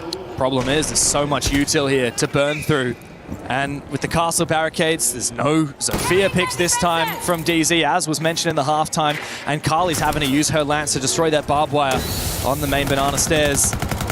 Foxera just sit back. No DMR here, by the way, for Furia, so they will be at a disadvantage in the gunfights. Here comes a great way for the fire to come out from Volps. However, a second mirror window hidden in the pocket for Volps. He is not safe. He will have to drop down below, but he survives just barely to fight another day. But Newers sneaking up the main stairs. This could be it for DZ to look for the plant. However, Volps is in position. Plant denied! DZ, what's your plan B? When you shut out of the bomb site, can you go hunting? Can you find Volps down below? The fire cuts off 2 attackers for 20 seconds. Had to go for a flip, go for a rotate. Volps still creeping downstairs. Could find an attacker sprinting into his arms. That might just be the round. He's looking the wrong way, though. He does not know about Newers. Should get caught off guard here. This should be a free kill, indeed. Volps will go down. Advantage in theory for DZ, but that diffuser still remains on the bomb site. Planting not possible. No smoke grenades, no fire. Has to go for kills for DC. This is everything. It's go big or go broke here at EWC for DZ. As they need to find these final Furia players. Herds on the floor. What's the impact J9O can have? He spots out that player inside of the elevator. It's just Boxera left. He's the last one standing, but the plant can go down. Herds has a little bit of information as he's trailing on the bomb site. He can try and give info to Boxera for the retake, but this 1v3 would be a miracle for the young gun. Little bit of damage, not as of yet. Newers and J9O, both low HP. DZ just need to survive to hold on for a few more rounds. 1 more on the board, 2 more, and we'll see overtime. it doesn't get much closer than that. Mind you, had the Capital Fire done a single tick more of damage, what would have just died? To be attack timeout, I guess, from Furia, because I hear their voices. Você até pisou debaixo da win server. É melhor pra fazer, tá ligado? Sem medo. Você passou todos os bonecos pra isso. Sem exame? Eu acho que você faz de... Sem exame, foda-se. Eu acho que você faz de smoke ao invés de fazer de warden, tá ligado? Porque senão ele vai desabilitar você no meio da escada e vai te matar. Guys, só faz a win server, não tem problema. Eles não sabem lidar com isso. Você pode jogar de Arune se quiser, que você viu que a Twitch preparou a trap garagem. Bota o bico nela, não deixa ela jogar, tá ligado? O que eles podem fazer, guys, é que eles splitar costas. Mano, um pouquinho de paciência. Estão passando o cal desesperado um pro outro, guys. Na hora do exec, desacelera um pouco, deixa a gente pegar o gatilho do que eles vão fazer e vamos se organizar um pouquinho. Fechou, se der errado, vamos fazer o aberto 4-1. 4-1, exatamente, perfeito. Bora, guys. Bora, caralho. Bora, guys. O jogo tá pra gente, mano. Bora. Get the energy up there. I heard server and blue being mentioned within all of that chaos. The comms, of course, all over the place because we don't understand what they're saying, but usually when we get the translations, it's very accurate on the point there from Redog, the former player himself. He knows what his players are up against. He knows what it's like in the server. And he does. Furia are up 5-1, up 6-2. So many match points in their favor, but DZ, credit to them, they picked this apart. A great counter for the Bandit Juggle with faults on that narrow angle, but the Nitro Cell almost meant the end of the line for DZ. The fact that Volps was able to escape despite that Capital Fire gave Furia a chance. It wasn't enough, but the problems aren't gone. DZ are not out of the woods as of yet, Pengu, and you know why? They got to go back down and attack this basement again. It's unlocked again for Furia. This is where things get the most scary. There are so many ways to lose this on the attacking side, like we saw before. Losing the Thatcher early, now you can't deal with the ward on server stairs. That's a problem. Don't bring enough hard breach, so somebody dies at hard breach in pocket, can't breach all the hatches. Don't find the Roma because he's hiding somewhere, well, you get flanked. You have to be perfect on so many areas of the game. In the beginning, locking down the staircases, clearing the whole map, constantly watching the flanks because it could be reattempted, and also break apart the side setup. They have a drone in server, they see Boxera's location, but they can't do much about it. If Newer see him walk away, he will take server for free. But Boxera's been very smart, having a very good instinct here on the location of Newer's. Hurts falls elsewhere though. Wow, upstairs on the top floor. Discovered early on for the top fragger of Furia. That is a very troublesome blow. In a 5v5, I would say this basement still favors defenders, despite Bank overall favoring the attackers. Certainly not in a 4v5, however, for Furia. Oh, again, all about Newer's and Kino working together. They can bait for each other. If he takes the fight above, Kino goes in below, and vice versa. Newer's wants to make his moment. EMP is ready. Move on inside. The EMP comes out. Boxera. There it is. We'll have the information. No, he's blinded now by the Candela. In comes a shotgun here from Kino, but the clash might just save his life. Where's Newer's? Oh, Boxera! Where was the flank here from Newer's? He's being held at bay by Diaz on the defense. It's a perfect counter from Furia. That clash coming in to save the day. They rotated. Two players, one towards the tunnel, one towards the door, and DC are falling apart. Say goodbye to the numbers advantage after that pick onto Hertz. They have been outplayed. DZ, who always have an answer, who always have a response. What a rotate, what a read there from Furia. Having the right foresight.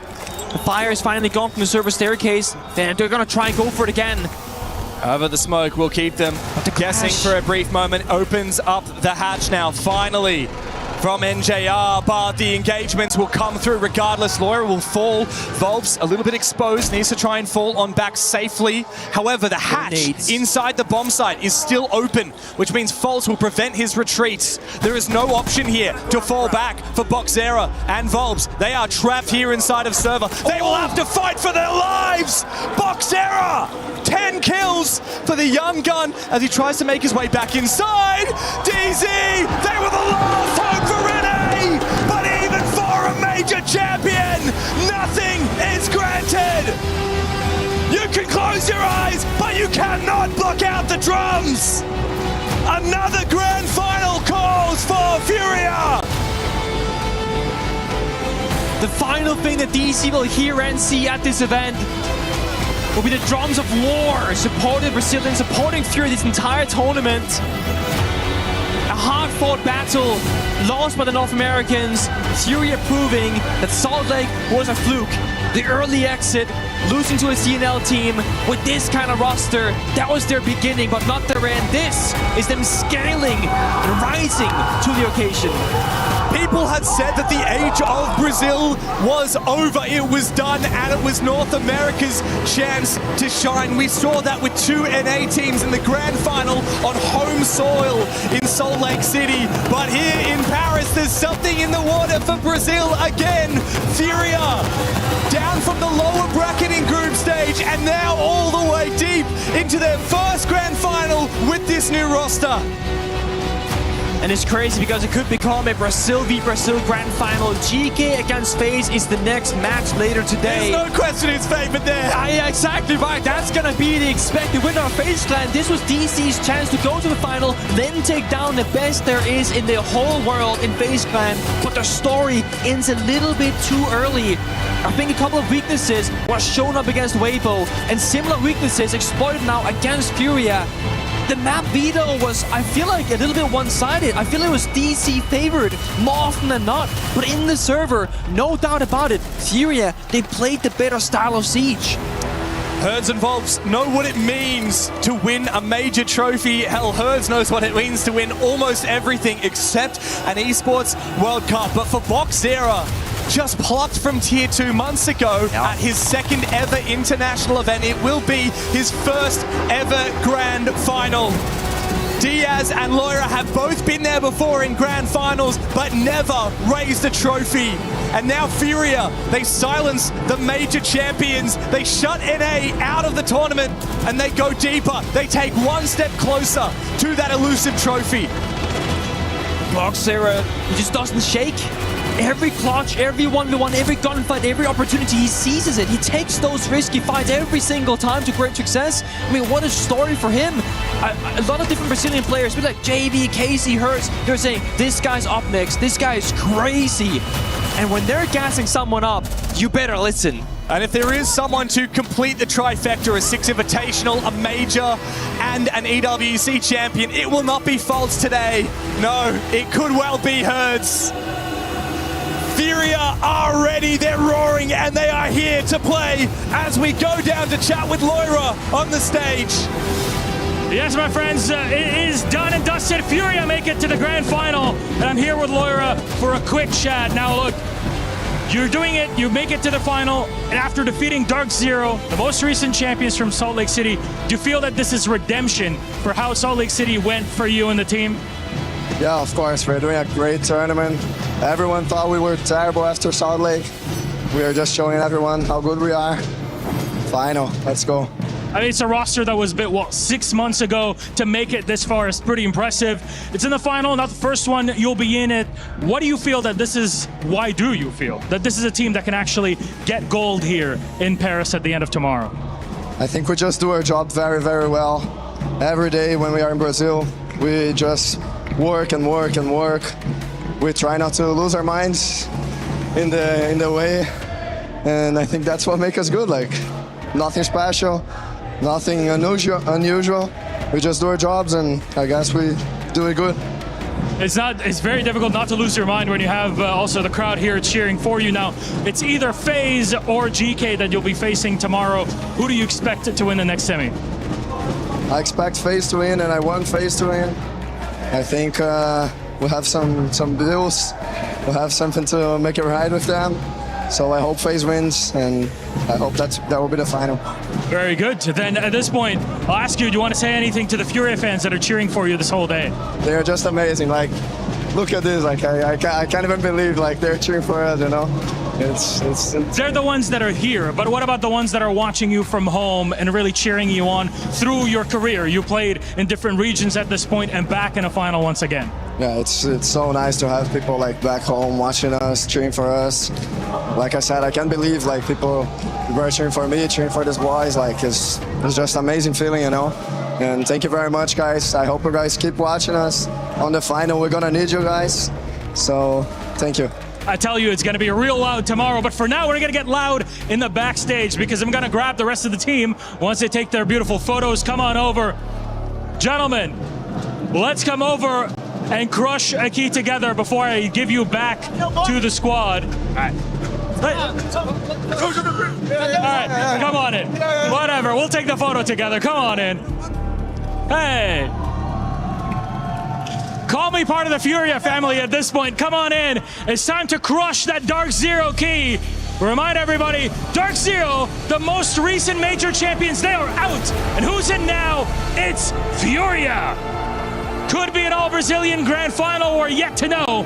But for now, what's guaranteed is that the Dark Zero key will be crushed and sent into the graveyard. Laura doing the honors for this one as we go slowly but surely. Snap it in half. Herds is ready to celebrate, and that's Dark Zero out of the game. It's crazy how quickly things turn around. Furia, congratulations to them. They'll be going to their grand final, their first as their roster. Who faces up against them still is the question, but for now, celebrations all over, including at our desk. Well, it was the best of times, it was the worst of times. A tale of two cities, more like a tale of two Furias who lost earlier on to Weibo Gaming in a best of one. They lost 2-0 to GK Esports, but during this tournament, we have seen them very much like the French play and story that was so mentioned there in that quote. We have seen an evolution, a change, a disruption to how they showed up to now where they are as they booked the very first ticket here for Rainbow Six Siege at EWC to the grand finals. What a moment, and the drums of the cavalry beat on as we welcome you back to the panel here. My name's Randy. Of course, I've got Laxing Alphama with me. Gentlemen, that was a testament to Furia's adaptation, but also a testament to their ability to navigate a team like Dark Zero who had everything going for them going into that map. I mean, it's also testament to their own individual prowess. I mean, they are a brand new team. They had a huge hiccup in Salt Lake City. Everyone was down on them.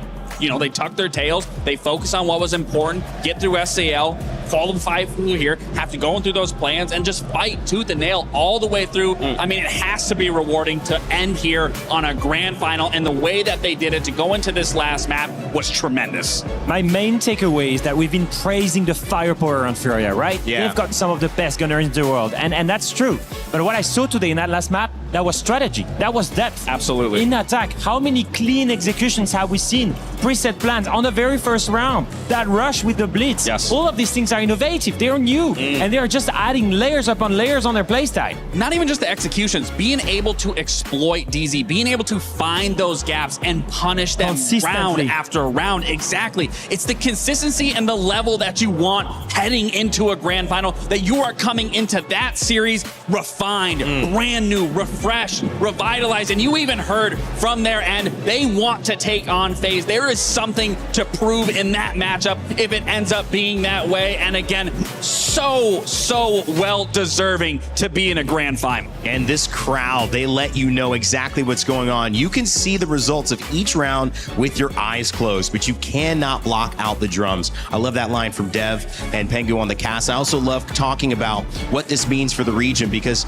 he had also said Brazil may be the forgotten best top dynasty. It's hard to say that when they've won so much. Do you agree with that? Because certainly now Furia, they have changed the tone. I mean, I'm definitely going to disagree with that. Okay. I would say obviously it was a bit of a stumble for FaZe. I mean, if you watch that DZ game, it was pretty close up until that very last map where, again, DZ did solidify their dominance. But I would never in a million years count out Brazil as a region. They're dominant for a reason. But that's because you want to go to the beach in Rio de Janeiro. That's right. Absolutely. And you don't want to, because you might get shut out there. Okay, I got it.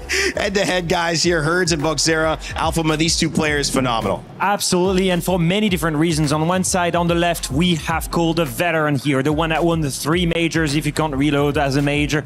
Obviously, one SI as well, and is on its way to maybe win Esports World Cup. On the other side, Boxera. That's the 2 best rated player on the roster, but most importantly, on the right side of your screen, best player on the side of Furia. Yep, the our rookie, MVP. Yep. The rookie, Boxera. So the veteran, the rookie carried their way here. Buck, many players were doubting him. Coming into Furia as the roster was being rebuilt, felt he was one of the best rookies of SAL, but always had been a little bit average, I guess, towards against the best competition in Brazil. When he played in Salt Lake City, he did not deliver well. He found his best groove here at EWC in semi-finals to bring his team to a grand final, the first ever for this player, and he deserves it because he carried them there. And he did it with so much swagger and finesse, especially in that first map. I mean, big kills coming out of him, big momentum shifts that was putting Furia in the driver's seat. And he didn't even celebrate with the team to go crush the cream. No, he didn't. He was in the crowd celebrating with the crowd. I was like, I see all the rest. Where's Bach? But he was in with the crowd and very well deserved. I'm sure they were all singing his songs and praise. It might be a move veterans make fun of you for a little bit. You know, I know in the locker room they might be like, hey man, shake hands before you start jumping over there. But he's like, hey, listen, I was in tier 2 a few months ago. You expect me to miss the opportunity at LAN in France with this crowd? Oh. I mean, I would say, oh, heck no. You know, the other word I would have said there as well. I mean, this is one of those that just feels so great for him. And I know on the other side of it, the flip side, it's difficult as an athlete, as a competitor. You guys all know this as well. I know this. It's tough to accept that loss, especially after it happens. So we always appreciate our players who do our exit interviews. Fultz is standing by with Ann. We're speaking to Fultz after our loss here at the Esports World Cup. Fultz, you guys started well on map 1, 3 rounds, and then 7 rounds in a row loss. What do you think happened on map 1?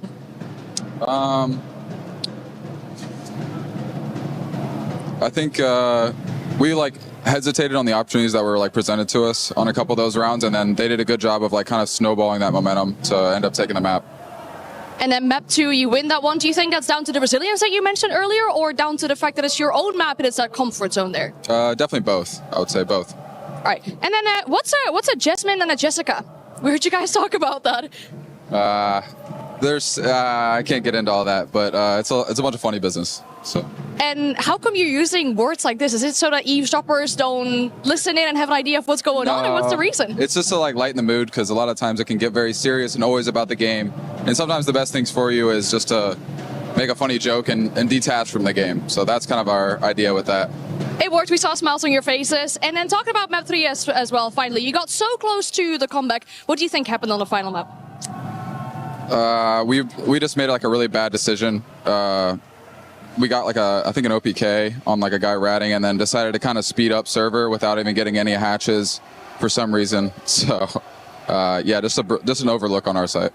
All right. Well, best of luck, of course, at the preparation for stage 2. Thank you for your time, and we will send it back to the studio. Thank you, Ann. Talking to Fultz there, talked about sometimes you got to let it go. Just take it easy and reset mentally. I just love the fact that he laughed a little bit about the Jasmine and Jessica call and the strategy. And I just love that insight, because it just gives you one more idea about how different the system on Dark Zero is compared to any other team out there. They've got a specific team culture, and we heard it during the halftime. When Cole was speaking with them, these guys were on the back foot. They were struggling. The momentum was back to Furia. And what did they say? We're going to lighten the mood. We're going to go for Jasmine and Jessica on the attack, and everybody smiled. It worked. It's the kind of small tool, small detail, right? Yeah. But all of these add up on the side of DZ. That makes this team so special.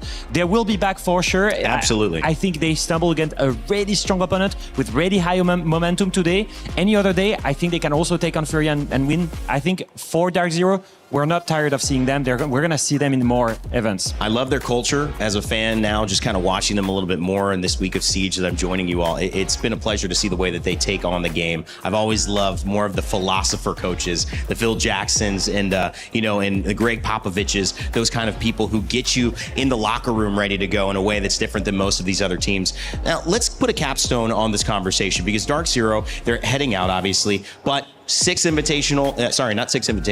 Lake City, they win that major. They come here top 4. How do we feel about NA right now and that performance? I mean, obviously, I'm still feeling good. It's good to see my region is still prospering, being able to get to the top. We got our Frenchman over here. Enough. And I have to agree with what he was talking about. An NA team hasn't been able to replicate that same sort of success. And for whatever that reason is, whether it's the competition, whether not just hitting your strides, I mean, it is unfortunate to see Dark Zero go out the way they did, because as a former competitor, it's hard to lose to yourself. Yeah. When a team is just absolutely dominating, not to take anything away from Furia, but the amount of rounds where Dark Zero was just allowing so much space to be taken, not fighting for certain control of the map that we talked about, and it being exploited into so many gaps of their setups, that's not the good DZ that we're usually used to seeing. And hats off to Furia to be able to exploit it and find those and abuse it and get them that win. But I have no doubt in my mind that Dark Zero is going to be able to show up. And I have no doubt in my mind that Wildcard is going to show up for the next event coming forward. I mean, both those two teams have fought very hard. He's like, very I'm over deserving. it. But fact of the matter is, SAL and EML seem to dominate right now, so far until this next match. Not EML. Let's be clear. Well, like I said, until this next match, we gotta see what happens there. It's hard to argue with a guy wearing denim looking that good, man. Come on, Alpha. Come on, dog. Brought the outfit today. Let's take a look at what we got coming up next here on the schedule. Lax and I will stick around. Iconic will join us on the desk. FaZe Clan and GK Esports will be next. Another best of 3, the final one, to close out what has been a great semifinal day so far. We went the distance on the first one. Will we go the distance on the next one? All of that coming up in just a moment, so don't go anywhere. And in the meantime, we got a fun little one for you. It's Dev Marta's Confession. Stay tuned.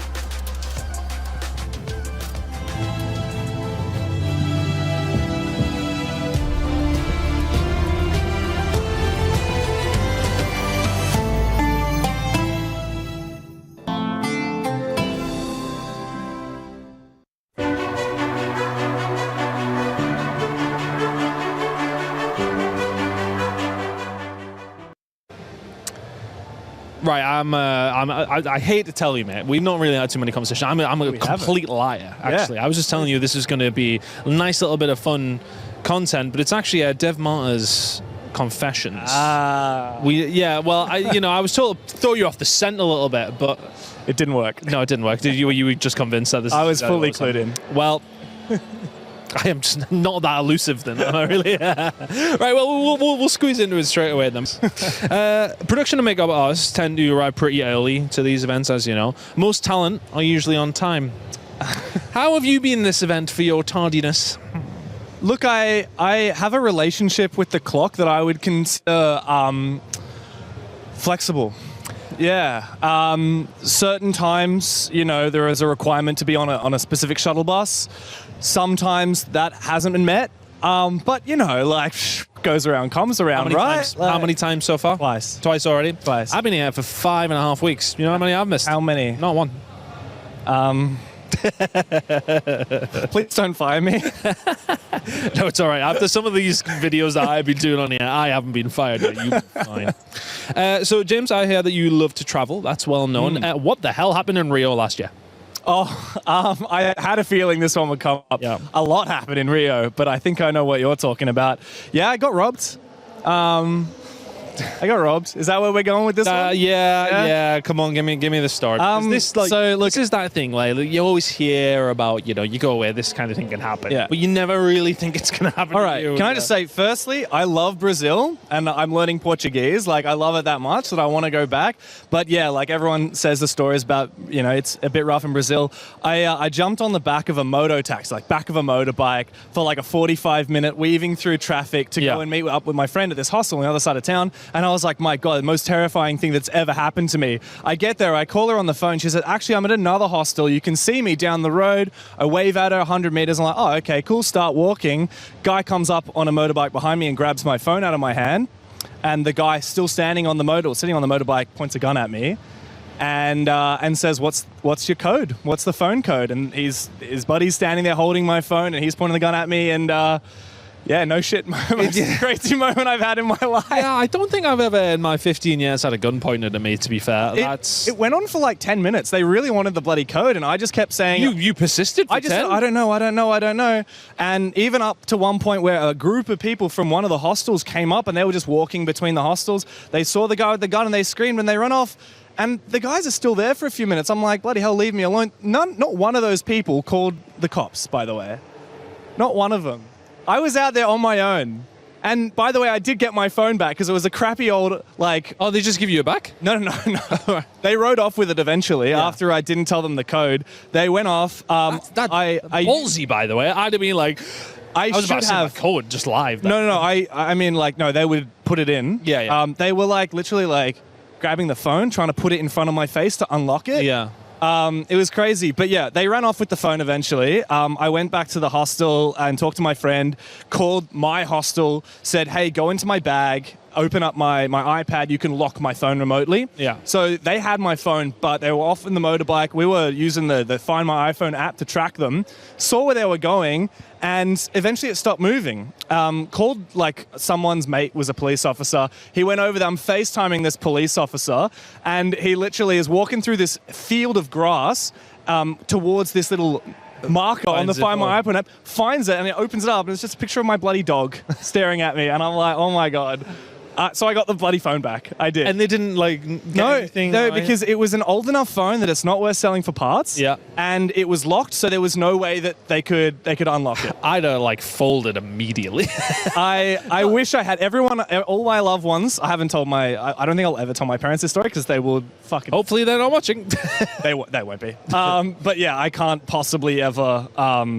I can't explain, like, why I didn't fold in that moment. I definitely should have. Oh, yeah, I would have. Yeah, 100%. But fair play. So in our green room at the moment, we've not just got us, we've got the chess guys in there as well. I hear you're a big fan. Where's your favourite place to play chess?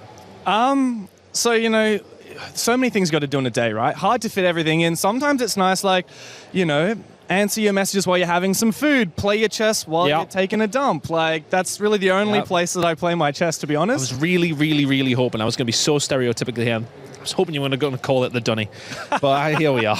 That was the dream. So Pengu is obviously very well known in the R6 world. Have you ever had someone ask you to take a picture of them and Pengu not include you? If not, is there anything similar? Because this happens to me all the time. This is not like a has this ever happened. It's like, when was the last time this happened? Yesterday was the last time this happened.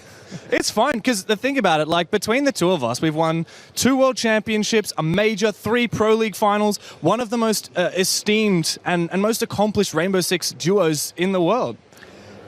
But I mean, like, I didn't do any of it. It's the same. I even get it when I'm walking around with Miles, and he's like, "Oh yeah, can I have a picture of Miles and Chance?" And I'm like, "Oh yeah, I'll stand here and just." I'm actually I'm his photographer. Yeah, no, I feel that, bro. The brothers and solace in that one. Well, thank you very much, mate. My pleasure. That was a good one. I feel like we really got a deep story there, instead of people just sitting here giggling. Look, anyone wants to know how to say "please don't shoot me" in Portuguese, shoot me a DM, please.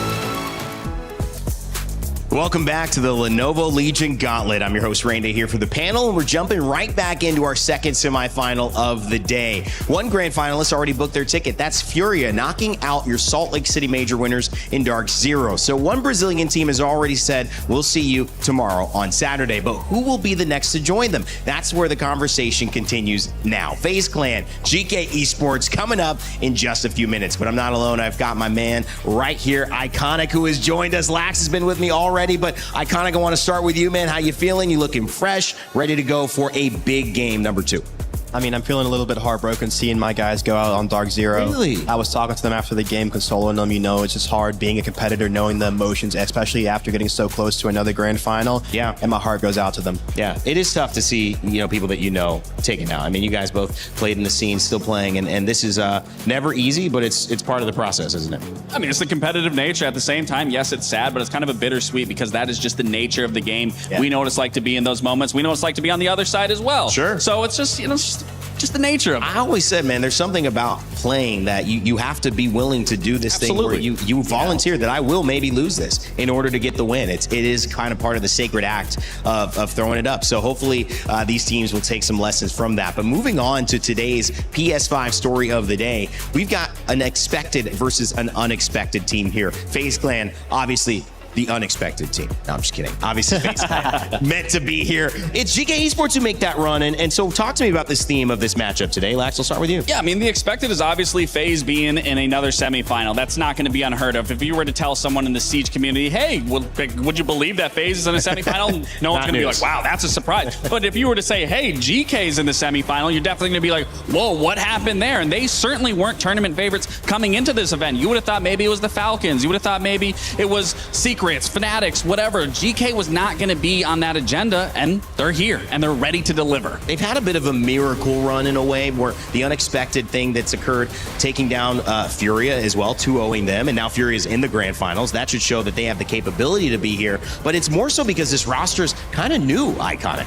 I feel like they are new together, but there's so many experienced players, like we say, playing all over the world, coming together to just form this amazing style of Siege. And I feel like if anyone can do it, it's going to be them, because they play a very aggressive style of Siege to break FaZe's, set plays on the attacking side and to break through on their defenses, their hard setups. So I feel like if anyone can do it, it could be DK. Is there a little bit of complication, a little bit more given to a team that can combine all those different elements than someone who knows the straightforward, same region, same players, we just do it again? Is there a little bit of degree of difficulty that you're giving GK Esports to have even gotten to this position? I mean, of course, I feel like we said, no one really picked them to be here, but I feel like that should give them the confidence that they can go out and show themselves to this scene right now. And when you look at the unexpected, I mean, just look at the stats in themselves. Now, sure, GK, it's a little skewed because they've only played 3 games, where FaZe have played 7 maps total, so it is a little close, but that goes to show that they are keeping it relatively competitive no matter what, and they can lean into those entries. If they can lead into those conversions, especially we're talking about there, they could realistically walk away with a win from FaZe. Now, is that going to be an easy task? Absolutely not, but you can't count anyone out when it comes to Siege. Now, when we saw FaZe Clan introduced yesterday, it was during the El Clasico, or El Clasico. I don't need to be redundant there with the.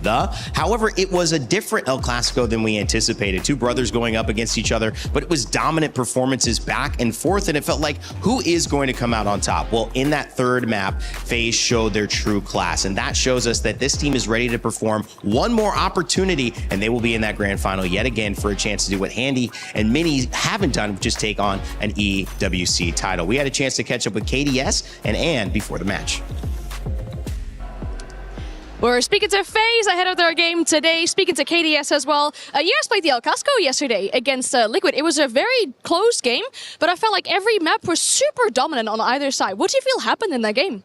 I think what happened in the game was like the strong side of the map. So in Fortress, I think we play very well in the defense, and they play very well in defense on lair. And we play very well on border, so I think it was just the side of the map we're playing very well, get the open kills. So I think this is what happened in these maps.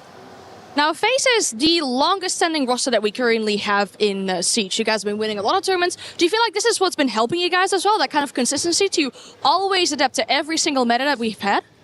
Yeah, of course. I think we are going to be the 4th year together, so this makes a lot of difference to play the different methods of the game. So I think this is a good thing for us and bad for like GK, like a new lineup. So much, a lot more experience for us to win the tournament.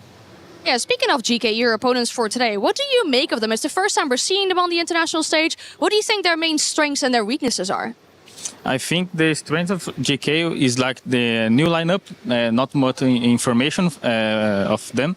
So I think this is the difference they are bringing to the tournament, and they are playing very well, so it'll be a tough game for us. All right, how's the team feeling today going into this match? Very confident. I think we made a pretty good pre-game, so I think we're going to win and go to the finals. All right, awesome. Thank you for your time and good luck. All right, KDS feeling confident, Lax. I mean, as he should be. You're always going to get confidence coming out of KDS. And something that really stuck out to me is, talking about the experience. That's where they feel that they're going to be the strongest, which rightfully so. They've been doing it for quite some time. They're back-to-back world champions. But something that he also gave them credit to is they're unknown. They don't have a lot of odds on them. They're a brand new team that can easily surprise a team like FaZe, but it's going to be even more important for the side of GTA to constantly keep turning the clocks and make that clockwork happen in terms of being unpredictable, trying to catch FaZe off guard. But that's always something so hard, and something I spoke about yesterday in terms of their match and how FaZe typically plays is they control a lot of the tempo. They control the spacing and the dynamic of how the game plays. You have to not play into that hand of FaZe. And GK, they've had 4 IGLs in their own rights of their own players. That's a lot of cooks in the kitchen, and if they can come together, have the recipes, and make something beautiful happen, today will be the day to do it. Yeah, how much credit when we start to look towards GK do you give to this roster coming together so quickly and being able to do it with different personalities? I mentioned different ingredients, you mentioned different cooks. That is a busy kitchen for sure, but somehow GK have found themselves in the semifinals, and they're going up against maybe the most dominant team in the last few years in FaZe. Let's hear what Ann had to say as she sat down and chatted with them before the semifinal. We're speaking to Ask ahead of their game against FaZe. Ask, talk about yesterday first. You guys picked Secrets. You 2-0'd them. Was that how you expected the game to go as well? Yeah, pretty sure. The game plan we made was pretty confident based on the Secret play style. And I think me and Shepard and Groovy, we are already said in some past interviews and stuffs. If we manage it to counter the aggro play from Secret, the game should be easy. And yeah, the game was easy. That's awesome. You've only recently started to play in EML. You had to move to a whole new region. How has that been for you with that whole process? Actually, the first time was kind of hard because I need to understand the way people play here. But after we get Groovy teach me a lot of stuff, to be honest, a lot of stuff. And right now, I think we are built some consistency. Shepard put the VP play style, the slow play style, the basics work, the basics a lot with us and the boys. And I put some my opponent today, FaZe, we copy a lot of FaZe stuffs, the Brazilian stuffs, and Groovy implement also the European stuffs. So I think right now we have some good consistency on our team. So how do you feel the Brazilian and the European Siege play style differs? Do you feel you have that experience to help your team in this one as well? Yeah, I'm pretty sure I have this kind of experience because past 4 years, I'm a glazer of FaZe Clan, to be honest. I respect these boys a lot. I know Vita King, I know past my 10 years in my life, so I respect them. But I already said to Shepard, the way they think about the game, the way they're going to play, the way Cyber is going to play, Cyber doesn't think. So, yeah, just Cyber. And, yeah, basically that's it. Right, and then you have a shot at a grand final again. The last time we saw you play grand final, Jönköping 2022. What's the game plan today to make sure you secure another grand final?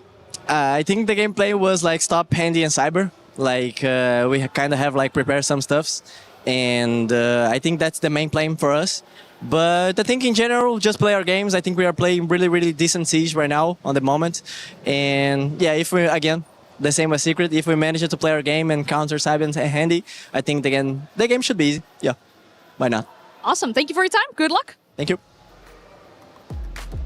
It's a big why not that he proposed there. If they're able to do these things, I think a lot of people in the world say if we're able to do these things, we might beat FaZe. The team that did that most recently, they're actually out of this tournament, and it's Fury. And now it's GK's turn to do it. And what do you think, Iconic, about how he's approaching this? He talked about Grubby and also his ability to learn from him. That's an impactful decision and relationship that's playing into the game now. I feel like that's really what you want from a team, being able to learn from each other and really put your experience to the test. And talking to them before the game too, they seem very calm, very ready for it to go after it, and I'm really excited to see it.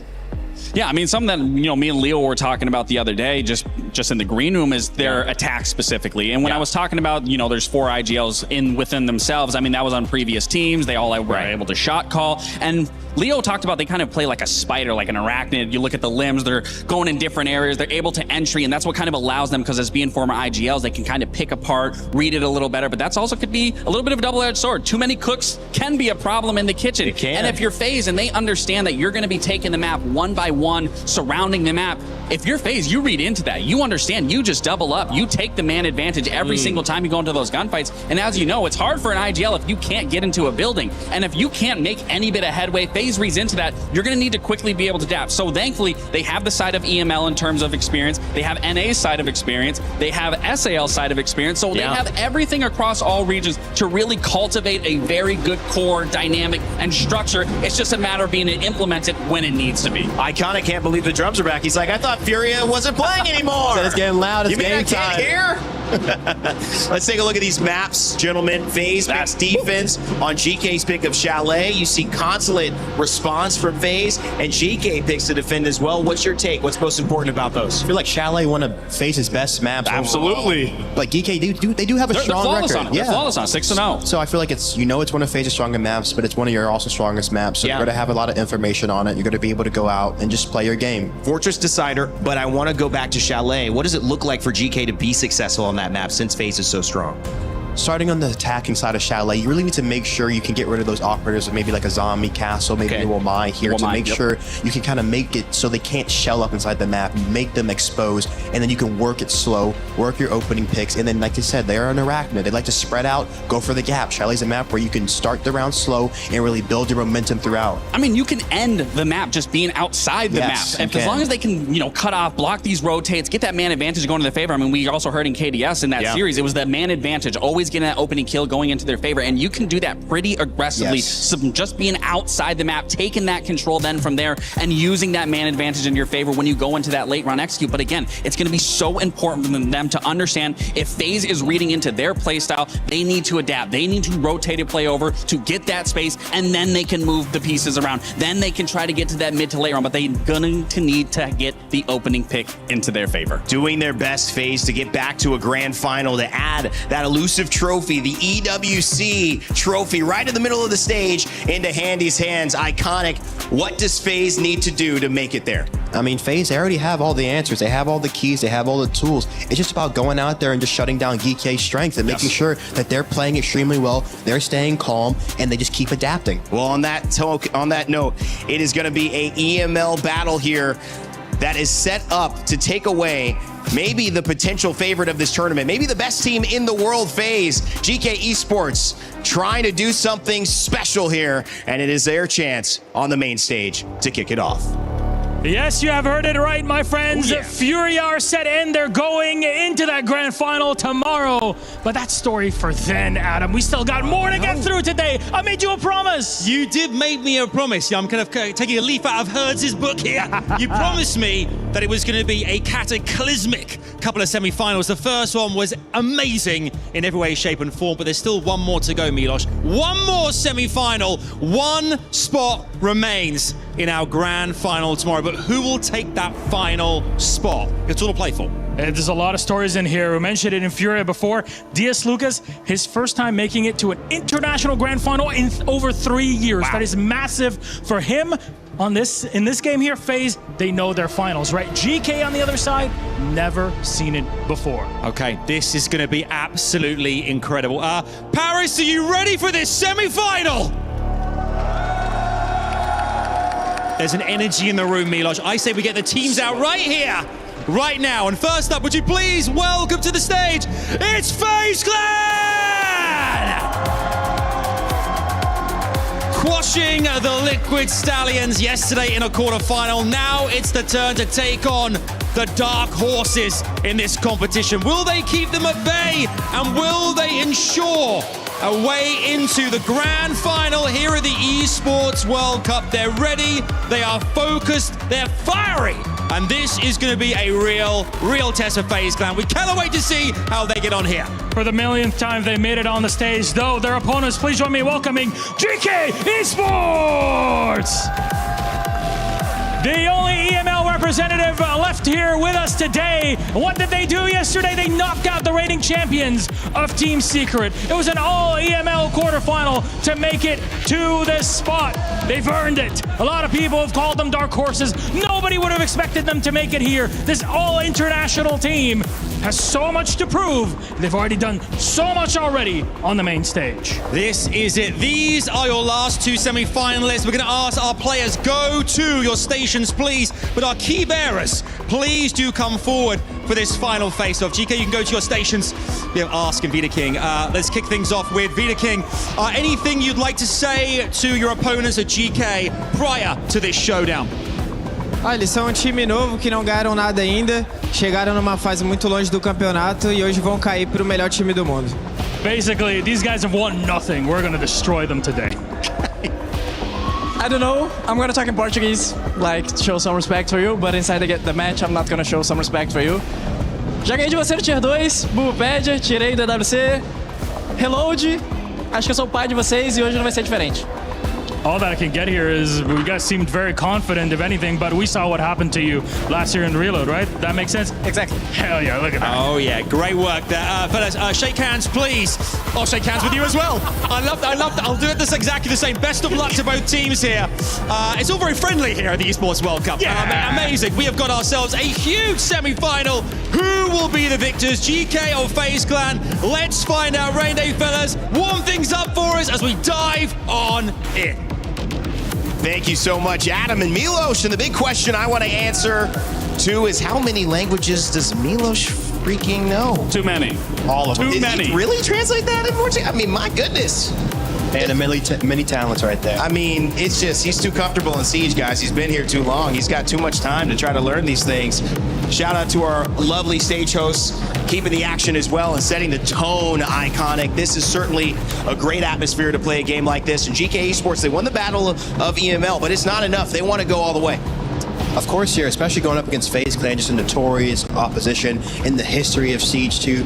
Talking to them too before the match, very calm, very relaxed, just ready to go out there and do it. And I feel like that's what the best teams show you. Talk about the eye test, just having that coolness before the match, going out there with the team. You see them in their huddle right now, getting ready. Vita King stretching the neck out. Expect him to just be showing up for his team right now. Vita King showed up big yesterday, Lax, and obviously they need him to continue doing so today. Yeah, absolutely. But I mean, you also heard from the side of Ask, the players that they're looking to shut down specifically, which is going to be Cybar, and it's going to be Handy as well. I mean, both those players have been exceptional throughout this far, and yeah, Cybers, he's very elusive. You don't want to be able to let him move around the map, get those opening picks swinging into FaZe's favor, because as we were just talking about, the opening kills have actually been very well on the side of GK, and if they can swing those opening kills into their favor, convert those into rounds win, they can have a very good half on this attacking side, but then it's going to be switching onto that defense, and again, you don't want to fall into FaZe's game. You don't want to play into their tempo. You want to play your game. You want to play at your own speed, your own pace. Do not let FaZe take control. Chalet will be our starting map as well. Both teams deciding to defend on the opposing team's pick.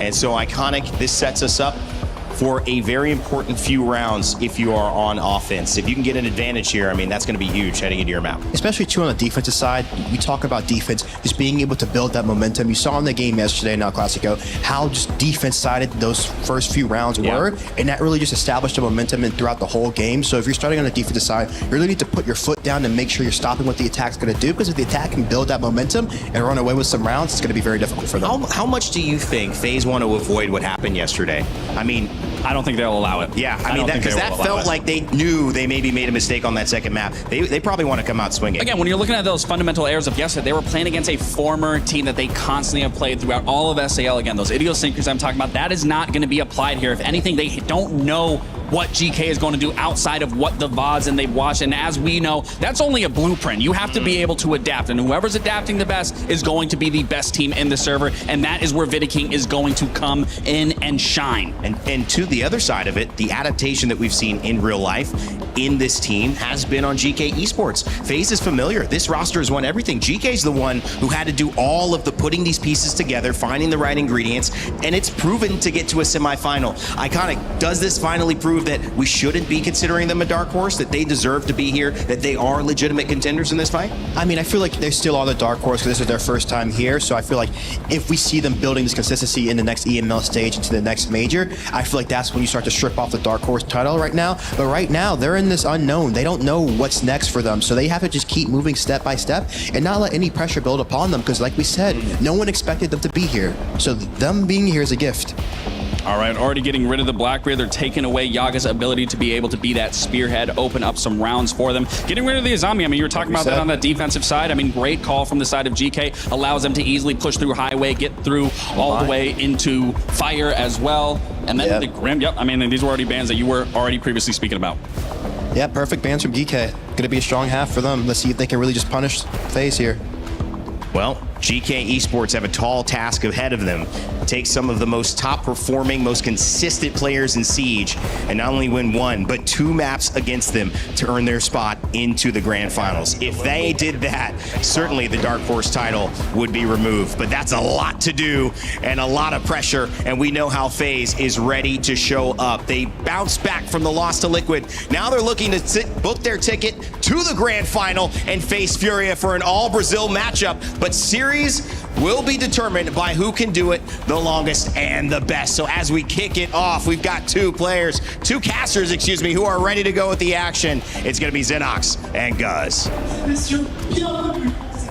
Well, it's semi-final number 2 on the way coming up. It's FaZe Clan seeking that EWC Grand Final spot against their Brazilian brothers in Furia. But for GK Guz, the hope of EML and maybe the rest of the world on their shoulders in this series.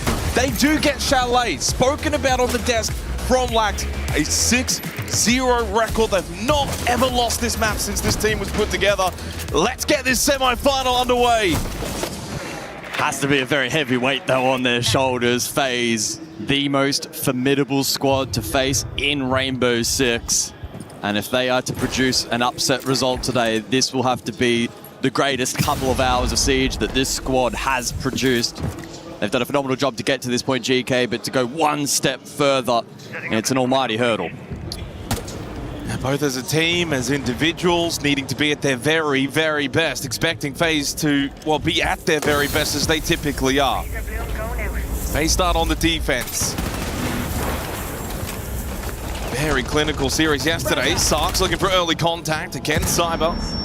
The death mark, of course, activated onto Cyber. Sark really should be better off for it, but at the moment, a stalemate over towards Games. And the Chugga payload call from Ask onto Cyber will also be answered. GK fighting for this library side control, forced into a bit of a util dump, and FaZe have called reinforcements.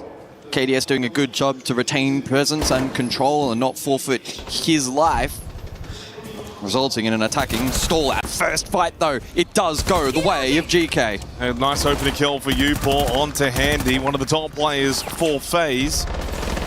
Grubby, though, down. Caught as King finds the trade pretty quickly for FaZe. Nitrous Cell to the yellow ping, and it's Yoga that eats most of that. He's down as well, low on health with Upor. There goes Sarks. Here come FaZe. They find kill after kill. Ask was able to get one back, but it is all going the way of FaZe to begin in this opening round. And 1 versus 2 with 60 seconds left for Ask. Ooh, not unachievable. King on an island over towards Piano. But that opportunity now subsides as Souls rotates solo. Souls gets himself over towards Solar, and with that closer to Vidiking, who does still have 1 gas babe available. Hust needed to probably find that kill onto Vidiking quickly. Got the chance, but Vidiking's just better on the swing with the SMG. FaZe will take the opening round on Chalet. And that's the formidable FaZe that we know and love. Their ability to trade out of even the most challenging of positions, especially defensively, a massive strength of theirs. They stored out GK pretty nicely library side initially, and then even after GK found the early pick, those power positions still coming into play as the round progressed. And a solid start for the Brazilian outfit. I mean, that's what you're going to expect from FaZe. GK going to have to be at their very best. They did get a little scrappy, and maybe that is an element that can help GK here on Chalet. And it is their map pick 6-0 record over the last 2 months. GK Esports, but it is, of course, a very high preference pick as well for FaZe, a 7-3 record over the last 4 months.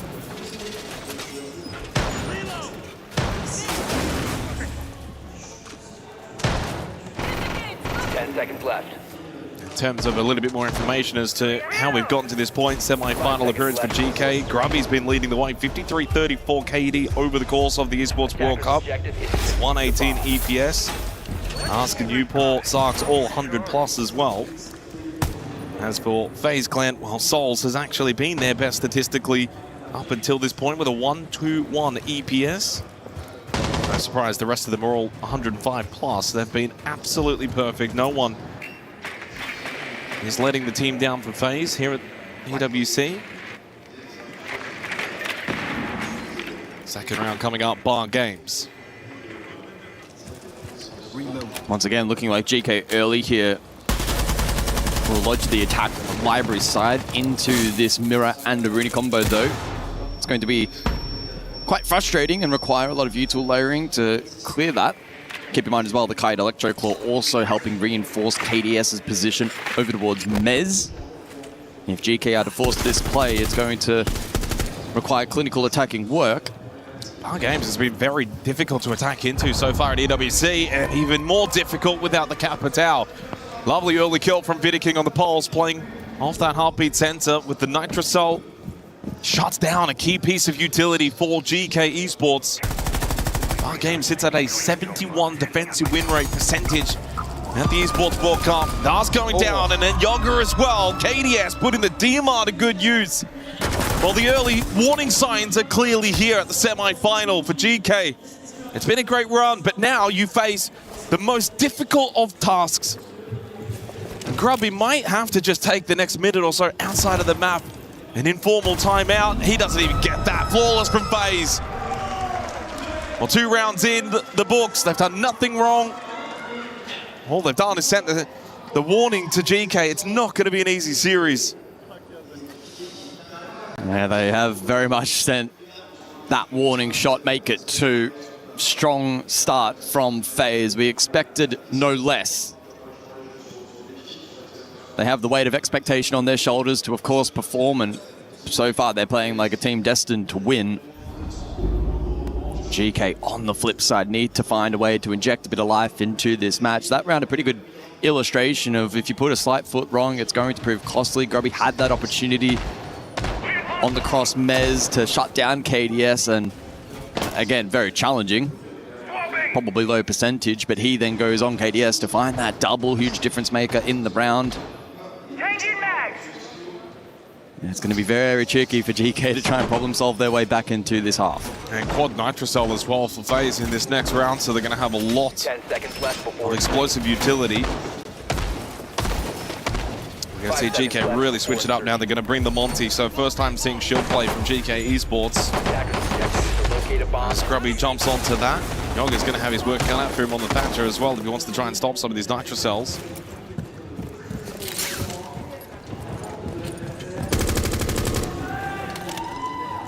I think GK coming into a series like this, they know they're the underdogs. They know they've got really not a lot to prove against FaZe. It's a free shot. The back-to-back SI champions, FaZe are the team that probably have more pressure to win a series like this. But if you don't start well, you can find yourself a bit of a hole. FaZe are not the kind of team that will let you back out of it. They will make sure to bury you. Their goal is, of course, to win the Esports World Cup. This roster since 2023, finalizing the core 5, haven't won anything but a 6 invitational.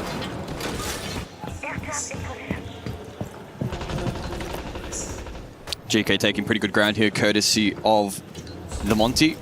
And pressure to follow here in towards Office.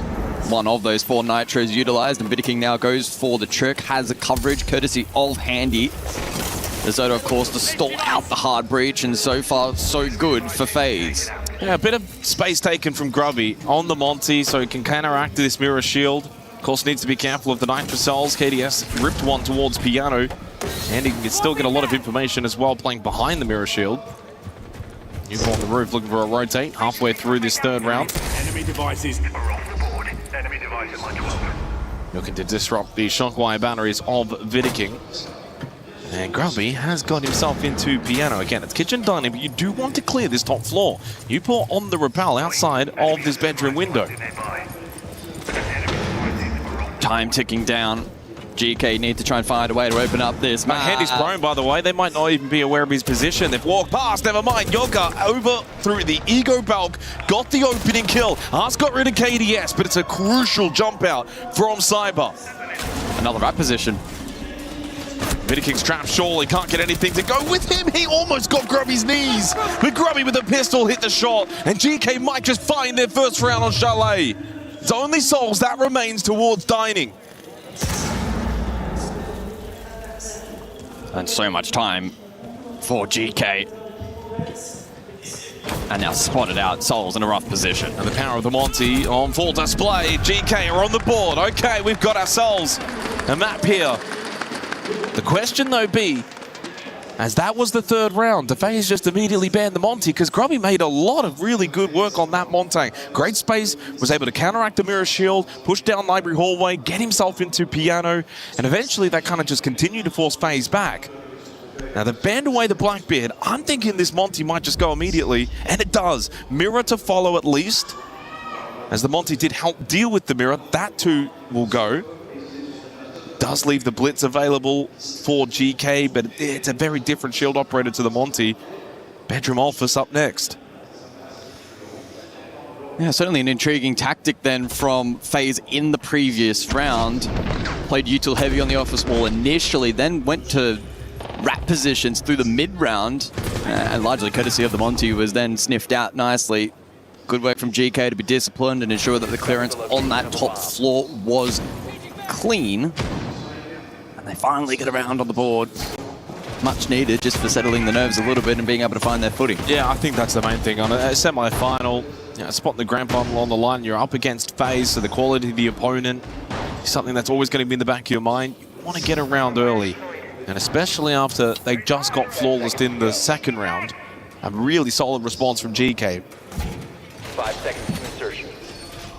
So back to Bedroom Office, which we saw back in the opening round. Newport got the opening kill onto Handy, but Vidiking with a 3K was able to snuff that round out pretty comfortably for FaZe Clan. Blitz will not be employed for GK after the one successful round win, using the Monty, of course, now banned away. Immediate area on dial 3. Exact same lineup, by the way, for FaZe, as they used in the opening round on this site. But it is a switch up for GK. Most notably, they bring the Zofia this time. Yeah, definitely the kind of lineup they can go for the solar posture here. Lay util for entry, Upor for coverage, a triple impact for disruption down below. Asuka's just sent it though. By himself, didn't have the backup cover. Long range fight from Upor. He's successful in getting the down onto Handy. The plank going down inside a bedroom. It's a fast-paced round from GK at the window. Good cover from Sarks. It's only Souls. But he can deny no. Ooh. The timing just a little off. And now into the post-plant. Had he denied that pre-plant, this could have been far more interesting. But Souls needs to dash past this trophy window, get himself up. He cannot. And GK go back-to-back rounds. No, not the most clinical round of Siege you'll ever see. A well-identified win con there from GK. Got nervous when we saw Ask on the solo send, but it was followed up nicely over with Solar and then pressure double window. Souls down below on that Solus, unsuccessful in denying the plant in time. He was that first pick, but the follow-up was pretty good. Upor, Sarks both got in on the action, and Souls just a little bit late to the party. Allowed that plant to go down. And we've seen this a little bit developing over the last couple of months on Chalet, especially Bedroom Office, where you draw attention away from the site as the attacking team, slip in, go for a plant. And that's pretty much what GK did just then. Cause enough disruption and chaos, and keep the focus of the defenders away from potentially denying plant. And it seems as if it has been a successful route for a lot of attacking teams. So back-to-back round wins for GK. Bar games for the 5th round. Now, Chalet at the Esports World Cup has not featured a whole lot, guys. It's actually the 3rd least played map. Only 6 times we've seen it. Practically sits at a 50% attack and defensive win rate. The one site that, well, the 2 sites that kind of flip either way. Kitchen Dining, heavily attacker-sided. Bar Games, heavily defender-sided. Bedroom Office, 50-50.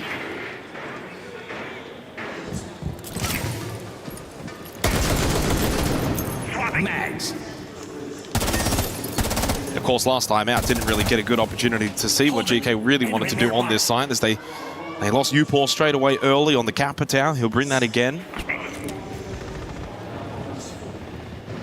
Courtesy of the Solid Snake, I believe GK will have a strong read here as to the heavy roam presence being deployed here from FaZe. We saw the early raid up. That was to spot Vidiking bar stock.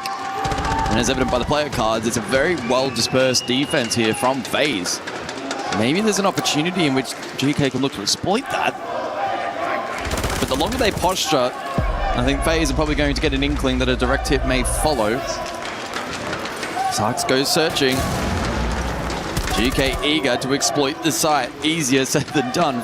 Vidiking to hold down the line, has Vert control presence up above, and the rest of the FaZe defense is shaped nicely. Yeah, when they've tried to put pressure on that bar stock position, but no gas pipes thrown out from Vidiking. He seems comfortable. Therefore, they also haven't put a lot of time work into top library. Andy also just still comfortably sitting library stairs. You've got KDS at the mezzanine. A lot of good positions, still well held for FaZe. Cyber drop down, little peek out towards main lobby entrance. Does he think about the drop over towards fireplace stairs? Caught at the window though. That was a strange run back. So Cyber KDS go down together. That gives GK a two-player opening advantage. Still need to deal with bar stock position held by Vidiking and handy posture still towards library stairs. And again, loving the time management for GK. They got a full minute here to deal with this two-player advantage. Sarks looking for a cutoff towards bottom library stairs. He goes it alone. A shot into the shoulder of Handy, but now Handy aware of the player. What a swing from Handy! Opens the round back up now for FaZe, and Soul shutting down Ask. Yoga needed that quick trade. They find it, but here comes Handy up fireplace stairs. Oh, but now he's all alone. 1 versus 3. Vidiking dying towards bar stock. Knows that one has dropped down below, but it's Yoga to get the kill. 3 in a row for GK. Well, things now are heating up inside of the server. GK turning it up. And when you look at the numbers for a team that has a dominant record on this map locally in EML, it's actually defense that is by far their strongest side here on Chalet. So they've given themselves now a strong foundation courtesy of this round streak. Playing some good siege across the board. They're disrupting the flow of FaZe. And that's not a sentence that you say lightly. Back above now. Final round of the half. Can FaZe stabilize? It's weird, we're saying that after FaZe in the second round. Flawless, looked as if they were on their A game, maybe even S+ game. Well, the FaZe clan crowd trying their best to provide some voice here. One thing that has really kind of shaped the tail end of this first half, I think, is just the way that GK haven't really been that easy to read, guys. At times they go really fast. We saw that back in the 4th round, bedroom office. They got a 2-minute and 3-second plant down. Then they slow the pace down, heading into bar games, wait to try and get some picks. They do that at around the minute mark. It's making it difficult for FaZe to kind of ascertain as to how GK really want to play this. Final round of the half. 3 straight, can they make it 4 and give themselves a little cushion going into the second half? Back to bedroom office.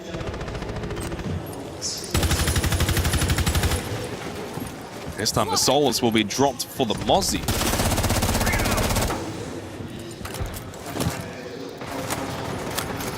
Yeah, it does mean double Nitro in play for FaZe in this particular round. On the flip side for GK, double info gather courtesy of Deimos and Solid Snake. An early round, I feel like they've been gathering a good amount of info and then being able to posture accordingly. In some cases, not finding much, which on a map like Chalet can actually offer quite a bit in terms of what may or may not be clear. Oh, the timing. That was close. Well, Andy takes a bit of unnecessary damage towards bathroom. As the Commando crawls back past the window, gets himself up. A lot of information, by the way, being gained from Grubby on the radar of the Solid Snake. Put the information onto Souls, Vidiking, and Handy. Cyber towards Piano. KDS by himself towards Mezzanine. Again, GK taking their time, trying to just hope that they can find that early kill. A lot of utility still remains for the dislodge here. If they are to commit Soul aside, that layering will be critical and dislodging the defense. As you can see, Yoga double window, that's good for the backline, but this initial entry, precarious for GK. This looks like the time they're going to get into solo. Porte down, King trade. That's 1-for-1. You'll take that if you're the attacking team. Handy, though, keeping control towards solo, but a little bit pinched now with the player at the bathroom window. That was Ask. He's dead. Bit of help from KDS. Sark's just going to be going into Piano now. Split from Yoga, who's still outside. Needs to get into the building. FaZe managing this 6th round perfectly. Diffuser in a bad spot towards Solar, and then Yoga tries to just go quick entry in through the big window. Fall back here from Cyber's clean and smart. Souls can then play the doorway angle. Darks need to be ready for 2 players at the same time. Cyber toying with him. We got the kill onto Souls. Now it's a beeline 1v1. And there's plenty of time here for Sarks. He has the death mark available, but it's only onto Handy. He doesn't have the ability to place it onto Cyber, and Cyber catches the head. All tied to close the opening half of this semi-final. FaZe were off to a hot start, then GK tested them.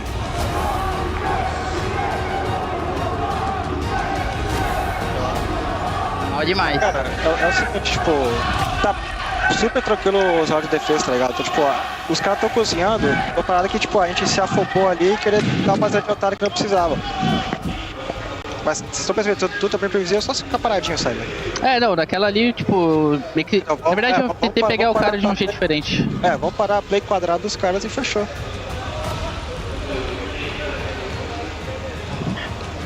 Eles estão jogando bem, agora tá aquizinho. É isso. Você lembra das paradas tudo, né? Aham. Faz um corte. É isso. A do Pinkil faz lá, se eu fizesse o quê? Depois do Pinkil só ficar parado mesmo? Os outros caras que jogam? É tremado o cara do verde. Ô, cadê na Pinkil lá? Que eu não ia conseguir entrar.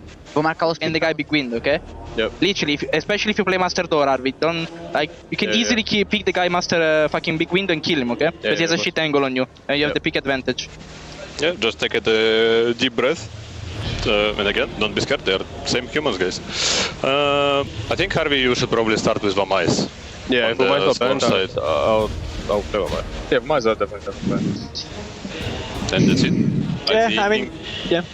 There shouldn't be like that some like really counter-strategic group. If you want, you can even start with your default setup. The only like one real thing that you should be kind of proactive is about the reactions. That's it. Like literally, that's it. Yeah. It's all about that. Yeah, I think it's like I think we just need to understand that the game won't be easy as we need.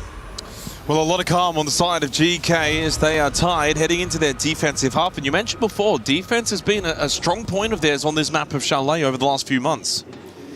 Yeah, you're right. Their success rate is far above the average, 82%, 23 out of 28 rounds. And we'll see if that's enough for GK to get a result across the line. I really love the messaging there from Shepard. Strategy aside, it was just his initial note in terms of mentality, right? Let's not be afraid. They're humans just like us. And while maybe some of the guys on the FaZe team are closer to Terminator form than human, I think it's a really strong message to just reiterate. They're in this game. They're a real shout at being able to take this opening map. So the Wamai gets banned away along with the Montang. Azami Grim to follow as we head into the second half. FaZe won the opening 2 rounds. GK then were able to rattle off 3 straight before FaZe closed out an all-important 6th round. Opening kills split 3-3. That was a little topic conversation yesterday in the FaZe Liquid match. They were dominating a lot of opening kills there. GK have done well to split that battle.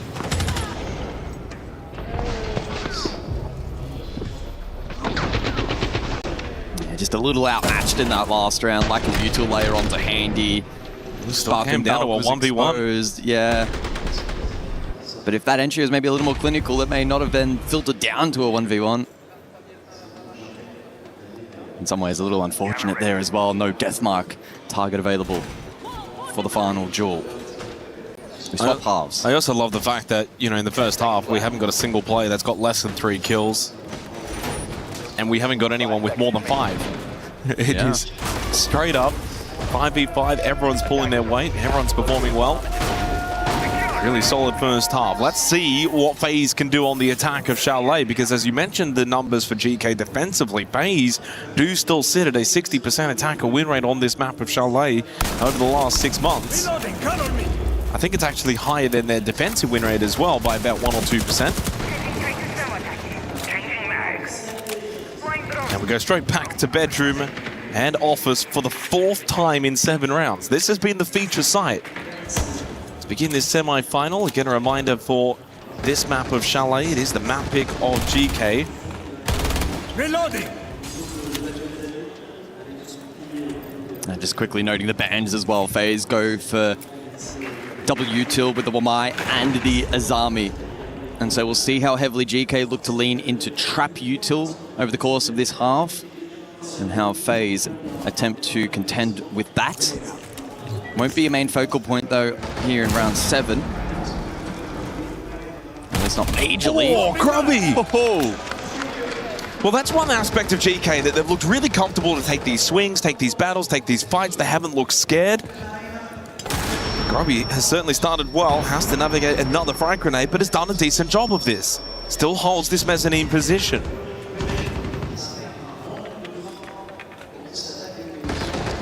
A lot of util already spent here by FaZe, and not a lot to show for it. This is a really strong position for GK, courtesy of some brilliant play over towards mezzanine from Grubby. Uport also close by support. Sarks as well, top library. This is going to be a bloodbath. Well, this is where Grubby's got to be careful, but he does have the ability to get some help from Sarks, along with Uport as well. Uport, speaking of, found the kill onto Souls. He was inside library. So now it's only the solo push from Cyber. KDS outside piano window. He really wants to try and help Cyber out, but he also needs to try and deal with those towards him close in piano. KDS will fall. This attack was absolutely torn to shreds from GK. Flawless. How many teams at this event will flawless FaZe? Not many. GK Esports will take the lead 4-3. And they send their own warning shot to FaZe that their defense will be hard to crack. Yeah, that's really impressive. Wow. Great work from Grubby. Here's a replay of that first shot. Clean onto Vidaking. Didn't stand a chance against that swing. Grubby withstood util. The rest of the team came across to support. And they shut down the efforts from KDS on the bulk to cut the cross. And that lurk over towards library stairs in support of the library push. It was a great read there from the email squad, and well deserving of that first defensive round win. Well, it says for FaZe as well, they're going to try and play that slow-paced play style. It may not work into the way that GK are going to set up defensively. Therefore, look to maybe amp the pace up. And interestingly, as I'm saying it, they've locked in, well, almost haven't quite locked it in yet, but they've selected at the moment the Ying, along with the Amaru, and it's gone. They're not electing to go for it. Again, it may not have also been indicative. That's why I never like to talk about attackers until they're locked in. May not have been indicative of a direct. It could have been quick take bedroom side, for instance, but won't be the case. And so we'll see how they look to deploy this utility. The Maverick suggests to me with some garage lurk into the bar backstore clear. That then often will shape up into a double window vault later in the round. The critical key pieces is going to be this Maverick. When you bring the Maverick bar games, open up that bar stock wall from fireplace stairs, it does make it far more difficult for the defense to hold inside of that position. So it means if GK can actually deal with Souls before he even can accomplish that, that is going to be a big piece off the board. Now, Grubby over towards Dining. Zyoga makes his way back over through piano. There is a little bit of presence around the map for GK. It's not just going to be the full 5-man huddle close to site.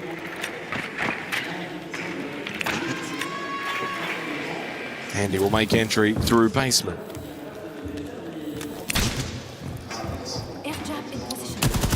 And with the Nomad in play, they can flank watch accordingly from that solar side, and then eventually top library and the like once they obtain that control. And the question will then be if GK fight or forfeit. I think initially they'll look to contest the cross top library mez, as you would come to expect. Handy. My goodness. Handy gonna go straight through the barbed wire to catch out Grubby.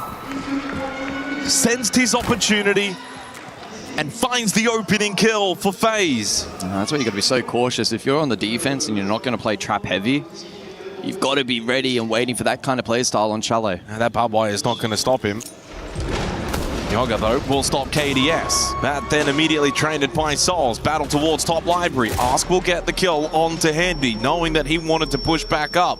Coming from basement. Cyber towards Ego Balk, Souls is also pushing up Fireplace. Cyber, huge kill onto Ask. Sarks is taking a bit of damage, but he does still have a Nitrocell. Just over towards Bar, throws that Nitrocell randomly. That's him nothing. Newport, though, still able to play Barstock. And time down to 35 seconds. Sark somehow wins that battle against Cyber, and we are in a 2 versus 2 with 30 seconds left. Double stack from FaZe, Fireplace. And then there goes Vidiking as Newport clutches up for GK. Back-to-back rounds again, and they take a significant lead. 5-3 over FaZe on Chalet. FaZe did not use the Maverick on that backstore wall, ultimately proving costly as Upor was able to anchor. And courtesy of a nice push up there from Sarks as well, library stairs prior to that.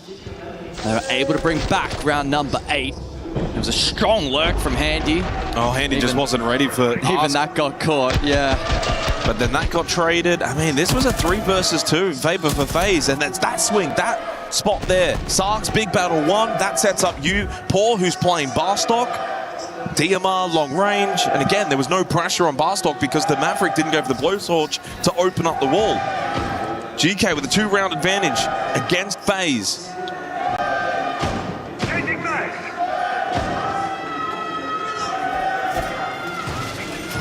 I think many would have come into today excited for Furia versus Dark Zero, expecting that one to be a series of high quality.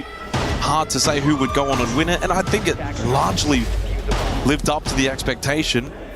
But many probably looked at this and thought FaZe will just get the job done, but GK are here to play. Yep. Can they withstand the heat, though, here in the 9th round? Looking across at the lineup here from FaZe. Execute heavy. Glaziering and Blitzall in combination. We'll see how much map presence they wish to gather. Perhaps some, courtesy of the Nomad, although that can also be nicely utilized for layering on the side itself.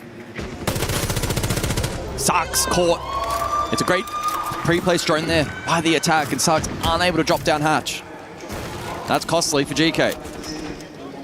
Not the kind of position that can be traded. And whilst we're seeing Groovy hold Mez really nicely, now it doesn't have as much of a support network.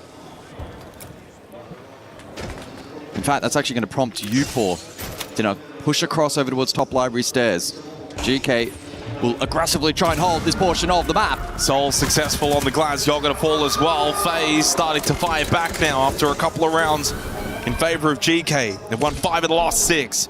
So this is more like the FaZe that we're used to seeing. KDS caught though from Grubby, finding the angle from that office wall being opened up. So from a 2 versus 5 to a 2 versus 4, and then Upor just unable to win the battle against the Glaz. Plan to go down from Vidiking, all up to Grubby. Shot's not quite landing, and now enters the post plant. Grubby does find the kill onto Vidiking. But then Handy is there for the remonstration. FaZe make it 4-5 here on Chalet. Yeah, the kind of round that GK will immediately be disappointed at, with Sarks dying early over towards library uncontested. It then left a weakness that was nicely exploited by the FaZe attack. Top floor broke down and never given a proper opportunity to fight in that round. They still, though, retain the lead as we get the additional and final ban phase. Denari, which has been played a little by GK, so some of that trap util now will be benched, and the Glaz, which was impactful in the late round, also dealt with FaZe timeout. Vai fazer agora, a play splitada, tá ligado? Seria a play Blitz e Glass ali, só que a gente vai falecer um Glass, o Souls vai só pular aquela janela lá e vai ir andando pra poder matar o cara, tá ligado? A gente vai colocar 2 caras neve, um pra tu comer a porta neve e o Souls que vai pular pato. Fechou? Tá. E a gente vai matar o cara do vaso por aí, ali por cima. Mais splitado? É, na espeitado. Seria meio que a play do Blitz Glass, é isso? É, só que eu não vou estar lá, eu vou estar... Só que eu vou fazer vai ter outro lugar e você vai fazer a função que sabe que não é o Blitz, você vai só comer a mesma porta. Vai estar... Você joga onde, então? Agora vamos prestar atenção aqui. Do bar, cara, foi super tranquilo o bar, tá ligado? A gente só precisa de paciência aí pra finalizar o round. E pega essa gol mais rápido, tá, Vita? A gente só precisa dessa gol mais rápido. So timeout expires for FaZe. ag.al going for the... We won a round, let's try and follow up with another round win into the 10th. It's 4-5. FaZe finally broke a big streak from GK, winning 5 of the previous 6 rounds. Handy, by the way, is putting on a clinic, guys, in terms of opening kills. He's gotten FaZe's last 4 opening kills, 5 they've got overall, and he's got 4 of them. He's 8-6 with the KD, 4-2 on the entry.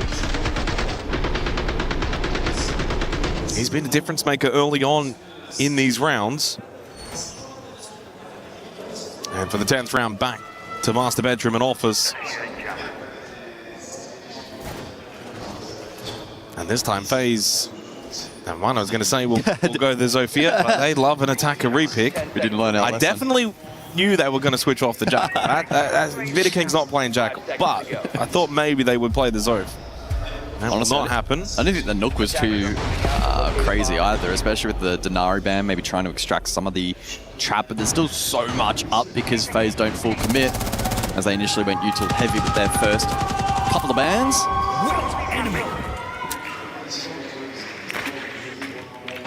So into the 10th we go. Can FaZe equalize, or can GK be the first to get to map point?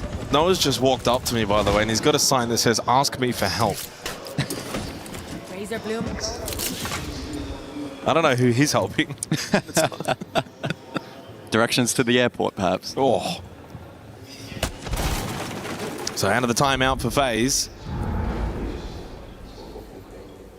Newport Nitrocell ripped.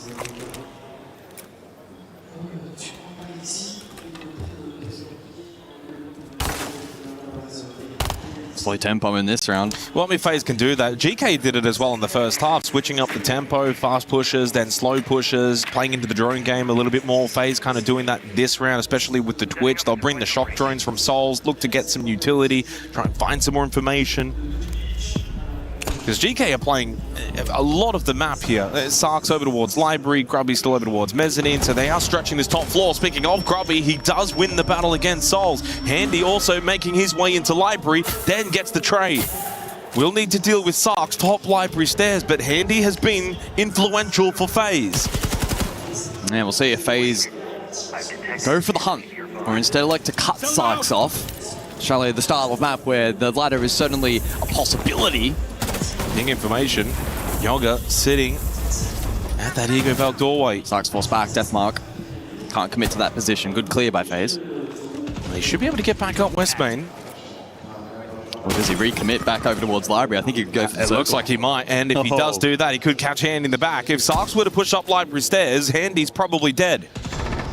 Ask is the one that finds the kill on the KDS outside that piano window on the balcony. Sark's got targeted again, so he'll be kept at bay for now, but players dropping elsewhere. He's over towards Games. Big kill again from Handy. He turns around knowing Sarks is still there. And as Ask will fall, it's only Upor left. He got a big clutch earlier. Will need to do it again.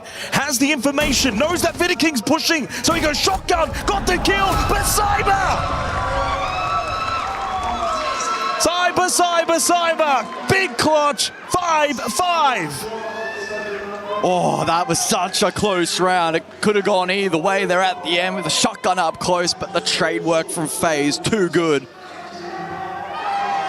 But once again, it was Handy to be the difference maker. The Deimos util and his presence of mind to cut off this flank attempt was huge. Sarks was in prime position to be a difference maker for GK. But Handy is switched on right now. You take him out of the equation, FaZe would be in a much more compromised position. He's dominating early kills. He's also getting big impact plays mid-round. Doing it all. 5-5. GK need to win this map. They're playing really, really good Siege, but FaZe are now testing them again. 11-7 for Handy with a 130 EPS. Grubby 9-6 with a 116. They've been the best two for their respective teams. Attackers are moving to defuse the bomb. Oh, it's breakpoint round. It is bar games, though. It is. GK did win this last time, and it is the most defender-sided side on the map. It's a really good opportunity for GK to get to 6 and at least have overtime secured. FaZe will not bring the Maverick again this time. Didn't work for them. Decent little change up. They won't have the counter tower either. Instead, entrusting Cyber on the Solid Snake.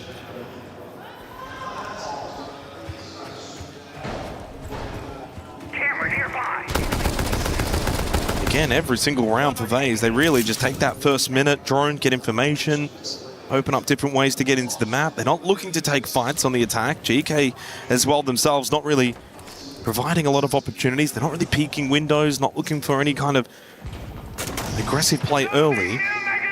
Sarks has been pinged out twice here by the Solid Snake. The longer he stays around, the more challenging the rotate back towards the site will be. Souls has also just re-droned him as well.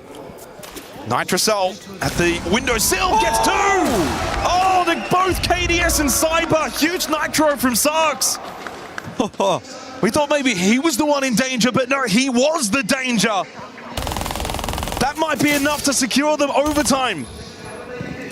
But Handy's still inside of the server. We know what he's capable of. But as King falls, they're losing troops, and GK are looking far more likely to get to 6. Yeah, the fight back now for FaZe in this round seems incredibly unlikely. And in fact, flawless for GK. Another flawless for GK. They go and get their second flawless to get to 6, and it was all off the back of that Nitrocell from Sarks over towards Solar. Catches a good timing and catches 2 for 1. GK go to 6. FaZe will stay on 5. GK get a map point here in the opening map of the series. I'll tell you what, the confidence it takes to play that position for the Nitro against this team, that takes a healthy amount of ego, but that's the kind of confidence you need if you're going to take down this FaZe roster. Great work from Sarks, he committed to the play. And they're now in a position where they could close out map 1 of this series. And they're also in a position where they know we're going back and forth with FaZe. We're meeting them head on. We're up to the fight. There's always a bit of fortune with these sort of Nitrocells. How often do we see those get thrown, get nothing? Yep. How often do we see the timing of it?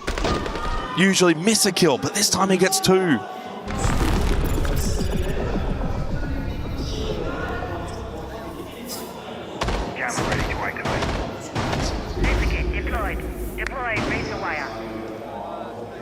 Well, only fitting that we are likely to head back to bedroom and office, but a rehost first, just to cool the nerves. Just to give us a little bit more time.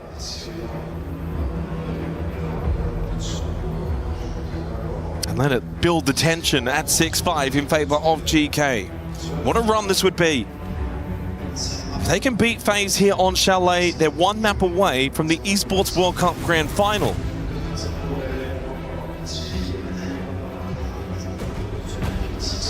It really has been an incredibly close match. When you look at some of the metrics for Chalet so far, 1 plant each, a couple multi-kills going the way of FaZe, but not a huge volume.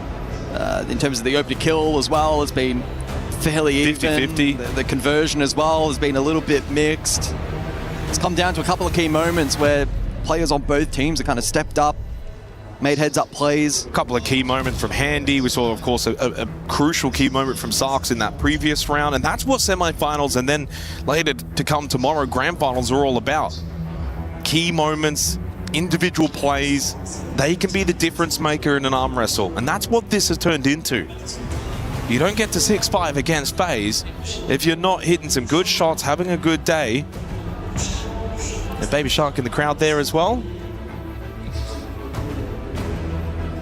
Yeah, they're both playing a strat book that is reliant on those individual moments, going large. And sometimes we say that on the map stylistically, like Chalet, and it's made for An entertaining but volatile game so far where neither team has been able to gain meaningful momentum.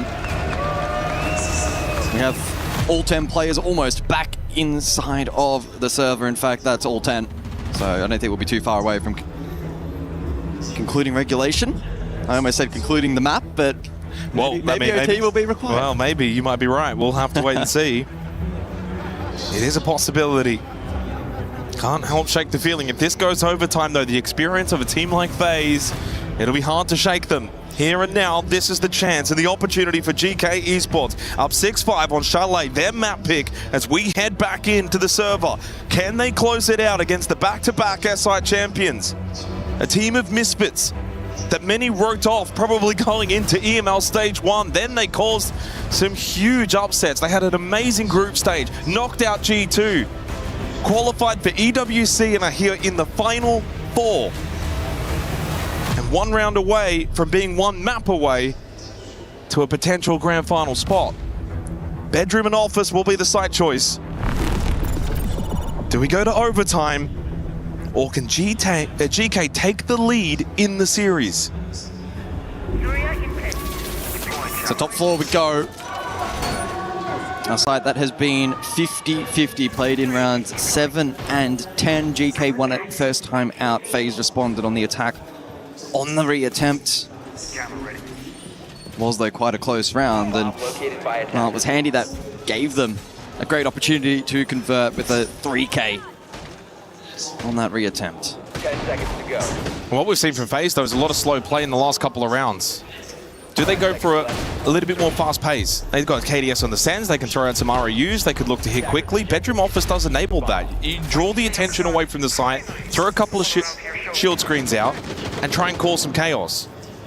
It seems like GK's defensive setups, they've been really, really solid in terms of where they've been sitting, anchoring key positions. They've been hard to break down, but what if you just make it a bit messy? What if FaZe flip the script, go from this clean, clinical playstyle and go and get aggressive? You've got the Solid Snake, you've got the ROUs of the Sands. But what we've been seeing the last couple of rounds is drone game, try and get as much information. And that's keeping GK pretty well set defensively. Yeah, I'd be pretty surprised if the ROUs are for the direct. It's probably for Bathroom Bulk. Facilitate that position, lay a more pressure Mez Piano. Zarx is all the way over towards Games. Now makes his way up Library Stairs. It's one thing GK have done really, really well in the second half. Really stretching the map, playing a lot of different positions. Making it difficult for FaZe. Figure out where are they playing. They like to move around. Smoke over towards Big Window, just outside Office. Reinforced wall. Grubby takes a little trip down Fireplace. Now, what's he thinking of here? This could be a big play from Grubby if he can find a kill. In fact, he just goes for a run out. Crucial. Oh, he just doesn't get anything. Grubby went for the hero play, but turns into the villain. Gives the opening kill to FaZe and gives them a gap as well to push in. Yeah, very, very rough start to the round for GK. Now a player down. Can FaZe exploit that weakness? ROUs for that coverage over towards Piano Window. Soul's Diffuser still outside. But Handy is in solo with ground. Take it. Gets rid of the default camera that was up a little longer than he would have liked. Cyber taken low. And then eventually finished off by Yoga. And he's able to also slip back over to Mezzanine. Yoga's now also closed a defensive gap that was there for GK by finding that kill, evens up the numbers, takes some good space back over towards Mez. That's a critical second kill as well from Yoga. Upor too to double down and get rid of Handy. Upor finished off by Souls. 30 seconds left here for FaZe, and it's down to Vitter King and Souls. Very difficult to envision FaZe being able to win this round. It doesn't look likely. Souls half howl. GK on the verge of taking the opening map here in the semi-final against the SI champions. Souls has got 15 seconds, a hope and a prayer as he goes for the plant to try and bait anyone out, but no one makes a move. Souls, he's going to get one, but no more. Ask will finish him off. The opening map of this semi-final goes the way of EML. It's GK that takes Chalet. They are one map away the Esports World Cup Grand Final. FaZe Clan are on the ropes. Look, you can make whatever concessions you want. It was their map selection, but still to produce that result against FaZe is a phenomenal effort. And full credit, they played well. But it's best of 3, Jake. They need to play a lot better from this point onwards. It's not a best of 1. No. It's not. Marathon, not a sprint. And the next map of Consulate is not going to be easy for them, but they've got the first map in their pocket from here. In fact, already coming into today, playing as an underdog team. Little to no expectation against FaZe, yet they go and take the first map. No overtime was needed. And now they can go and see Consulate for free. They don't have to worry too much about what happens there. Fortress the decider if needed. But it means for GK, 1 map away from the EWC Grand Final. This is a Cinderella run, which we see every now and then. It can happen, but this would be an almighty run for them. Would be. Overall, though, a great team effort. I think they can best be described, and sure, there were certainly great individual moments from GK which were facilitated by the strats. Well, FaZe haven't even left the stage, by the way. They're doing their strat work literally behind their monitors. GK have gone backstage. FaZe are still out here. They're not happy and expect them to respond the way that they usually do. GK should be ready for it. They couldn't have asked for a better map to start in this second semi-final. GK 7-5, a 1-0 lead. Well, EML, we said they conquered in the battle for the region. Now they're conquering just in the general battle. It's FaZe Clan who go down, but GK Esports who rise up to the occasion. Ask, taking a bow for the performance. Defense goes their way. And honestly, this is a great showcase of what this team has done. Surprised people again and again and again, Lex. The unexpected. I mean, now 7-0 on Chalet. And you got to keep in mind, FaZe has played that 22 times, and they are now losing. They won 15 out of those times. Now they're adding another tally of a loss. But I mean, what a performance from the side of GK, gentlemen. We have a semifinals. I love it because this means now FaZe has to go 2-0, but it also means that we are on the precipice of something pretty unthinkable with FaZe losing this matchup and GK joining Furia in the finals. I said it. If anyone could do it, it's this team. I feel like they're just playing released together right now, and you see that in their gameplay. I love the way that we're getting to this. I know we're going to have a scoreboard for you in a moment to talk about what these stats were exactly, but there were some key pivotal moments. I think even on offense, we're going to highlight one in a second, but when it comes to like SARS and his amazing 2K, Sarks and his amazing 2K from like, I think it was maybe round, I don't know, maybe round 8 or 9. It was just one of those rounds that really turned his favor. It was an incredible performance from a lot of individuals from GK and a good team performance. Yeah, I mean, you were just highlighting SARS, but every single player on the side of GK has been stepping up and putting in their effort to be able to be here, live in this moment, and take down a big powerhouse team like FaZe. I mean, all of them should be giving themselves a big pat on the back. I mean, this has been a great performance. Honestly, I was unexpected of this. I wasn't sure what I was going to think, especially how it first started out. But again, it was those opening picks that I was highlighting going into this series. They were going blow for blow. They weren't allowing FaZe to run away with the tempo, keep the pacing. I mean, they were playing their own game, and it was fantastic to see. Yeah, they were clinical. I know we were looking at some telestration to try to break down some of those plays. So, Iconic, what do you got for us? What did you want to highlight from that? I just want to show you guys how deep GK is right now with their strat book. Let's take a look at this right now. Going to, after their time at 2, after Shepard said, these guys are just humans. Let's make them work for it here. Going into Chalet, top mezzanine is going to be the initial position they want to clear out here. You also see how the bands change this narrative. They double reinforce the top mezzanine wall, and you're going to see FaZe. They're going for a top mez clear. Vita King being on the cut position on Eagle balcony, holding the cut through on Groovy. You're going to have KDS on the snow balc holding the cut through. Cyber and Souls are going to be coming through the library side, so they're going to have a quad pinch going on with Handy with a vertical lurk up blue here, okay? Grubby's going to get the initial opening onto Vita King on this balcony, cutting off all of his pressure here. He's going to dodge both of these nades beautifully. And the key thing too here is he's not exposing himself to KDS on that balcony, okay? He's making them work for every step here.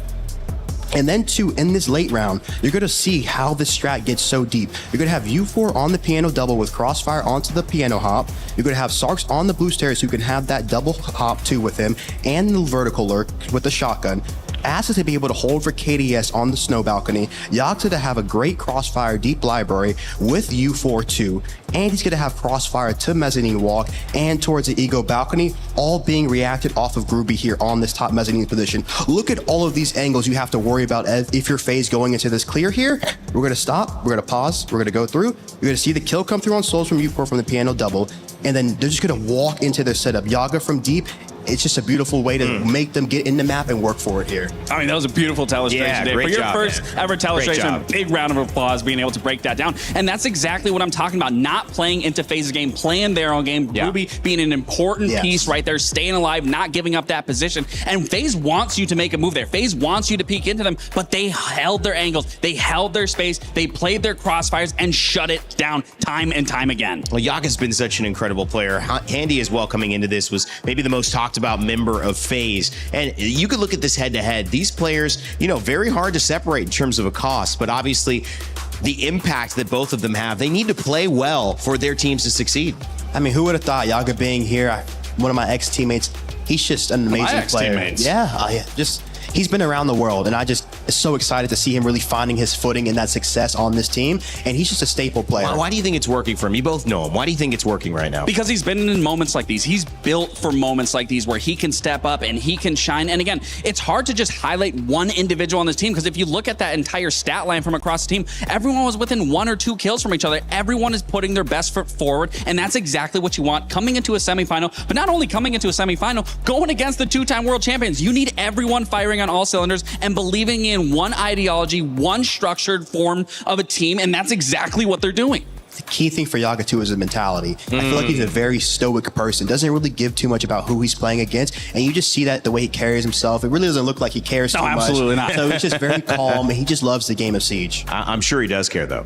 No, of course. Yeah, and I think the element is when you have that kind of game face, you can take on some juggernauts who expect you when they walk into the room to kind of start reacting. You don't react and they go, okay, this is a new ball game. Now you stay even pace with them. You make things difficult. You get a couple rounds and you're in the map lead. Where do you go from here, Iconic? Because GK Esports, again, many people going, that's right, FaZe will come back like they did against Liquid yesterday. But does this GK team have enough to shut them down now again? Of course. I think too, going to the console, it's a very big defense-sided map. So just making sure you can reset and establish that new momentum going in, because FaZe are going to come at you. They're going to be aggressive. They're going to try to take the momentum back in the series, and you have to be ready for them to fight. Groovy said it's not going to be easy, so you have to expect that. You have to reset and you have to go again. GK Esports, they're on the verge of doing something special. And now let's get an exclusive sneak peek at Yaga's setup. Thanks to our folks over at Lenovo Legion. If you want to play like the pros, make sure to check out their gaming products.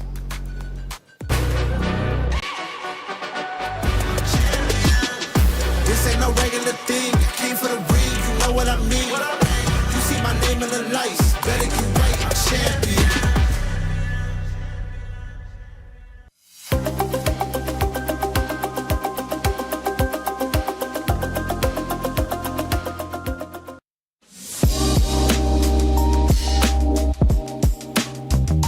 Welcome back to our Lenovo PC setup here with our professional player Yaga from Rainbow Six. We're going to go over everything that he does outside of the game to get him ready for the end game. Yaga, let's go over these setups really quick. What do you typically do before you jump into the match? Yeah, so the first thing that I'll do is I'll obviously adjust my chair, usually set it to the lowest height, and then make sure the back's situated properly. Adjust my desks, and I don't have a specific height that I set it to, but I'll just kind of feel it out and usually just right up with my belly button. A lot of players will take out their measuring sticks and whatnot. I'm not super particular. I just, whatever feels good. In terms of the keyboard, are you more of a slant or slightly crooked? Yeah, so I just do a slight slant with my keyboard. A lot of people, they put it straight vertical. I'm not able to do that. I'm not super particular about like where everything's at on the desk. I just kind of go off feeling what feels right to me. Do you do anything with mouse settings? Do you do anything with monitor settings? Yeah, so I'll obviously make sure my mouse is all set up correctly. I'll set it to 800 DPI, don't really mess with the polling rate. And then as for the monitor, I just make sure it's on the max refresh rate, and I like to crank the brightness up. Dark boost as well, I like to just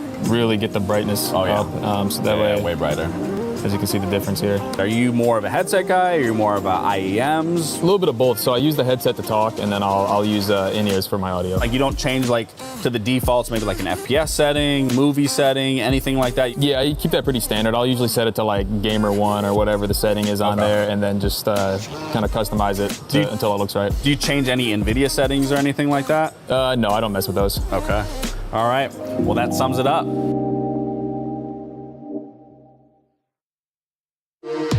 We were there for every click, every clutch, every respawn. We were there for the years of grind, and we're here now. The proud founding partner of EWC, powering the biggest event in gaming, shoulder to shoulder with the world's best, making history. Greatness deserves a stage. Lenovo Legion, reach your impossible.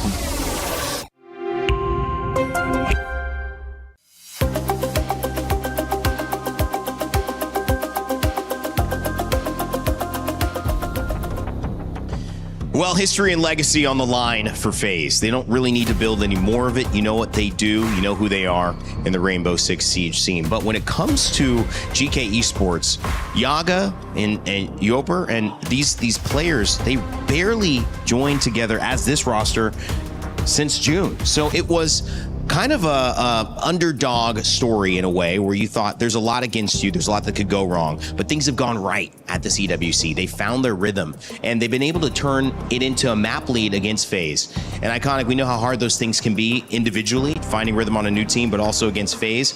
If GK are to do it here, because I know many people are wondering that question at home, what does it look like? So it looked like just staying calm. I feel like Shepard delivered it perfectly, taking a deep breath and really making sure you don't let them sink too much out of your control, because they are human beings. Everyone makes mistakes and everyone has fear, so you have to exploit that. Good to see the Cade with mibr coming out. Gonna be difficult here. Monty, Grim just to stop that initial pressure. Grim just to displace admin side and the yellow side here. Look to see DK start out strong on the defense side. Yeah, absolutely. I mean, especially how they were using those attacks on Chalet. They were able to push and pull all the side of FaZe. It's going to be a little harder on console. It's a very constricted map, but something that we see typically from a lot of teams on the defense. They get that early aggression. They play into those layers, play into those traps. So I have no doubt that we're going to see a very similar side of a defense coming out on the side of GK. Well, here is the question. GK, if they have the answer, they'll be moving over to the grand finals, but it's FaZe Clan who's standing in their way. Can they go 2-0 against the back-to-back 6 invitational champions? We'll find out as we send it over to Xenox and Gus. So heading into the second map of today's second semi-final. Furia already in the grand final tomorrow. We're just waiting to see who's going to join them. Right now, GK have got their noses in front after winning Chalet 7-5. They start defense on Consulate as well, Gus, so that can get them off to a good start. 55% defensive win rate at the Esports World Cup. FaZe will be looking for revenge in terms of the map history. Well, Cyber's already found a kill inside 15 seconds. Well, is that an ominous feeling? Over the last 4 months, a 1-2 record for FaZe on this map of Consulate. The only win being against Wildcard 3 months ago, 8-7. 6-8 loss, 5-7 loss in the other 2 results. As for GK, a 7-5 win over Twisted Minds and a 5-7 loss over virtus.pro.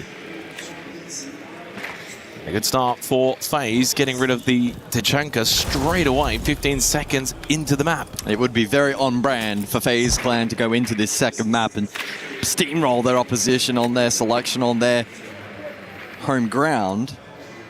And off to a great start here for the opener. We'll see ultimately what they shape up for here. Admin side clear likely. And then a lot of util layering on offer for the late round. And don't discount KDS on the Zofia here. Triple impact could be useful in dislodging some of this horizontal pressure laid out by GK. The concern right now, though, for GK is without the Tachanka, you've got less denial later in the round. So this Nitrocell that Yoga has over towards managers will need to at least get something. KDS down below inside of Visa. Yoga needs to go for that impact trick. As you said, Yoga needs to be very careful. Does go for the Nitrocell and does connect onto Cyber. Gets rid of the Capitao, gets away safely. KDS has still not used those impacts on the Zofia. As he lurks below inside a lounge, it's going to be Souls to make his way into admin. Used one of the smoke grenades.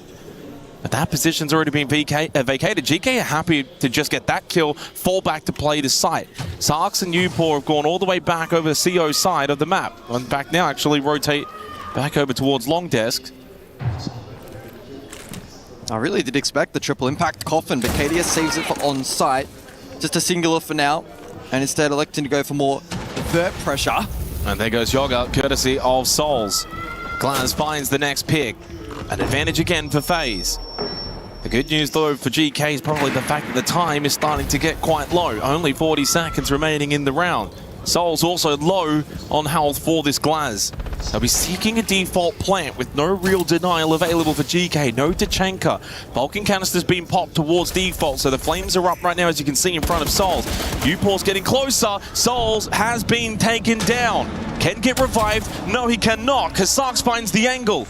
3 versus 3, and we're getting very low on time. 1-for-1 trades, not bad for the defense. Still need to get the plant out. Vidiking, though, hits the headshot onto Grubby. Upor's going to have to try and kill out KDS. He cannot.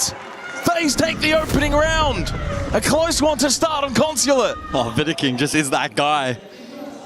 Some players may not have had the confidence to go for that peak and instead try to stick the plant, then a 1v2 cover as he sticks it, but instead went for the peak. Not a bad fight back in the round there for GK, all things considered. It was a nice nitro, and then some of that onside pressure was pretty good. The likes of Sarks as well, from vending. Nice 1-for-1, but right here, bang! Great shot there onto Mirror. And with Grubby falling, it was that very, very difficult position for Upor to find him, for the final defender to find themselves in.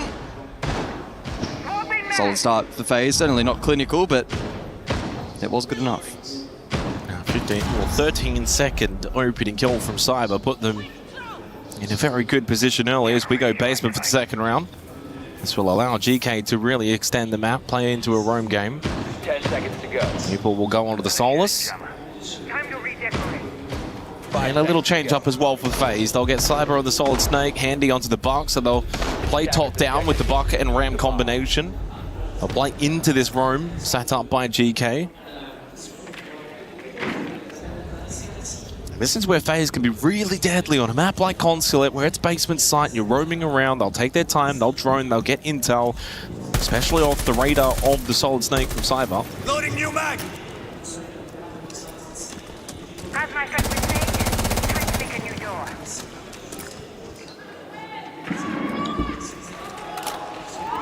Yeah, FaZe the kind of team that will be patient in the initial info gather and then formulate a plan to pounce onto their opposition. Try and exploit weakness. Oh, Handy. Whoa. Wow. And he might get another one. No. Body shot.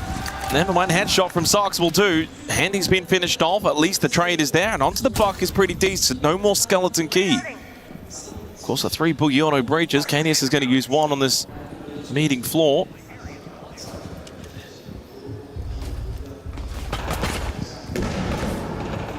Top floor has been vacated from GK. Cyber towards Spiral, catches out Upor there on the Solus. And that's the suffocating nature of the FaZe attack. That double prong is so deadly. And playing the roam game against FaZe on a rather large map like Consulate, it's not going to work out for you all that often. They find themselves down a player again, second round straight. FaZe have had the early advantages, looked the better. And look if there's any salvation for the defense. A Nitro in play. The anchor positions might be fortified by the mirror. I mean, I feel like I'm clutching at straws here a little bit for GK FaZe.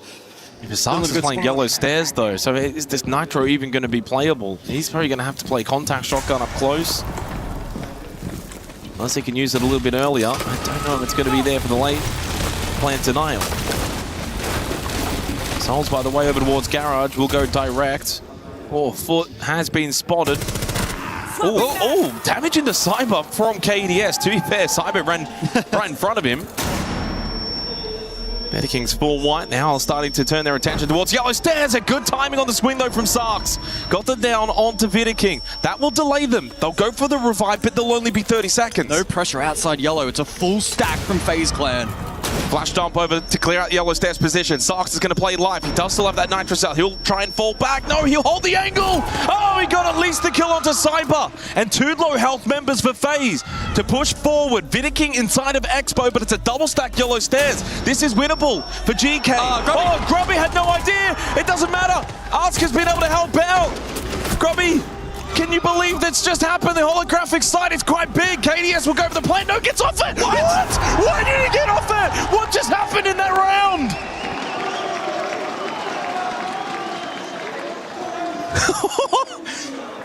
Not exactly the most clinical round of Siege you'll ever see, but an exciting one and a reprieve for GK. They get given that round at the end. Oh my. No, FaZe. When we look back at the round, strong from Handy. They found himself traded. Sark did great work over towards Yellow Stairs in this round. He deserves a lot of credit. Cyber took a chunk of team-inflicted damage. And then the last 40 seconds of the round, Sark's continued his rampage, was eventually then traded out. And right at the end here, KDS look at the surprise. The plan. Look at us. They're about as confused as we are. It's not often you see that, especially for not a team from of this FaZe. caliber. No. That's a gimme for GK. Ooh. Well, what about the holographic side though on Grubby? To be fair, we have the outlines and even I didn't even notice initially. No. 5 seconds left before insertion. We'll take anything that you can be afforded to you in a series against FaZe Clan 1-1. Expo Piano for the 3rd round. A rare mistake from FaZe. Doesn't happen often. GK will benefit, but GK should also be aware of the fact that 2 rounds in, FaZe have looked better. Being the better team. Back-to-back opening kills, one from Cyber, one from Handy. Nice and quiet. And those have been pretty early in the round. Both of those have been inside of the first minute. Yeah, I wonder how FaZe are going to respond after that last round. I guess probably most likely a miscom there regarding a Nitro, but either way, a bit of a sinking feeling to lose a round in that fashion. And they'll look to recuperate and refocus here into round number 3. Speaking of Nitros, triple in play here for GK, looking to play Info Heavy as well with the Solace and the Valk combo. Cyber on the IQ in counterplay as the FaZe fans continue to scream.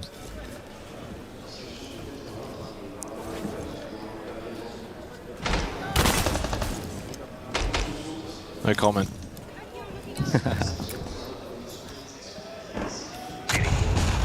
Yoga finds a Nitro pick onto Cyber. First opening kill of the map for GK. Gets rid of the IQ. Actually, these Valcams are still up as well. 1 Visa, 1 Spiral, and 1 Lounge. And with no IQ, these may stay up a little longer. A very slow-paced round from FaZe. Now down a player, heading towards that final minute. And a lot of work to do. They still haven't really cleared out this top floor either. No, they haven't. Ask, though, has got to be a little bit careful because Vidiking is very close to him. Vidiking has not made noise for quite a while, so Ask, I don't believe, knows he's here. Yeah, waiting for a dislodge elsewhere to maybe find a playmaking opportunity. Difficult to go head on himself from this catering position. The timing kill, and he knows then Ask is close, but smart. Vidiking plays the safer option, fall back, expecting maybe for Ask to go for the trade. And then Yoga to fall to Vidiking as KDS captures the head of Grubby. Sarks does find that kill onto KDS. Ask still inside of meeting, but knows that maybe Vidiking has fallen back outside balcony. Sarks does still have a Nitro, but there's a battle in the hallway. Jiggle Peak swing is so clean from Handy. Clinical siege, and only Ask that remains, and Vidiking still close by to him. Surely Ask is dead. In the next few seconds, Vidiking is ready to pounce. He's got the angle covered. Ask can't get into a position to deny. And even though Vidiking didn't find the kill initially, Plant went down, then gets the kill. FaZe find their second. That's why Vidiking is regarded as one of the best in the game. His ability to unlock that round for FaZe, unmatched. Found that kill onto you, Porte, doubled down over towards meeting, and then had the presence of mind late round to be in a position to counter the Solace on Vert. Great round from Vidiking. Large reason as to why FaZe were able to win round number 3. As we now enter the additional ban phase, let's see what each team will opt for. FaZe will, funnily enough, directly take that Solace out of play for the remainder of the half, and Solid Snake, which has been some good info gathering on the side of the attack, benched by GK.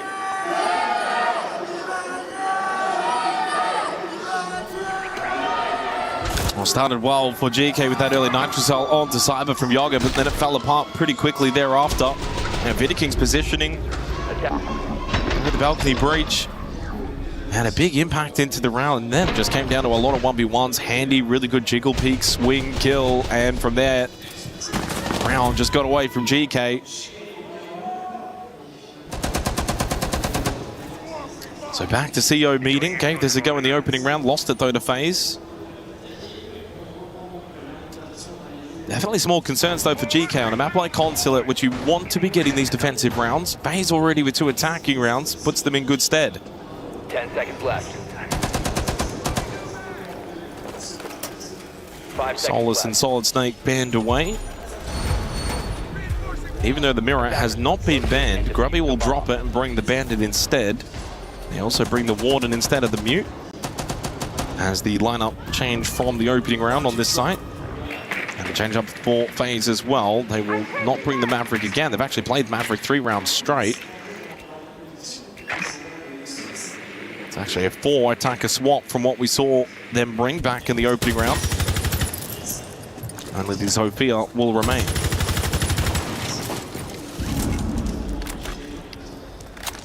GK will be eager to retain that Plantinal potential.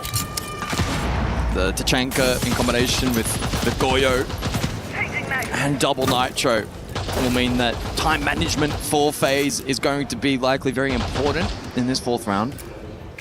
We'll see though how the attack looks to posture here. If it ends up being console side, maybe yellow drop. Deimos in position to contest Vert through that position. KDS impacts elsewhere. Some strong lurks already deployed here by FaZe. Yeah, they just get into such good positions, don't make a lot of noise. They don't really give the defense a lot of opportunities to figure out what's happening. Yoga's just taking some damage elsewhere, but it was top floor hallway. U-Ball first death, courtesy of KDS. 2 impacts were used as well from the Zofia to find that opening kill onto the Azami. As Vidiking maybe expecting a swing, and there it was from Sarks. Read him like a book. Well, FaZe are cruising at the moment on Consulate. Their attacks have been clinical. Really, the one round that was won for GK was also off of a FaZe mistake, a rare one too. Grubby yet to find a kill.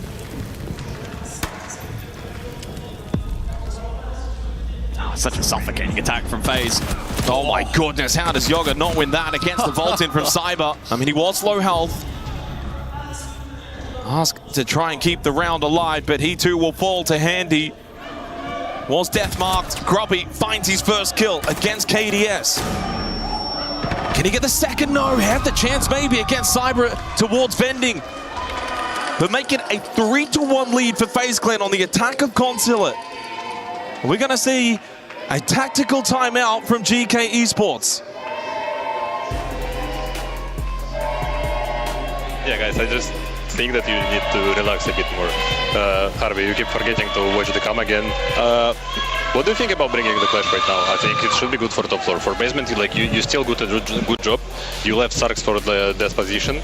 Waste time, just don't die. Have a good road to pull back to the side. Even play Valkyrie, hide Valkyrie. Yeah, I agree. I think. I think we just need to find a solution to the opening kills. Like, did they get all the opening kills? Yeah, on the opening kills, like, I don't think we need to start extended. If you guys want to start extended, that's like say to your teammate with a shotgun to, for example, on yellow stairs, you know? And it's the same. For example, I think we like just make sure that we breathe, guys. Like, keep the defaults up, guys. And yeah, just keep the piano, just play Clash on the top floor. Let's go, guys. Let's go. Well, Shepard saying, you know, calm down. Ask actually bringing up the opening kills. That's been an issue, and he's right. In the opening 4 rounds, 3-1 split in favor of FaZe. But it's not just that as well. It's the way that FaZe are able to enter the building, get into these deeper positions, and they're just seemingly one step ahead of GK. Even though GK's on defense Consulate, they've got to make it more difficult for FaZe to get into these positions. Yeah. Interesting. There was a little discussion there in terms of maybe bringing the Clash for counterplay, not to be selected here for at least the 5th round. And they've also not elected to go trap heavy despite these strong lurk positions from FaZe. The kind of lineup that to me suggests they're looking to play late round, but FaZe have been so dominant in the first third of the round by gaining that space, forcing scouting from the defense, then being well prepared to dominate. It's an interesting path that GK have elected to follow here, and to me suggests that maybe they aren't reading into the play from FaZe as well as they would like. But again, we'll see how this side goes, because it can play it a little bit differently. And I feel like in terms of the clash that you mentioned, if you're going to bring it, probably CO meetings decide that you'll actually bring the clash. Which is what they said. We also heard that they'd find to go back basement as well. So they've got options. That's probably the gist of things to close this half out. 2 rounds to go.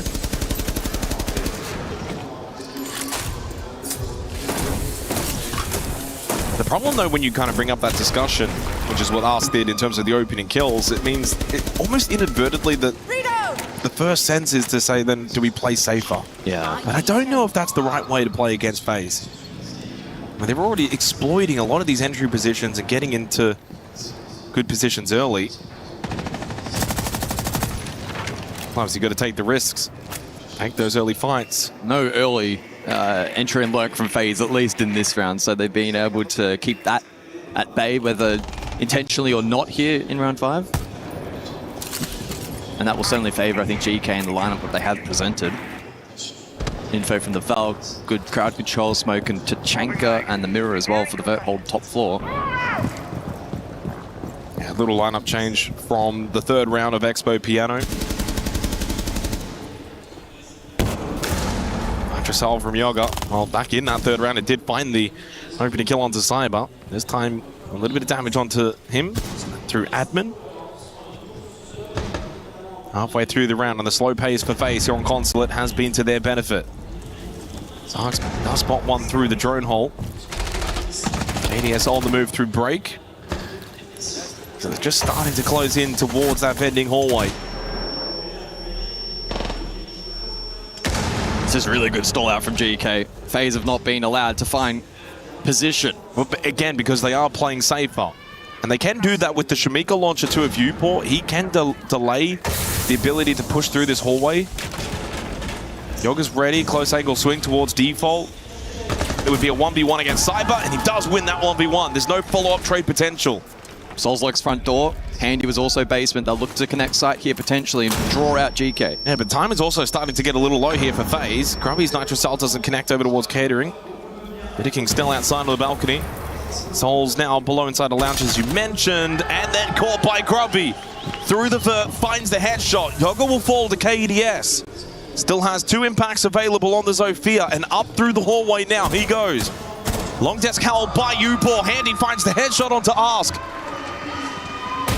GK have still got a lot of this site in control. Sark's on this first floor as Handy's going for the plant inside of Expo. It's not a default plant. Grubby losing his life. Upor's on the move. The plant will go down though. FaZe have navigated this perfectly. Good swing kill though from Upor. 2v2 into the post plant. Upor to try and play the vert. Sark's now to try and play direct, but it's Upor that dies from the first floor. Sark's by himself. 1 versus 2. 1 up close, 1 holding the doorway. He doesn't even make a move as Handy swing kill. 4-1 lead for FaZe. It's a FaZe onslaught on Consulate. GK are getting beaten down. Oh, you got to feel some sympathy there for GK. It felt like they did so much right in that round. The whole top floor exquisite in terms of the stall out. FaZe and the lurk wasn't really connecting as well as they would have liked. First pick went the way of GK.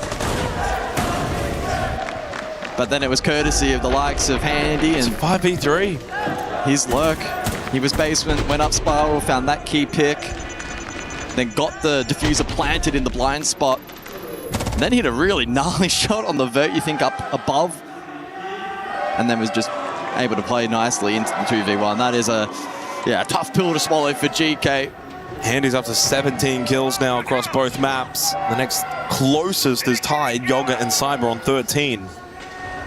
Handy's also 5-2 on the entry. Final round of this half, but can't help but feel for GK. They have missed the boat. Needed to get defensive rounds. Clearly haven't. It's going to be difficult for them in the second half, whether it's 4-2 or 5-1. At that point, it won't matter. Better 4-2, though, of course, but it's a long way back now here on the second map of the series. Fortress looking more and more likely as a requirement. Cyber quick entry into admin.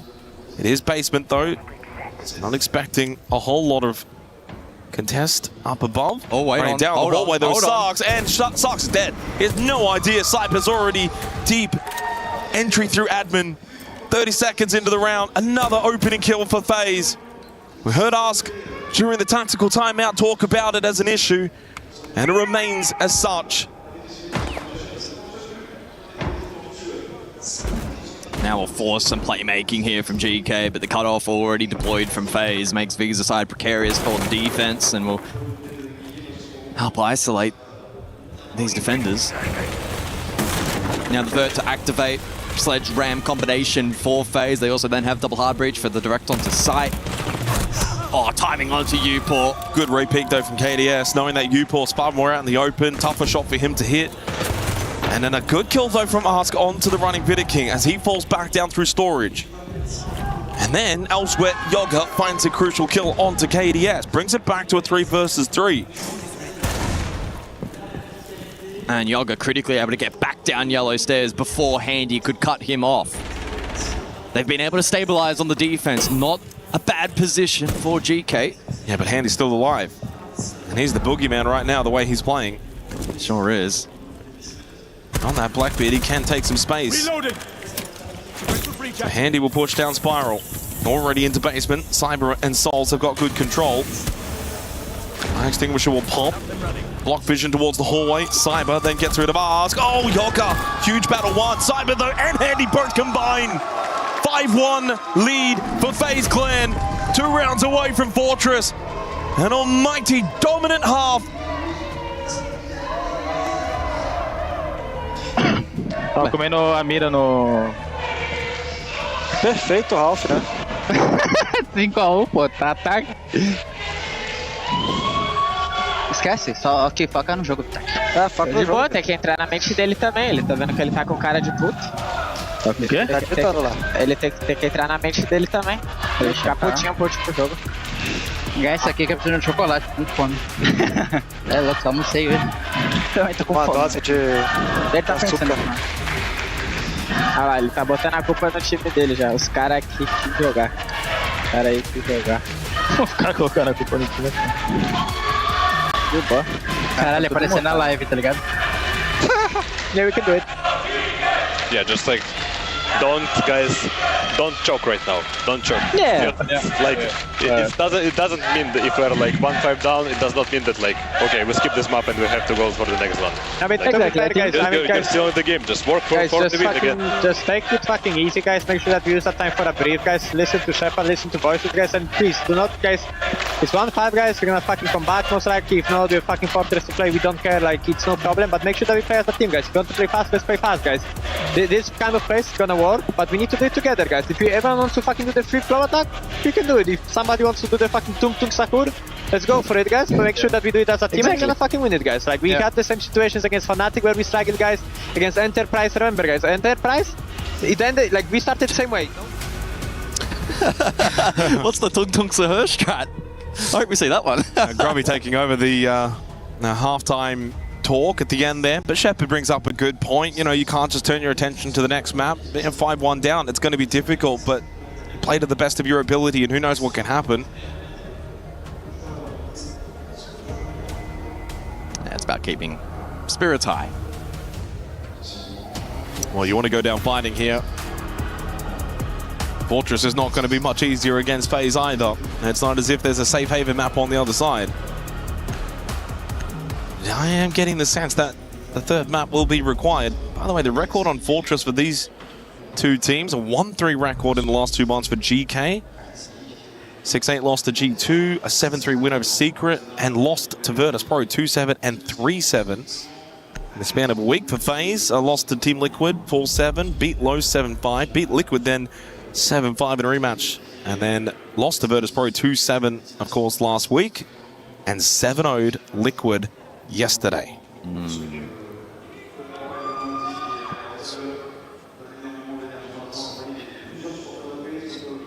Well, then can FaZe continue this run of domination on Conts? Their eyes firmly locked on claiming the trophy here at the Esports World Cup. It's been a great response here on the second map. I mean, it's an expected response, right? That's what you're expecting from FaZe. You take a map off them, they want to rebound, and they do so quickly. The funny thing as well is the one round that GK's got is probably not even supposed to have gone their way. Really could have been a 6-0 half in favor of FaZe. Yeah, it was the fall off in the plant late with the miscom nitro. Well, they've had their chances, GK. A couple of entries as well over the course of this half that were not converted. FaZe in terms of their map manipulation in that first half. It was really great to watch. The lurk was so strong on attack. Let's see if GK can pull off some tricks of their own in the second half. Stands to be employed here for their first attack. Util clearance as well, courtesy of the Flores. Probably posturing for the admin across here. And same bands as well, going into this second half. Monty Grimm, Kaid and Wamai, same as what we saw in the first half.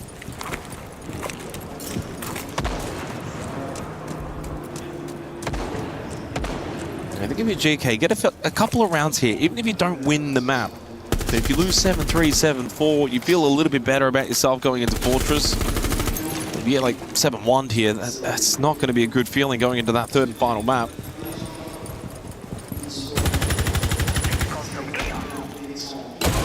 All two split in terms of the opening kills in favor of FaZe. Oh, nice impact there actually to keep front desk up. That will aid FaZe later in the round if GK look to push top spiral. Mobile charge lost. The final Rotero going out from Grubby. Entry yellow. And entry over towards meeting. So the groundwork here from GK has been pretty sound, but at this kind of level, that's expected. Now halfway through the round though. If you FaZe, I think you're pretty And they're on Valk Cam. Cyber is watching this position intently. Over towards break. Yoga on live cam. You can watch the cam, but can you deal with it? Can you play off it? The Cyber trying to, and he actually has been able to slip back into a space that maybe GK think is safe. Cyber has got a very lovely flank position inside the managers. The timing takes the contact with Yoga. Cyber's position known, should be able to get safely back, although U-Paul are going to cut him off. As he slipped into break, Cyber's then going to go down in towards Visa and look to play the long way around. He can play from below as well with Nitrocell and those Vault Camps, as you mentioned before. Not only that, but it's also taken some time away from GK. The Vault Cam is still up as well, so a scary proposition now for GK. 40 seconds. A large portion of the team still on the exterior. Yoga admin, can those ROUs facilitate a plan?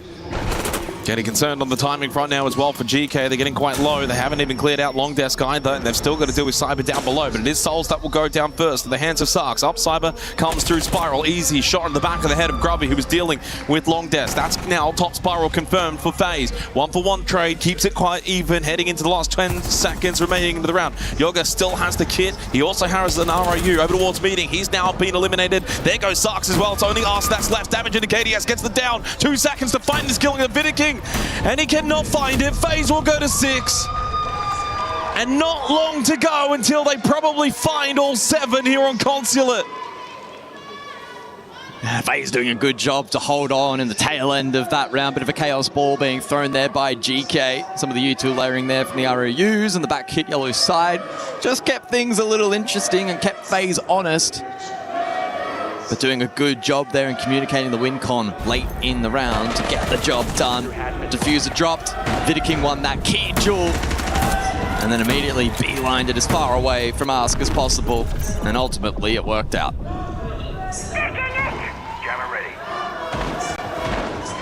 Opening kills have been there for GK, but they've failed to convert 3 of their opportunities. Yeah. Rounds 3, 5, and now 7. And actually, of these two teams, the better conversion rate GK had going into this series. It's actually probably been the one stat you look at for FaZe at this event that's a little compromised. I think low 60s heading into the day. Regardless, though, they're still able to find results time after time. You look at the conversion rates as you're talking about. GK set it at 76%, for FaZe 67%. 5 seconds left before insertion. Accuracy. Now you won't. Attackers are moving out to locate a bomb and defuse it. I try so hard to break into the Japanese. Because typically the longer you go throughout these tournaments, the lower those numbers, well, at least get to more the median, if you will. It looks like we will get to Fortress as well. This has been a dominating performance from FaZe. Scopus in play for the match point round. KDS to situate himself on second floor and does have support early here on the roam. We'll see if the plan is peel or stay. Try and absorb as much time and util as possible here from GK, who could potentially try and throw bodies at this top floor take. They also might go direct if they want to as well. No, FaZe are going to be playing a rather roam-heavy composition. That means Vidiking's gone back down server stairs. They only had souls initially. Yeah, they have the triple primary hard bridge. Which could even mean they go for the back pinch too. There's lots of options here for GK. Do they avoid or do they contest this roam? That's the ultimate question. Sarks has just been lingering at the bottom of yellow stairs for the last 40 seconds. The longer this, though, kind of sits in the position where clearly GK haven't gone top floor down, FaZe will then give up that top floor, play first and basement. That's pretty much what's happened except for Handy. He's the sole exception. Everyone else has made their way back down for FaZe. You can see the concern for Grubby, even just trying to push into Visa. It's the perceived pressure that's being created by the defense. Oh, GK have committed themselves now in avoiding the roam. They're not in a position now to contest. The roam's pretty much coming to an end anyway, though, because there's only a minute remaining. There is no roam game. No. Still a Nitro, still available. But what that also means is Handy has for free been able to stay top floor. Into Garage goes Ask. He's going to try and go for a sneak. That's not going to work though at the yellow pillar. He gets taken down to half HP. Goes for a re-attempt on the plant. It's getting quite close. It seems as if he will be successful. 4v4 post-plant, but Ask falls immediately to Handy. Traded though by Porte, but the advantage still with FaZe off that next kill. The trades have been in favor of the defense. Sarks still bottom of yellow stairs. Vidiking wants to get on this case. Sarks is close by. Will look for a swing, but Souls is also there. And forced off of the kit temporarily. Grubby over towards the breach. Does still have a flash. He could have thrown in, but he goes for the headshot kill. Nitro connects. There's the swing from Sarks. Cyber's too far away. GK will find a second round on Consulate. And Cyber searching for a kill. No, not to be. 6-2, we stay a little longer on Consulate. Okay. But a good round from GK. Yeah, they found a way to go for the direct route. Credit to them. It got very dicey there at the end. It didn't feel particularly convincing, but there was a lack of nitros towards that plant position. And there was contest up above as well there to a limited extent in terms of the vert from GK. Well postured then in the post. Didn't forfeit picks for free. And did a good job contesting the likes of Yellow. Nice util as well. Did you see the sign? I did not see the sign. Let's go FaZe. We're going to scream louder. Oh. Well, plenty to scream about here on map 2. Well, it certainly has been. You wonder for GK if that's just going to be one and done maybe here on Consulate. Really solid round. Finally got to put it all together.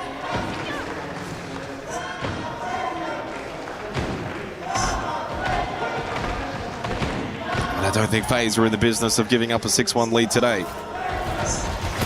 10 seconds to insert. Large attacker repick for GK. Bring it to round number 9. 5 seconds left. Expo Piano will be the side choice for FaZe. Yoga will get onto the Blackbeard. First time seeing some shield play from GK in this half.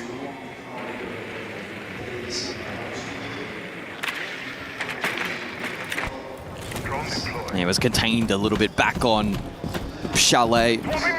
FaZe elected to ban out the Blackbeard and the Grim, then followed up by the Monty, so constricted Yoga's ability to play those shields, one of his big strengths. Now given the opportunity here, at least for a couple rounds. But if he does find success, you would anticipate that FaZe will bench it, much like they did back on that first map.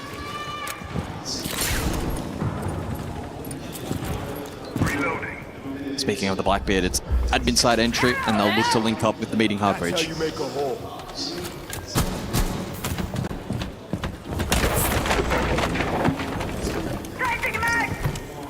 Yeah, top floor focus for GK, but they don't really bring Ram or Buck. Try and open up, play some of the vert. This is just more a case of trying to push back the top floor defenders, get them back to the first floor, then look for the execute with the Capital, get some info from Ask on the Solid Snake. Yoga to be the one to creep forward so that he can make contact into positions like this. Over towards meeting. Cyber made a little bit of contact. Just to make sure that no one's just sitting inside a catering with that final frag grenade. And halfway through the round, decent space taken on the top floor for GK, but still defenders do need pushing out. Over on the CO side of this top floor, again a reminder, it is first floor site.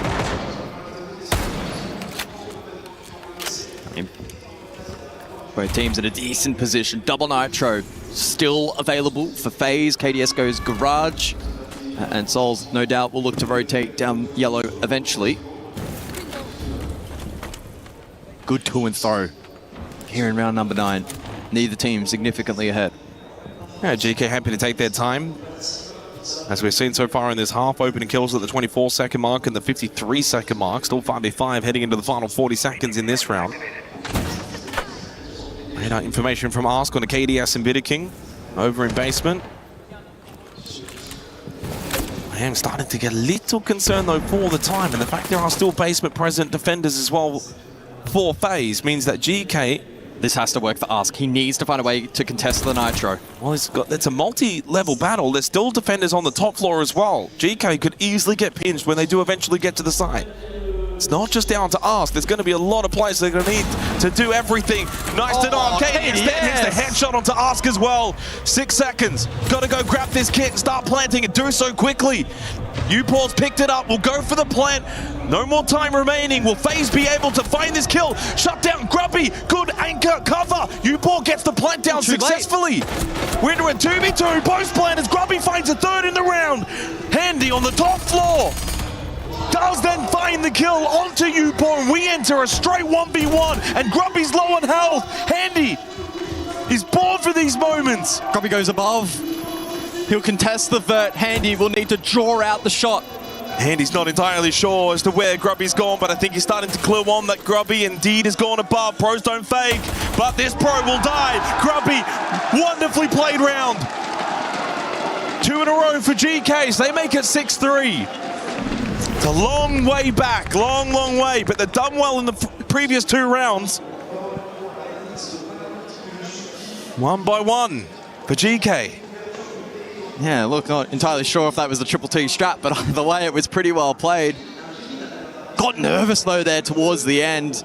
KDS with a great early Nitro contest, followed by a second kill below. Well, it's 3 rounds in a row where GK, and this is why you're feeling nervous, are playing these late round executes. Yeah, and that was as late as it could possibly get for the attack. Look at these opening kills, 24 seconds, 53 seconds, 11 seconds. That's been the last 3 rounds played on the attack for GK. But they've gotten 2 plants down in a row. Just making this interesting. They're clinging on. They're still on the ledge, but they're clinging on. Well, one operator that helped them a lot in that round was the Solid Snake guys. Got some really good information down in basement. That has now been banned away by FaZe. The Azami also banned away by GK. Played in 2 of the 3 previous rounds. And then even if GK do fall short here, they've made enough noise on Consulate to suggest to FaZe that Fortress is not going to be easy. CO and Meeting was successfully defended back in the 7th round to start this second half. And FaZe will return there now, but you lose this site and suddenly it's 6-4. and 3 straight to GK. Things will get very spicy if FaZe lose this one.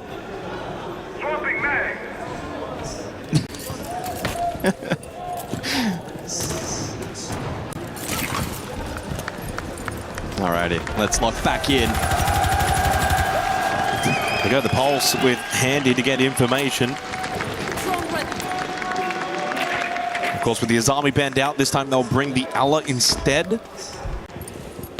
So that's a forced change, but the unforced change, the only one being the mirror for the pulse. The rest will stay the same. As for GK, they drop the Sens and they drop the Floras from round 7, and they bring the Capital and the Nomad.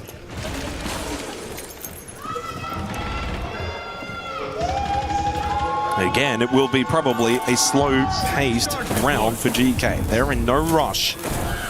Admin side across. FaZe had a really good read on these positions, casting out mine back last time, courtesy of the bulk. They've now got the pulse. Surely there isn't a blind spot over towards break. Same Valcam manager, so it might be the same set here. Can make things interesting in this round, especially with triple nitro. Oh, big nitro from Cyber onto Grubby. That feels like taking the heart and soul out of this GK team here in this 10th round. Usually you can rely on Grubby to maybe salvage a round. It's going to have to be someone else. Yoga's low, Ask already half health as well. This is looking rather difficult for GK. Sox is in a decent position here, quite advanced, but he needs his team to help dislodge either Cyber or Vidaking. He'll need a multi-kill. Cyber, is he ready for this? No, shot the back. Oh! Huge double from Sox! Round suddenly alive again for GK. At the window, here comes Souls, but he thinks better of it, falls back, doesn't want to take the fight, and also lose his life. He has nitro, and so does Handy. Play going down inside of meeting, but the window's covered. Souls can't get across. Nitro! So the nitro shot from Handy! Oh my word! That one is indeed worthy of a scream as Handy finds a crucial double. He gets taken low. Yellow ping swing from KDS. Down to the men that started it all for GK. Sox will fall to Handy. Oh, what a round! The FaZe crowd are off their feet as they close out Consulate. A little scare. But it's Fortress where we will go to settle this semi-final. I almost started to believe for GK. Oh, what a nitro. They were so close to putting up a serious contest there on Consulate, but FaZe again proving that they are the team to beat. It's Fortress to determine these two teams' fates. What a round from Handy, what a round from FaZe. What a play from Sarks, a really solid round of Siege to close out Consulate. And also for GK, competitive to close after they were 6-1 down. They could have walked away from the map, probably being beaten up 7-1, going back behind the stage, feeling a little sorry for themselves. But I think they can take quite a lot of motivation from the close of that map heading into Fortress, that this is not going to be a foregone conclusion. FaZe know they're going to have to play at their best. Yeah, absolutely. Nothing is granted here at EWC. It must be earned. Even a team of FaZe's tenure, experience, and skill, they're yet to lift this trophy, Jake, and no, this is must win if they want to get one step closer. And for GK, the Cinderella story, what a run it's been, a third map required, but again, showed that on Consulate they were not going to just bow out. Love that they kind of adapted a little bit, slowed their own pace down, found avenues, went for plant-focused attacks. That got them back into the game a little bit, and honestly, it took a huge Handy clutch to win that round for FaZe. And if you're going to beat FaZe, you're going to have to beat them at their best. And Handy right now has been at his very best in this series. He's up to 24 kills, 14 deaths, 5-2 on the entry. Handy is one of the all-time modern GOATs for a reason. Map 3 is required. Well, you know, that was one for the record books. I think the way this matchup has gone, anything but simple. FaZe, yet again, making it interesting and sending us to a third map. But it was the heroics of Handy that I think was appropriately mentioned there that really turned the tide. Without that, it would have been maybe GK doing it in 2-0. Absolutely, and I love what Jake was talking about is, yes, sure, they did lose this map. They do have to go to a map 3, but there is something to be able to take away, going to the back right there, that you could have ended that in a 7-1, that you weren't getting any momentum behind you. But the fact is, they were getting that momentum round by round, and even Sarks in that very last round. I mean, a big 2K to almost bring it back, where it really did come down to Handy getting that massive C4 just to put the pressure back onto GK and not instill any bit of momentum or hope. I mean, you need your big players in big games, and he showed up for them. He did. That is a great rating as well. 133, top of the lobby there, iconic. No, yeah, and also too, what Lax said, it's great for DK2 to show they have the momentum to get back into it.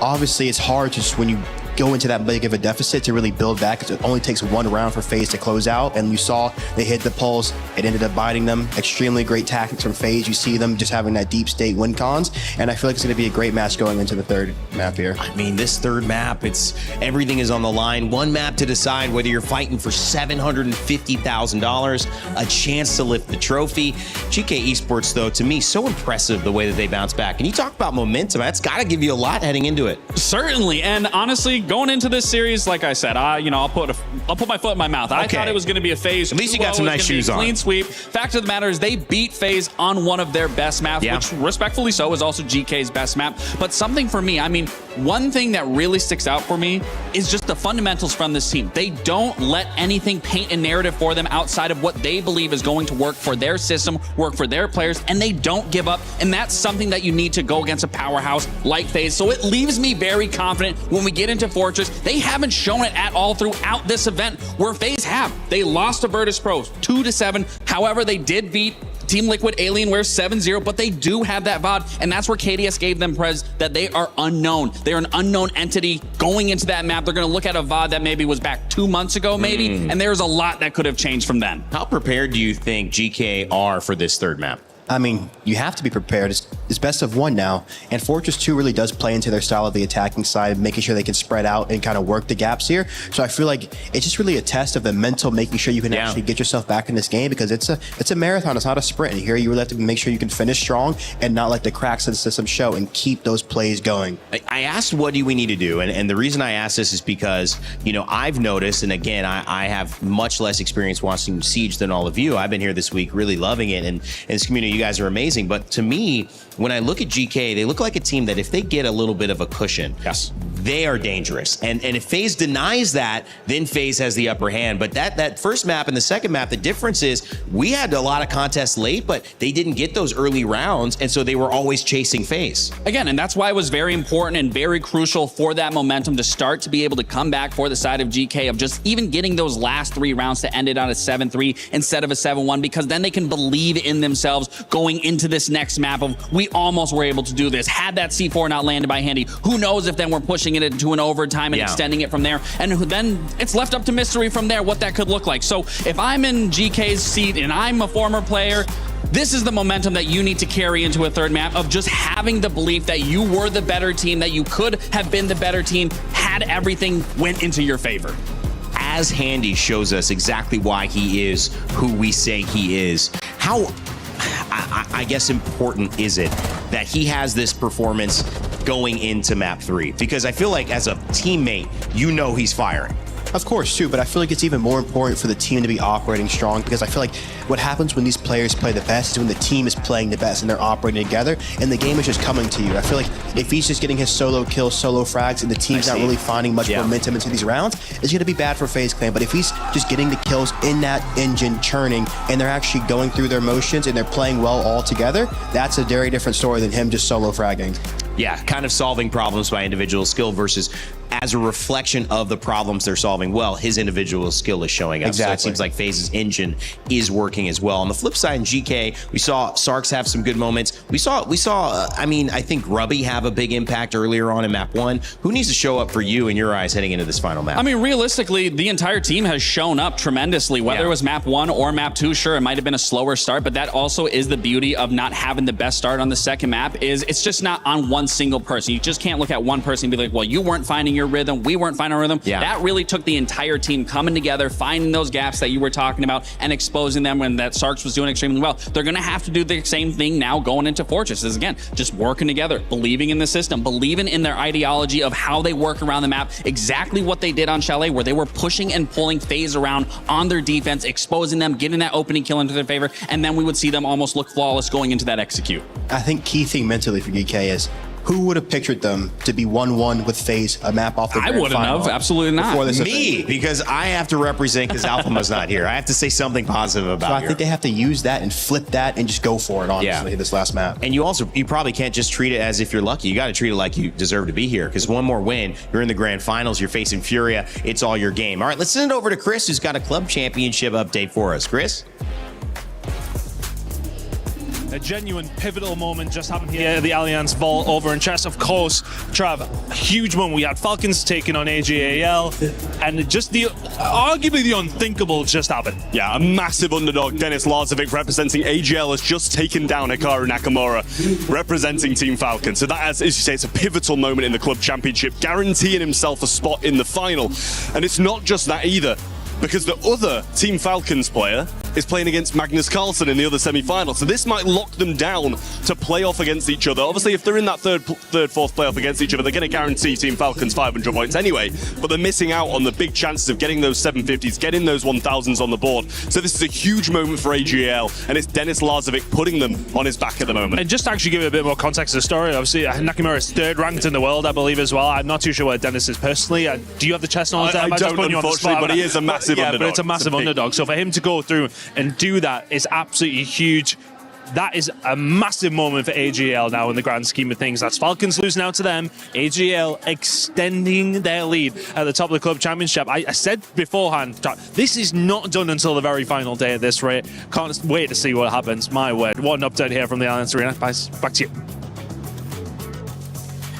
Well, thank you so much, Chris. It was a fun one to see a little bit of a clip earlier. If you missed it on EWC socials, make sure you check that out. Also, EWC Extra across all of our social channels that you can find conversation around this event. There was a little bit of a mistake, but maybe not, because he did put his key into the actual trophy a little early, Iconic, but now he's taking down Hikaru Nakamura and is finding himself in the finals. I feel like when I saw that, I obviously thought, never let your opponent know your next move, so it was really funny. Never let the tournament organizer. Rob was over there, man. My man Hollywood Rob was like, hold up. Not yet. Rob made that 10 times better.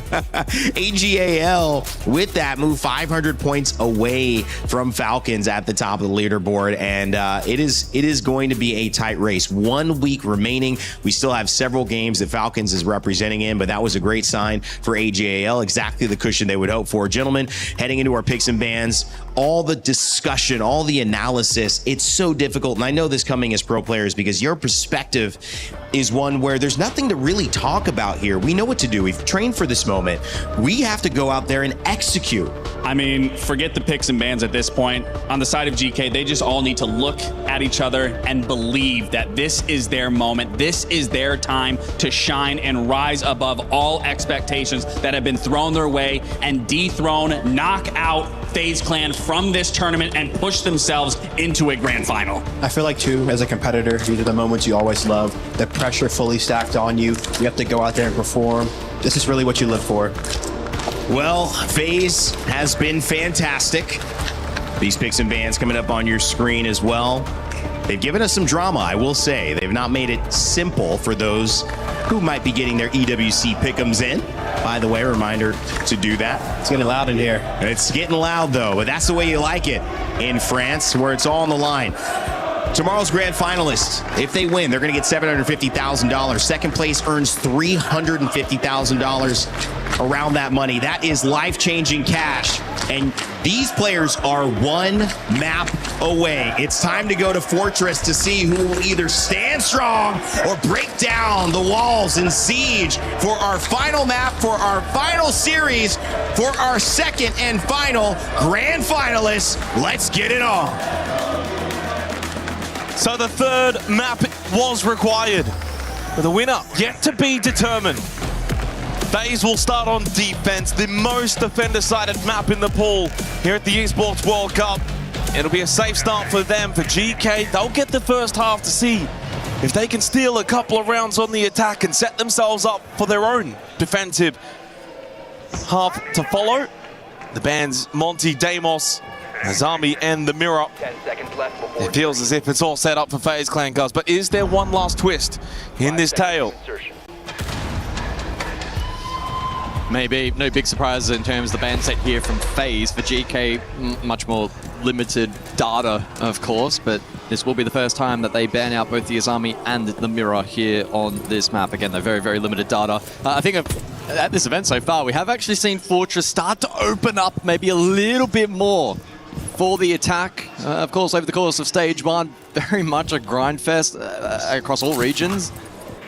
But at the Esports World Cup, we are seeing the attack find avenues to just crack it open and increase the tempo a little bit more. Full map sweeps haven't been the most in favor for a lot of teams. Instead, looking to try and go for the detour and cut it in half. So we'll see what GK look to employ here in the first half. They're the ones to be the tempo setters. Command bathroom to begin. I saw Fortress yesterday, and actually quite a few attacking rounds were found. It's not impossible. We're looking to disrupt that Rotero from Ask. So they got one more remaining in the pocket. First minute down already. GK, a little bit of a fight back on Consulate. They were 6-1 down. Got it back to 6-3. Couldn't close out to get at least a 6-4. FaZe were able to finish the job. And again, it was the pacing that slowed down for GK where they actually found success. They might look to bring that here as well in Fortress, but they lose Grubby immediately to Handy. He's been the MVP as usual. Another opening kill.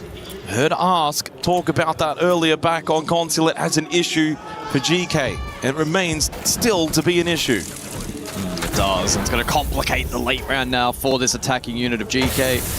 Playing into the Bandit for wall denial, and there's good stall out on offer. Razor Blooms, Gas Babes, Goyo canisters, and those F-Not mines as well. Why not throw those in the mix? It's a tricky proposition for GK. Minute to work with. That was an opportunity. A difficult one, but not capitalized upon. And in the meantime, Cyber drops Ask. Down 2 players already for GK. The defensive wall for FaZe is very, very strong. This may end up being flawless. It's only Yoga left. Well, this round is definitely going the way of FaZe Clan. One nipple start here on the third map. They've been tested by GK, but it seems as if they're starting to pass that test. It's only the first round, but it's so dominant again from FaZe. GK never even looked likely.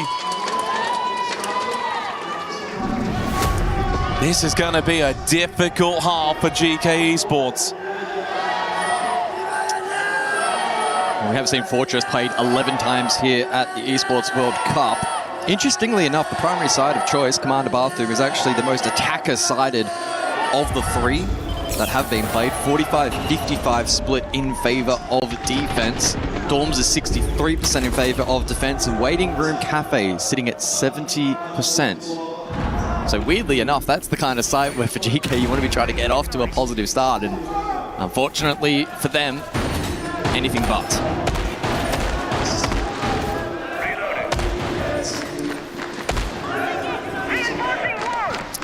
Over to Dorms games we go for the second round. GK is going to have to try again and do a whole lot better. Flawless in the open, 3 kills from Handy. 10 seconds remaining. So to keep tabs on him, he's up to 27 kills. Next closest is Cyber with 21. He is stuffing the stat sheet is Handy. 140 EPS, 6-2 on the entry. Only player inside of the server with over 1 kill per round ratio with a 1.17. That is incredibly high. That's really good.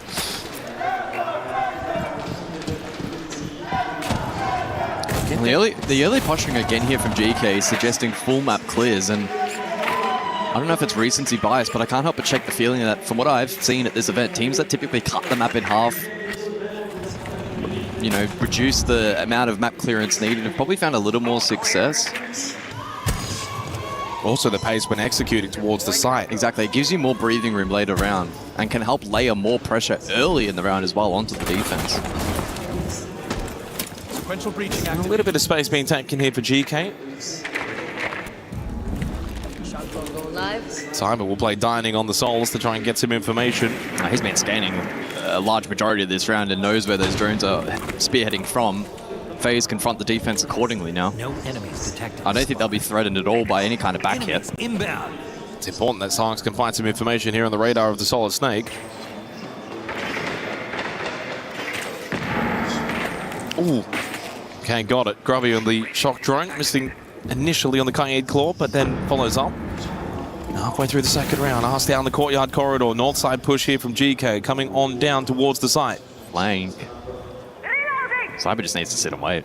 Yeah, Cyber's on here for a couple. Oh, drone not active. Oh, that's been heard. Ask is now turning his attention. Maybe I don't think so. I don't think so. No, Ask is aware of this. Ask is going to swing and find the kill onto Cyber. Opening kill for GK, but they lose Sarks. The Soul Snake will fall to Handy, of course. It's been Handy's playground in this semi-final. They need to get Yoga in, but he eats the Nitrosol, taken down to half health. Just poking at this doorway. Grubby finds the next kill, an all-important one for GK. Husk, though, then falls. FaZe always seem to have an answer.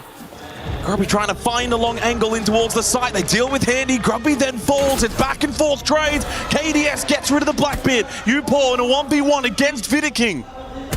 No read. Oh, the read, though, is there for Vidiking. He knows exactly where Upor is. 20 seconds. He will go initially for the player behind the bomb chassis. Vidiking, though, what a swing! Didn't even look to try and bait it out. All the nerve in the world. A 2-0 start for FaZe. That was a round that was there for GK. They needed to capitalize. Yeah, to the credit of GK, they were able to keep pace with the trade game late. But a 1v1 against Smoke Shotgun up close, it was low percentage for the attack. It's been a brutal start here from FaZe, no signs of slowing down.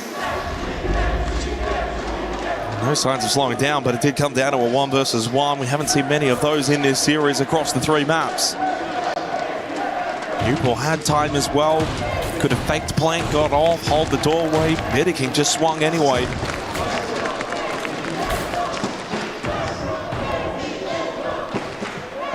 If you're going to beat FaZe, you're going to have to beat them in all 3 areas. You're going to have to get the entry battles to go your way. You're going to have to be better in the mid game to establish a bit of a dominance. And get those 5v3 advantages, and then you've got to be able to beat them in the execute. You miss even one of those, and then they will probably beat you. Against a lot of other teams, you maybe can miss one of those. If only it were that easy.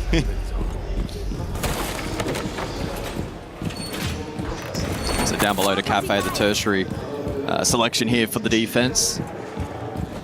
You say tertiary, but it's the most defender-sided side, as you said. Yeah. Typically 2 approaches, whether it be horizontal Hammam side from the attack or top-down facilitated by the Vert. The lineup here from GK is flexible. They can go either out ramp or Vert. They can spearhead the horizontal as well, courtesy of the Blitz. I think though for FaZe, it's a pretty heavy investment first for. Very difficult for teams defensively to invest on the top floor and be able to facilitate that and justify it. It's very exposed on that second floor. So that should mean that it alleviates pressure early here for GK.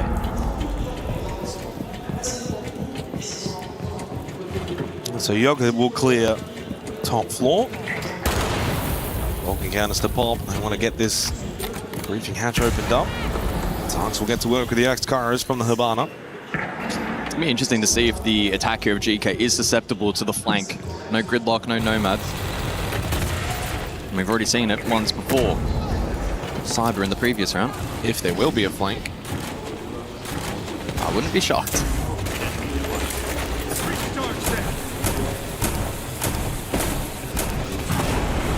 So hatch opened up. 90 seconds into this round.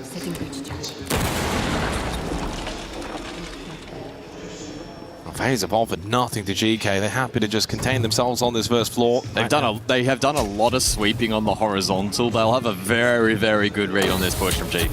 They know that there's not much on that first floor from GK. Everyone on the top floor, but Yoga straight into the side in towards waiting. Go with the blend now. FaZe looking to then contest it, and they will. Of course, it's Handy. Of course, his Nitrocell connects. He does find a kill back onto Vidiking, but then KDS keeps the train going for FaZe. Sark's got to win this battle towards Bathroom. Cleared out Cyber. Grubby by himself on the first floor, can get some help from Sarks and Upor from above, but at some point they will need to drop down and help him out. This might not be the kind of round for GK to get the kit down and play a post plane, but they do still have the ability to find the kills. And they do that, they catch Souls in the hallway. He's down and Handy's low inside a kitchen. Impact's available for KDS. Handy got the kill onto Sarks, and KDS will fall. Handy to 1 versus 2. He is undoubtedly one of the most clutch players this game's ever seen. He's got the auditory information, but Upor hits the body shot. GK on the board. They take out Waiting in Cafeteria. The most defended site at the Esports World Cup. That is a huge round win for the EML team. Well, they needed to hit the scoreboard, and finally GK do. It got a little dicey. They committed to hatch drop. They went for the follow-up. The plan A didn't work. The plan B, not particularly successful, reliant there on the horizontal late, and had that trade covered in the 2 versus 1, regardless of whether or not Upor won that battle. I like both of these bans. The Solid Snake being taken away from GK. Little crutchy in finding intel. We saw it back on Consulate. Only played one so far back in the second round Dorms games, but really, really useful, especially on a map where there's a lot of that horizontal play, less vertical. So on the radar scan, you're going to probably find more often than not quite a lot of defenders. But then also getting rid of the Goyo, getting rid of Vulcan canisters, so much denial. Well played from Upor to shut down Handy. It wasn't exactly a full health Handy, but who cares? So 2-1, an all-important attacking round win for GK. Yeah, the pacing has been quite slow from GK, and yeah, hence been the nature of the series, though, hasn't it? Yeah, it's been a lot of posturing. It does mean, though, that the late round area denial from FaZe is going to come at a premium. The smoke will need to be effective. We may see a bit of Tachanka play, and other trap util as well is going to be very useful. Attackers are moving out to locate a bomb and defuse it. Back over to Command and Bathroom. Need to reload. Double soft breach for GK in the round with the Buck and the Sledge. The Ella will replace the Goyo in the lineup for FaZe. Otherwise, everyone else remains the same. It's mainly the Zofia and the Blackbeard that have been dropped for the Buck and the Sledge. Yeah, it's not too regular you'll see the Buck on this particular site, so that's likely going to be deployed in terms of clearing a particular power position, probably in mine tier for GK. Will that be enough to maybe throw off FaZe? We'll see. Got to get value, though, from that skeleton key. Probably does have it in play now, and well, it's the kind of drone actually traversing over that vert. So that's going to open up the route a little bit more over towards Tower Stairs position, and Upor does take that space. Not a bad setup at the moment from GK. Just got to continue to get the most out of the utility that they're bringing this round. Claymore, Handy. Well, that's a rare error. Just didn't see it. From such an influential player to make a mistake like that. And it gives GK the opening in this 4th round. These are the rounds that GK really need Again, FaZe don't make a lot of mistakes, so when they do, you've got to make the most of it. Upor's been posturing for so long, waiting to be enabled. Grubby's still below as well on the buck. Yoga Roof, Ask with Kit. A lot of posturing still from GK. They're looking to be disciplined, but it's now allowed FaZe to just reposition a little more proactively. And Souls then to find the kill onto Yoga. Cyber still holding the long angle down the hallway. Uport was low, headshot anyway. So as soon as GK wanted to make their move close to the site, FaZe were well set up, well ready. Cyber to retake this position. Down the end of the hallway, catches the head of Grubby. The trade quickly though from Sarks.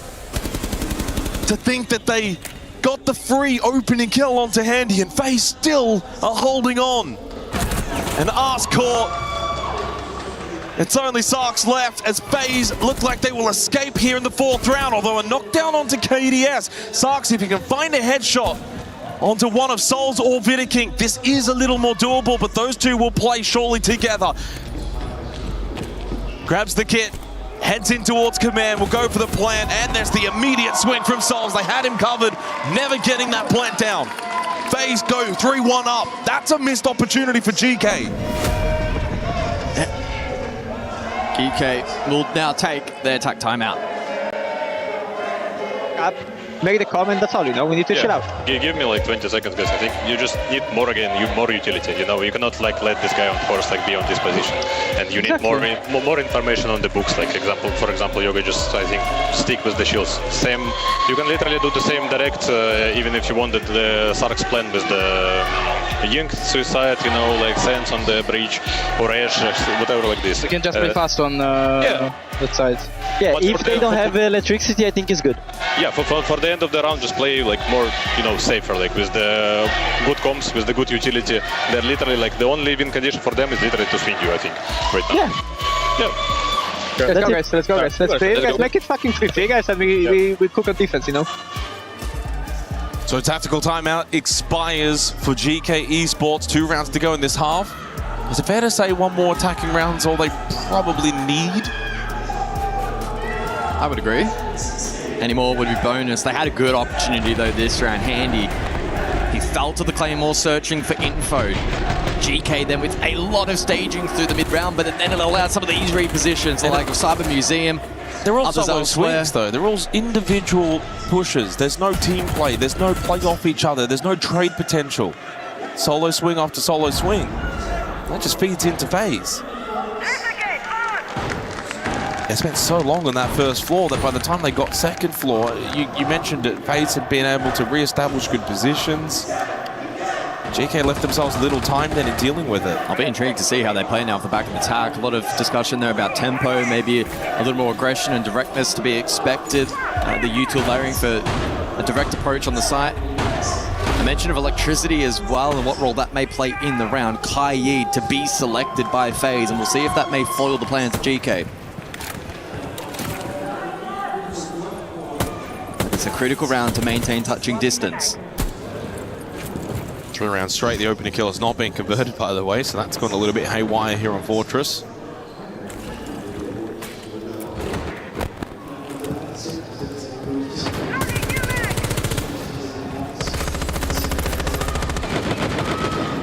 They're posturing for the direct.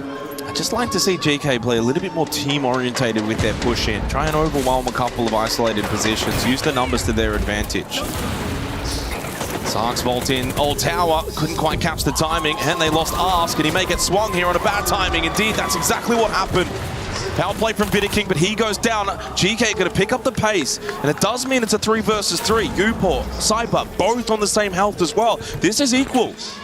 And if GK want, they can pull the pin on this fallback. They've got Yoga on the shield. You can get the Jugger payloads out from Grubby. You don't have to keep this going full steam ahead. They want Yoga to be able to dash across here and get in that plant position. Can GK cover? There is still a Nitro cell as well to deny Yoga from Handy, and he's been really good with his usage of the Nitro so far in this series. Yoga's going to go for the plant inside of games. Handy is below. They find the angle though from KDS. Didn't even need him. Where was the cover? Not to be found. Now Grubby to push solo as they lost Uport. The good news for Grubby, he does have a chunk of payload to call onto KDS. That will keep him occupied. And Cyber is very low on health. He pushes in. The EMP impact isn't really going to do a lot. He does have a minute, so Grubby, you don't have to rush this. But at that reinforced wall, sit ready and waiting in KDS. Cyber playing the longer angle, over towards briefing. Probably needs to charge KDS. Cyber will not be in a position to trade that. Oh, gets a little bit of intel in Cyber's position. And can't beat him out. KDS, easy kill. 4-1 lead for FaZe Clan, 3 rounds away from the grand final. This is a must-win round for GK. They cannot afford to go 5-1 down. Well, they went for the game plan. The set play called in the tack timeout. Got a bit of space. It was about 50-50 in terms of the timings for the mid-round. Picks going either way. But with that plant denied, it made it so difficult for GK to recover the round. A 3-round lead in favor of FaZe. This one feels absolutely critical for GK. Must win. It's must win.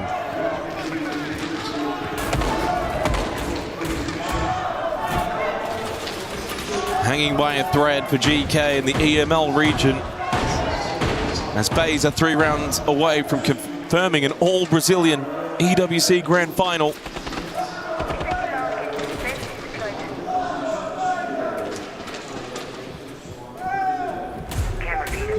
The Valkyrie to be hidden in this round by FaZe. Vidaking will deploy those cameras late, and so no direct counter pick in terms of an IQ selected here for GK. This is the one and only sign that GK have won back in the 3rd round. They saw them try to pick up the pace in the previous round. Didn't quite work, but could go again for a pace change to close the half out. It is the exact same lineup for GK as they brought in the 3rd round. But there's a big change up for FaZe. The Castle instead of the Aruni, the Solus instead of the Goyo, of course, as it was banned out. Valkyrie instead of Kaid. Get the feeling FaZe will be more inclined to take some gunfights here.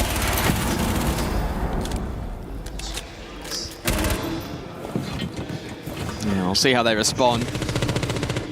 Yoga again, frontline Dorms on a pre-placed Nitro. I think he's going to want to get this one back. Might not have a chance. No, he didn't. That's a bit of a waste. Only 1 Nitro cell remaining for FaZe.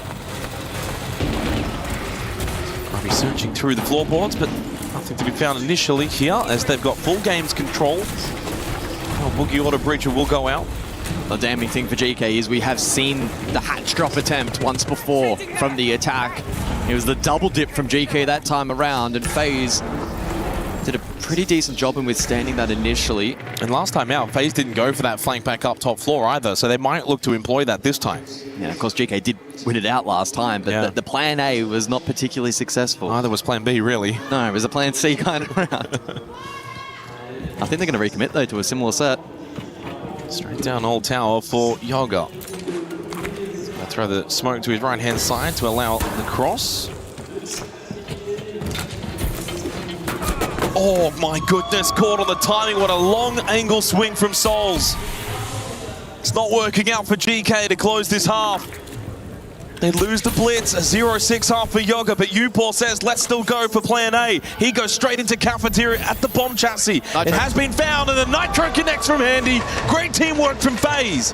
Sarks with a critical kill, at least onto Handy to keep the round a little bit more salvageable, but then 2 fall back-to-back. It's only Art against his Brazilian brothers. 5-1 lead for FaZe will set them up. As Ask has got 20 seconds to pull off a almighty clutch attempt.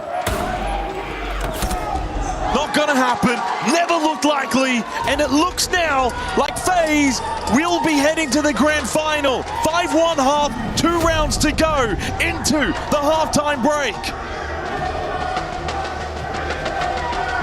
Ainda bem que quem plantar foi o Thatcher, tá? Eu acho que ele ia ter na plant ali. Ia dar mal boss, ia ter que entrar na smoke. Você fecha lembrar alguma coisa aí do ataque?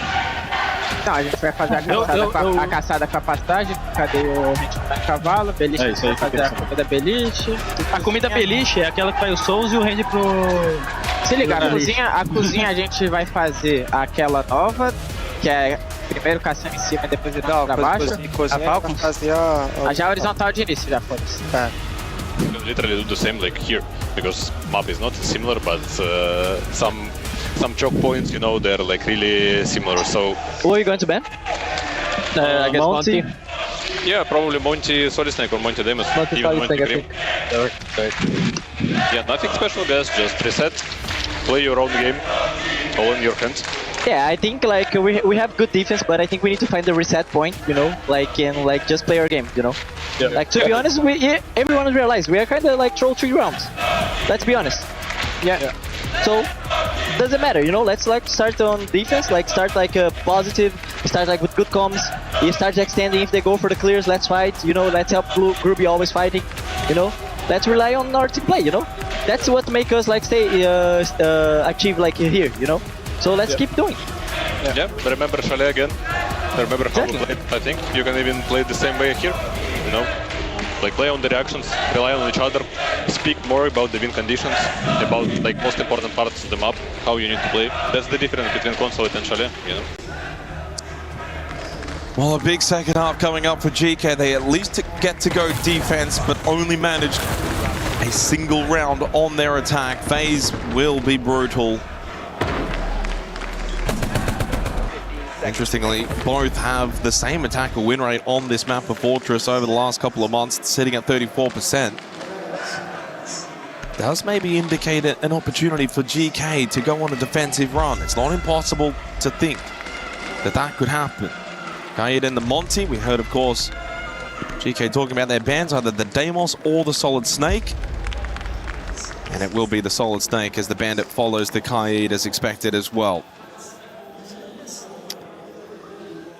Yeah, GK just need to try and maintain belief that there is an opportunity to fight back. If there's any map in the pool, it's this one. On defense. Exactly. This is where the intricacy of Siege, you look at the scoreboard and you see it's 5-1 and it's incredibly one-sided. But on defense Fortress, you also have the possibility, just as FaZe did, to string a couple of rounds together, get that scoreboard a little bit closer, and then build that belief back up. It's important though, all important. Probably the first 2 rounds have to go your way. Get it to 5-3, and then from there it can go. Well, if they don't, it's going to be GG. Well, yeah, I mean, that's the problem. That's why it's such a daunting prospect. These guys know it's as much as anyone else that it's defend decided, but actually being able to translate that against arguably the best team in the world. And it also for FaZe, right? They come into this second half and they know on the attack they can be a little bit loosey-goosey if they want to begin that way. They've got a couple of rounds that they can throw if they want. They can experiment. They can experiment. They can kind of see the way that GK are responding, if they play slow or they play fast, in the way that they flank. And FaZe can kind of just use the first round or two to just sort of test the waters. Cyber straight up old tower. Yeah, very quick. Could potentially be an early duel onto UPOR over towards games. Got to be close by as well, inside of dorms. If UPOR goes searching for info, he could get caught.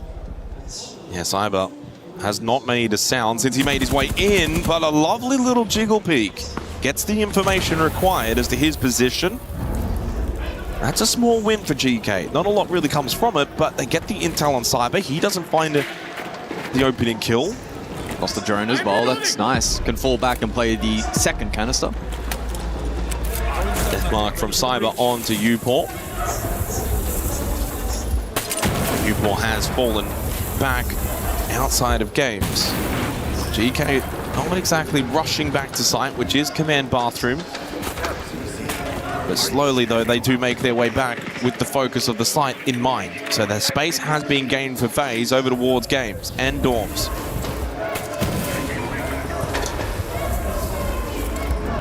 This will be pretty direct as well. Yago pushes over towards Courtyard Corridor. Does he try and disrupt this push? And if he does, though, he could get caught on the timing because you've got both Vidiking and Cyber together. He goes for the Nitrocell. He does get some good damage onto Vidiking. That's nice. I wouldn't be over swinging that doorway though much more from here if I'm Yoga. He goes for it again, tries to catch the timing, but there's the player, and there's the swing, and there's Upor that goes down. I respect the effort. Just falls short though, and it puts the rest of GK in such a compromised position. Opens up the back hit potential as well. It does leave Yoga by himself. Courtyard corridor, Grubby caught on the swing timing. Science gets a crucial kill onto KDS. A lot of the attention of FaZe now directly towards the site. Cyber back hit, by the way, is coming in quite late. Might catch Yoga. As Souls will get rid of Sarks. Ask and Yoga, the last two left, as Ask will also fall to Souls. Yoga towards that corridor by himself. Plant going down from Vidiking. Nothing that Yoga can do. We enter the post plant. He goes shotgun up and down the hallway. He's not winning that battle against Cyber. FaZe will go 6-1 up. FaZe are looking as if they will be grand final bound. They're so close. 1 round to go for the back-to-back champions. And a sinking feeling for GK. They came into today with little expectation to win. Good glimpses, it must be said, across this best of 3. But it's a tale as old as time. Running out of gas against FaZe, and those exploits rearing their ugly head. For FaZe though, they'll be thrilled. They've looked great here on Fortress. Well, there's only one team left to stop them, and that's going to be Furia. Another all-Brazilian Grand Final. We know how those can shape up. Will Herds complete the Grand Slam, be the first player to collect every trophy? FaZe, can they win a trophy outside of the Six Invitational since 2023? Very tantalizing storyline.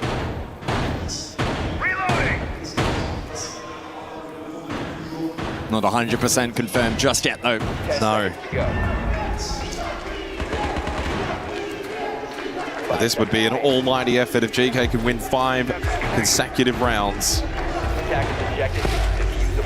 Of course, a reminder, by the way, just as to let everyone know, tomorrow there will be the 3rd place match. So GK, provided they do lose this, and it's looking likely, unfortunately for the email fans, will play DZ. As Grubby finds an early kill inside 15 seconds onto Cyber. Again, 6-1 down, it's a long way, but you are on defense Fortress. Just got to find some momentum, and this is a good way to kickstart that. An early opening kill relieves the pressure, no death marks from Cyber. Good start to the round. Cannot lose hope if you're GK inside of the server. A confident play from Grubby, and then that's an important kill. FaZe will go back to the checklist though. Look to chip away at on-site util. FaZe though are probably the best team in the game. They can win from 4v5 positions, and just like that, on the dot, they got the kill into Upor. Quick trade from Yoga with his Nitrocell. They don't have any left. Recast Babe's got Ask. He'll throw one out towards Old Tower. Souls posturing, and there goes Souls with the kill onto Yoga. Vidiking got his. It's going to end in a flurry. It's going to end in devastation for Grubby and GK. Unless he can find all 3.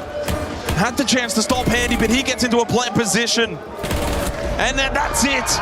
Nail in the coffin for ENL. The glory awaits for SAL as the grand final is set. FaZe Clan versus Furia tomorrow. Will Hertz go for the Grand Slam, or can FaZe add another trophy to their cabinet? Unfortunate for GK as their run comes to an end. They will play Dark Zero for 3rd place tomorrow. And as we know at the Esports World Cup, 3rd place still offers quite a bit of money. That's still a game you'll want to win. But undoubtedly, no dispute, shaping up to easily be the best team of all time. Win this event, looking for your 3rd straight hammer in a row. What a dynasty for FaZe. For Furia, the Panthers in their way tomorrow. Yeah, what a matchup that's going to be. Cannot wait for that best of 5. Commiserations, of course, to GK. They put up a good fight. A deep run at this tournament sets them up for success for the remainder of their 2026 campaign. Eager to see if they can back that up going forward this calendar year. But FaZe was just so good in the end. Will they be taken down tomorrow? That's the thing for a team like GK, right? And in terms of how long the roster's been together to make top 4, to play a couple of games on the stage, how much better they will be for it heading into stage 2 with the next major on the line over in Osaka. But right now for FaZe and for Furia tomorrow, of course, their goal is the Esports World Cup. As to who will take it out, I mean, anyone's guess. Best of 5, map pool's going to be tested.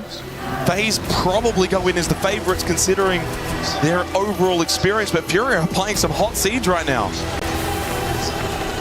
Let's throw it over to Adam on the stage as FaZe once again are into another grand final.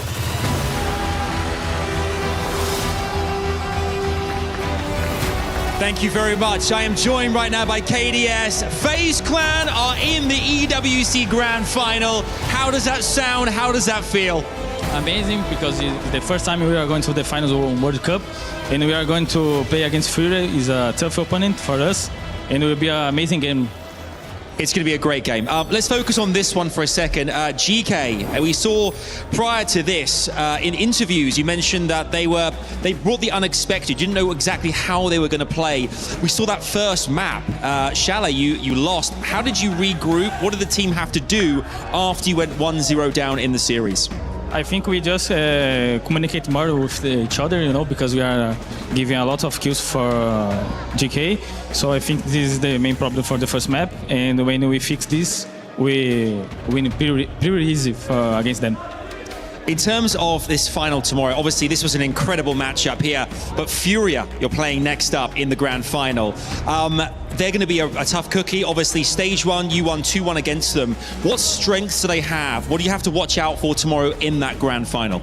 I think they have the really good players like Loira, Erds. So I think if they don't play very well and we know how to counter some fast plays, we can beat them very easy. I want to ask you as well, we heard so much from your fans here as well. Obviously, you heard a lot of fans screaming FaZe Clan's name. Is there anything you want to share with the fans here and around the world watching right now? Anything you want to say to them? Thank you everyone who is watching Twitch. We appreciate that. And for who is here, thanks so much. The crowd is amazing. And yeah, that's it. Well, thank you so much, KDS. As is tradition here at the Esports World Cup, it's time to crush GK's key. Are you ready for this? Yes. Of course you are. Let's bring the team in as well here. We've got the family joining us here. Who are you going to nominate to actually crush the key? Who wants to do it? You going to do it? Okay, together with the young one. Come up here, Mini Cyber as well here. Let's make our way towards the key crushing ceremony. This is amazing, a family affair. Everyone's here together, celebrating together as GK's key is officially crushed here at the EWC. We've gone down from 22 teams all the way down to only 2. Furia versus FaZe Clan is going to be an all-Brazilian final here. Tomorrow, it's going to be absolutely unbelievable. Who will walk away, though, as the champions? Who will be the Esports World Cup winners 2026 here for Rainbow Six Siege? We're going to find out very, very soon. It's coming our way. We can't wait to see exactly how it's going to unfold. We've got babies and young ones. This is amazing. This is incredible. Hiya. Hi, how are you? Hiya. Gorgeous. It's been amazing. What a great semi-final. Commiserations to GK. For now, though, FaZe Clan are your winners. We'll see them tomorrow in the grand final. Let's head back to the desk and wrap this thing up. What a day.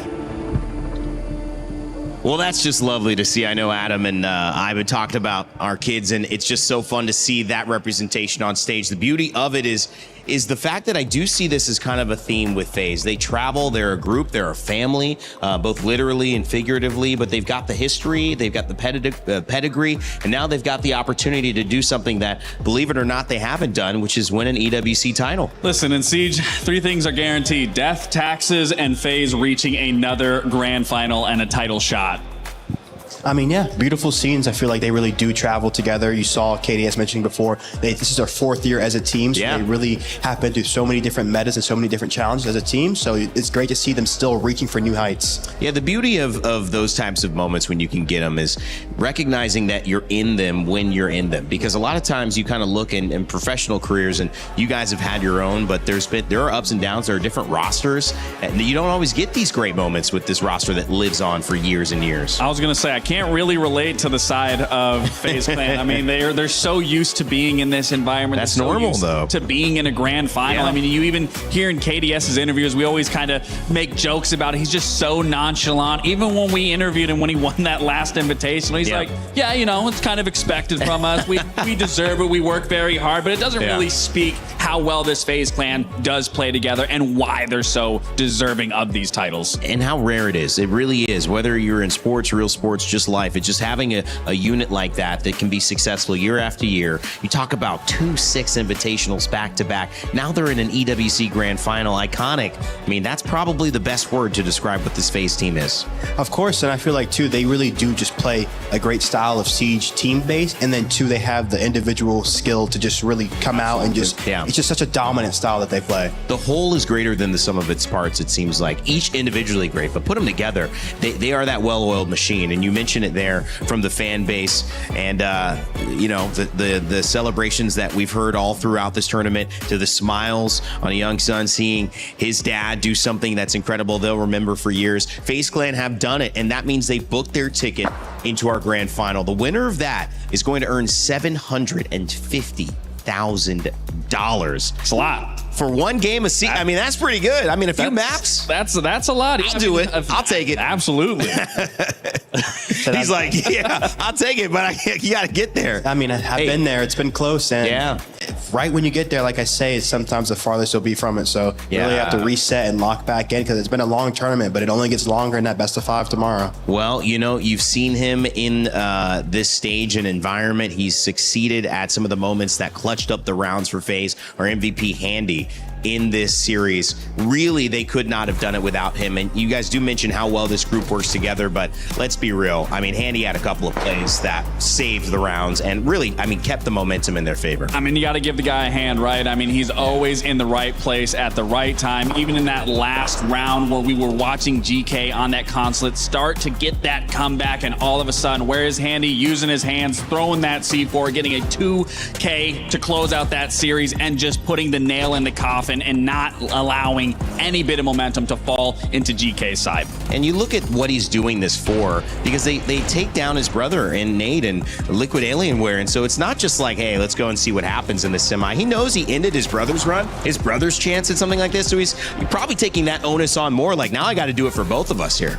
Of course, too, you see it in his interview, too, saying that they're here to win the championship. There's no other option. And like I said, if there's any other player you want to hear that from who will back it up, it's Handy. Can we also talk about his wife just being the absolute GOAT, the biggest supporter in the crowd? I mean, obviously, we saw the chat saying some things, not too hype about it, but I mean, I was getting hype. And to be Handy in that situation, you have your woman across hyping you up in every single moment, every single kill. Maybe that's the reason. Maybe that's the recipe why he has this MVP and even the 2 MVPs for the 6 invitationals. There'll always be haters, so you just got to keep doing it. Yeah, no matter what you do, right? There'll be haters no matter what you do. And the fact is, he gets to look over there and see this person in my life that I'm you know, leaving and coming with is here supporting me the loudest. That's a beautiful thing, beautiful relationship as well, and great to see. FaZe will see more of that. You guys will see more of that, obviously, in our finals also.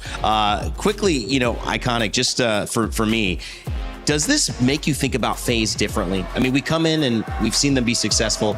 Is there something different about this roster? Do you feel like this is just almost set in stone for them this year? Or are you a little worried about that Furia matchup that they've got? I mean, no, it's standard issue. I feel like they really show that they can handle Furia, but it's going to be a great matchup. I remember talking to Volps, too, after their win just recently, saying he saw it in the stars. He know they're going to face FaZe Clan. Yeah. Says he predicted a 3-2 victory for them, but we'll have to see how that goes tomorrow. But I feel like it's just an even matchup here.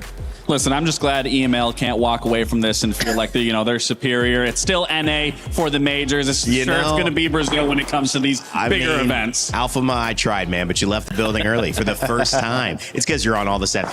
But anyways, let's send it over to an interview. We've got an exit chat with, of course, the other side. And, while one side is celebrating, one side obviously trying to find some lessons from this defeat. And they're with Ann.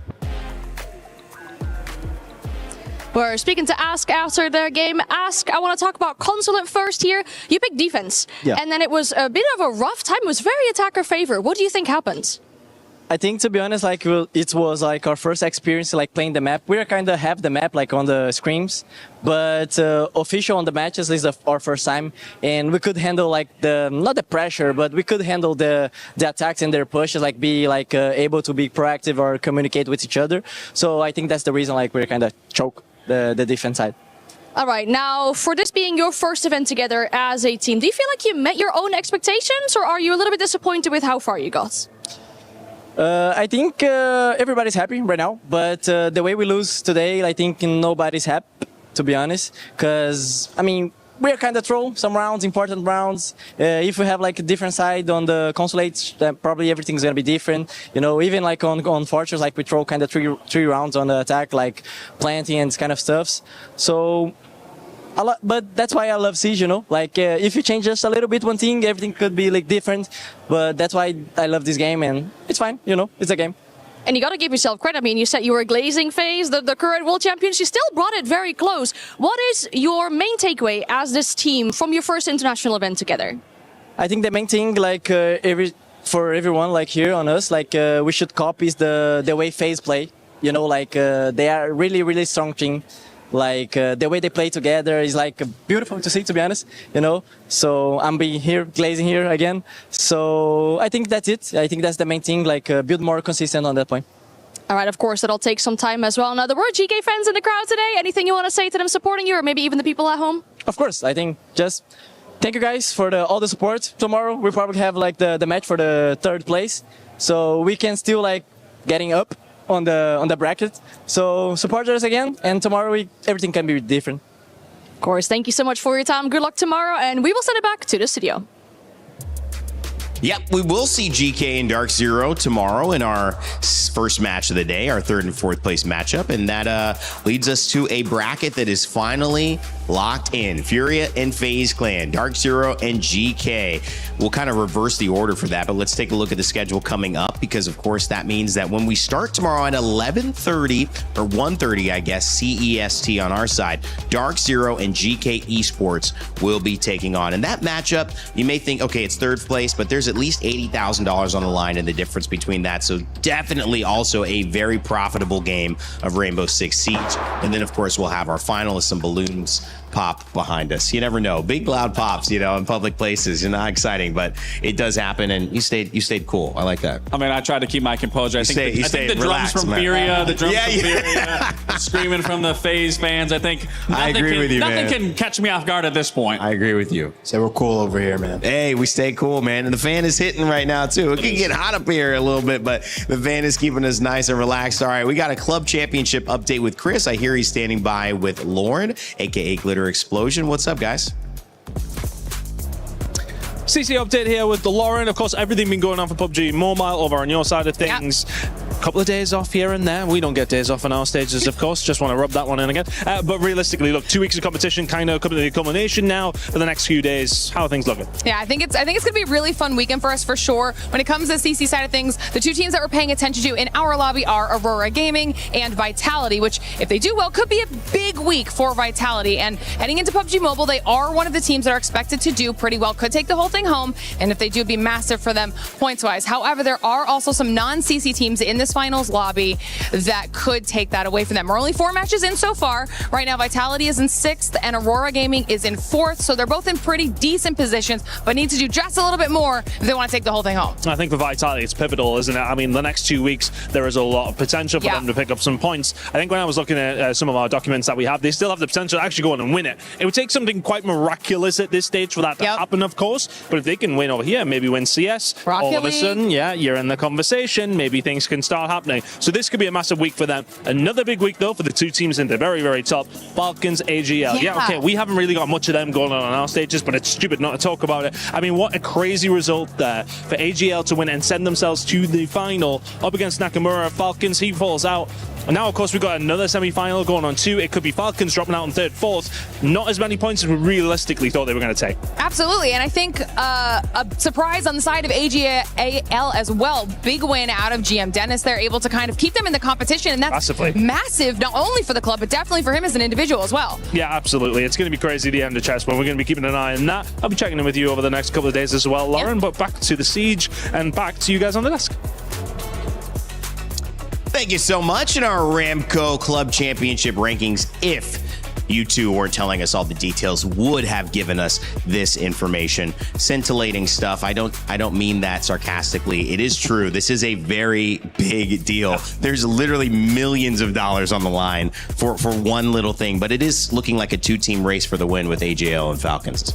Yeah, I mean, I thought from what I heard in previous games that, ag.al was going to be sitting on ice, but getting that win in chess was definitely big. Knocked out a Falcons player. I believe they still have one more Falcons player in chess. Yeah. And they still have CS going on for the side of Falcons as well. So, I mean, still a lot of opportunity for Falcons to be able to pass ag.al, but I mean, that's still a lot of games to be able to watch. It was like that 2-point, the 4-point switch where you miss a layup in basketball, but then the other team makes it. So instead of tying the game, you're down 4. That's basically what happened in chess. And so that was quite an interesting one to see. Guys, let's get our final thoughts here to close out our day. A great day, our grand final set for tomorrow. We're about to go get some rest, but Lax, will start with you. How was it? I mean, it really was a great day. I mean, obviously a little disappointing for my end to see an NAL team go home. Former teammate, similar for you. Even on the side of GK, I mean, similar teammate situation there with Yaga as well. But I really want to give a lot of praise to the boys over on GK. I mean, I went into this tournament thinking that they weren't going to be able to fight the way that they did, and to be able to take a map off phase, to be able to push them to a final map. I mean, those guys really deserve a lot of praise, and I really can't wait to see what they not only bring to this next EML stage, but then even further to see what a major could possibly look like for this team. Yeah, great showing here at EWC. Iconic? Said I'm heartbroken because on one side DZ's gone, but also to one of my old teammates, Diaz Lucas. We were in the grand final together a couple years ago. Glad to see him back. We were talking after the match. I said, get it done, finish it, push it over that line. Said it's going to be different this time. Also, too, just being close to FaZe Clan. But I mean, both close with both sides, so it's going to be just a very close matchup, so I'm excited to see it. Both those teams looking fantastic. Gentlemen, you look fantastic today. Did fantastically. Alfama as well on the desk. All of our casters and crew. Everyone behind the scenes, we appreciate you. And all of you watching as well. I'm going to keep it toned down because we're going to have a great closing last night. We're going to crown a champion here at EWC for Rainbow Six Siege. So with that, we want to remind you to never give up, never stop gaming. My name's Rain Day. Stick around for the STC recap to close us out for the night. And of course, the EWC Spotlight, which is coming on right after this. Good night.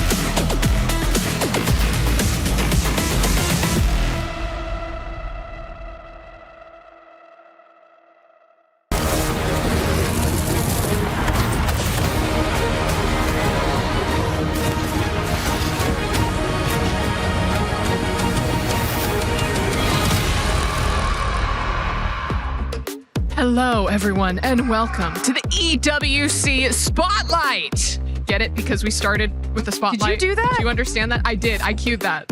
That timing was incredible. Well right? done. Yeah. Like usually there's, someone with a light switch or something. It's under my chair. So if I just do one of these, everything fits. Careful, don't do it again. I was a little concerned. I know, right? But I forgot we're doing a show. Yes, it's the EWC Spotlight. We're going to cover everything that you have seen so far. I've got Johnny Boy and Glitter Explosion joining me today. Johnny Boy, do you have your own theme song whenever you walk out onto the stage? Oh, I wish I did. I don't think so. I've never heard one before, so I'm gonna safely say no on that. Could you select your own theme song? I'd have to think about that, but it would be boring because I am quite boring, so it wouldn't be that exciting. Oh, show him up. If he's gonna be boring, what would your theme song be? Bad Bunny. Bad Bunny? Mm-hmm. What song from Bad? Pick any. Just literally any. And I'm golden. The entire Super Bowl playlist. Yes. Me. It's just you coming out. I love that. The whole length of it, though. You have to wait, and that's right. Yeah, the intermission. Mine is Colors by Flo, and there is no ifs, ands, or buts about it. But we got to talk about what we've seen so far over at the STC Arena. We've had a little bit of Rocket League, and oh boy, there were some surprises. You got there, yeah. There are plenty of surprises. I mean, most surprising, what we've just seen. The draw, the playoffs have been drawn, and they're all same region quarterfinals, so there's no cross-region quarterfinals at all. 2 EU versus EU, 1 MENA versus MENA, 1 NA versus NA. I'm just looking at this thinking, how have we avoided even one cross-region matchup? But that's the way it is. Is that allowed? Apparently it is. Wow. It's in the rules. It's going to be spicy. It is, well, script writers backstage. It's matches we've seen before, but then it's also a chance to do it on LAN because you don't get those matches on LAN that often. So it is a bit different. We get to see, are they the really the best team in the region? Because if you can beat the team online, that's one thing, but to do it on LAN, of course, that's where you really need to prove your point. I love that. But walk us through how we got to the draw, because of course we did get to see a little bit of overtime.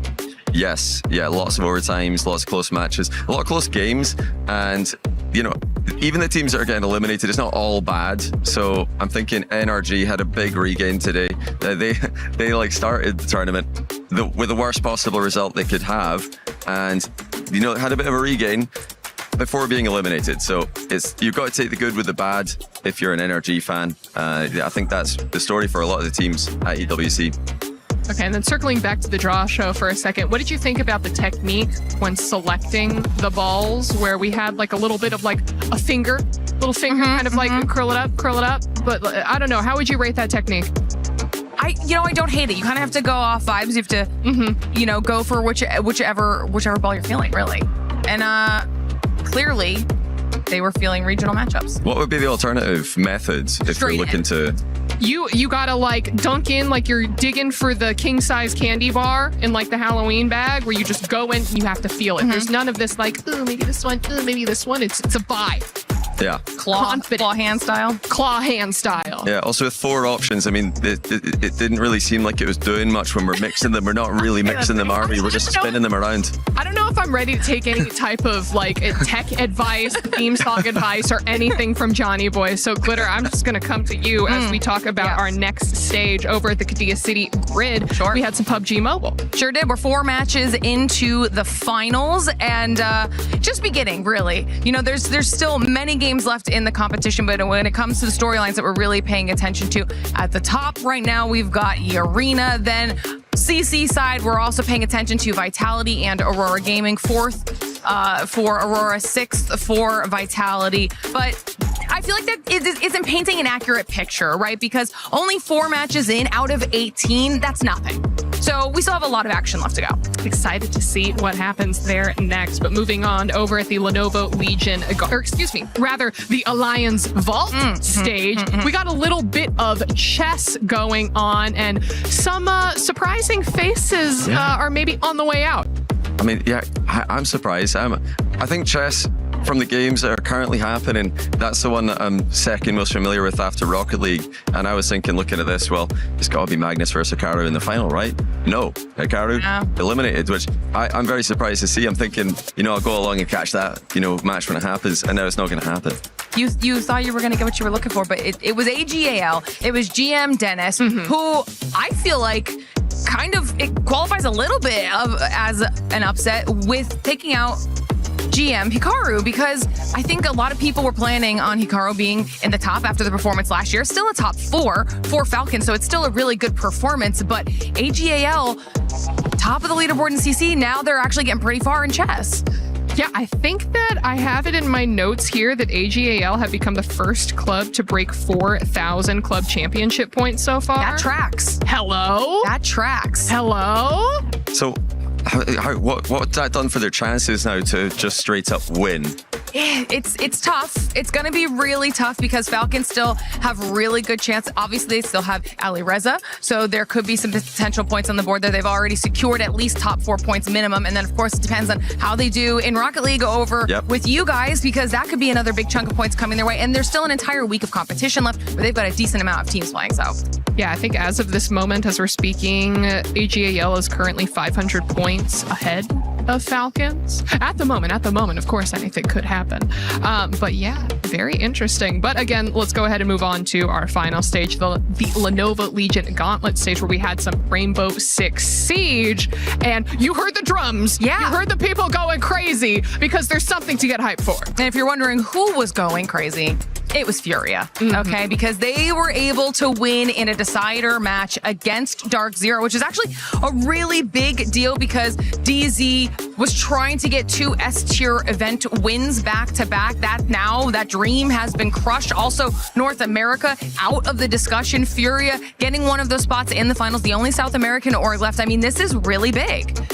Yeah, I'm excited to see where everything goes and to see if we get maybe any kazoos brought into the audience. They look like they've got it sorted. The Furia fans are going absolutely crazy when they're walking past. It's interesting though. I think this is actually, for me, one of the coolest things about Esports World Cup is earlier on we saw Furia get eliminated in Rocket League. Their fans, obviously very, very big support over there as well. No problem. They just nip next door, get to watch another game, get to watch a win. So you're much more likely to see success as a fan, but also failure. More chance for both. So I think it's just really cool. You can go between the two, go between 3, 4 even at the same time.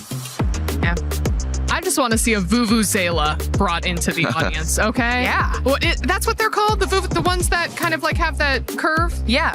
Or even a didgeridoo. That's a dangerous suggestion, the Vuvuzela. I think we got to be careful with that. That could be just a constant drone that we're just going to have in our lives during the show days. I feel like we could make that sacrifice. Putting out the call. Putting out the call for Vuvuzelas in the audience. But okay, we talked a little bit about club championship points and what that means for ag.al and Falcons at the moment. But Glitter, are there any other teams that are potentially looking like they can make a run to some of these higher standings? And I'm actually pretty excited about the team that I'm about to say, because one of those teams is absolutely Vitality. They are a favorite out of PUBG Mobile. They've put themselves in a decent spot heading into the rest of the matches, and they feel like they could potentially also do well in Rocket League, right? Yeah. So this could be a huge week for Vitality. I like their chances of winning, but, and you're not going to like this, they are up against their nemesis in the quarterfinal. That's Carmine Corp, who have a winning record against them. Now, Vitality have beaten them, but KC have got a winning record overall, so it's a tough quarterfinal. If they get past that, they can absolutely win the whole thing.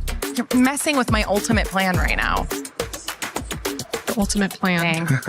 Fallen, crumbled to shambles, but that basically brings us to the end of the EWC Spotlight. Johnny Boy, before I release you and let you go, is there anything that you'd like to say about what you've seen so far? I would just say that if you are here at EWC, if you're walking around the venue, be sure to check out the other games, because I'm a Rocket League guy. I don't know much about the other games, but it's just amazing to go in and watch the competition, see the action, and it's all happening at the same time. So go around, if you're online, go around all the different streams, check everything out, and then you can get the recap right here with you guys every single day. Look at that. He's already plugging back in the show. Amazing. Should we bring him back? Should we keep him? Yeah. Okay, Why we'll not? consider it. We'll consider it. I don't know. Well, we do have a long list. We do. You know, we do. Oh, is he still listening? Everyone, thank you so much for watching the EWC Spotlight, and we will see you all next time for more games. Don't tell him. Don't just shh. No, I'm not gonna say. I'm not saying anything. No, okay. It's okay. We can't tell him that. I can't hear us.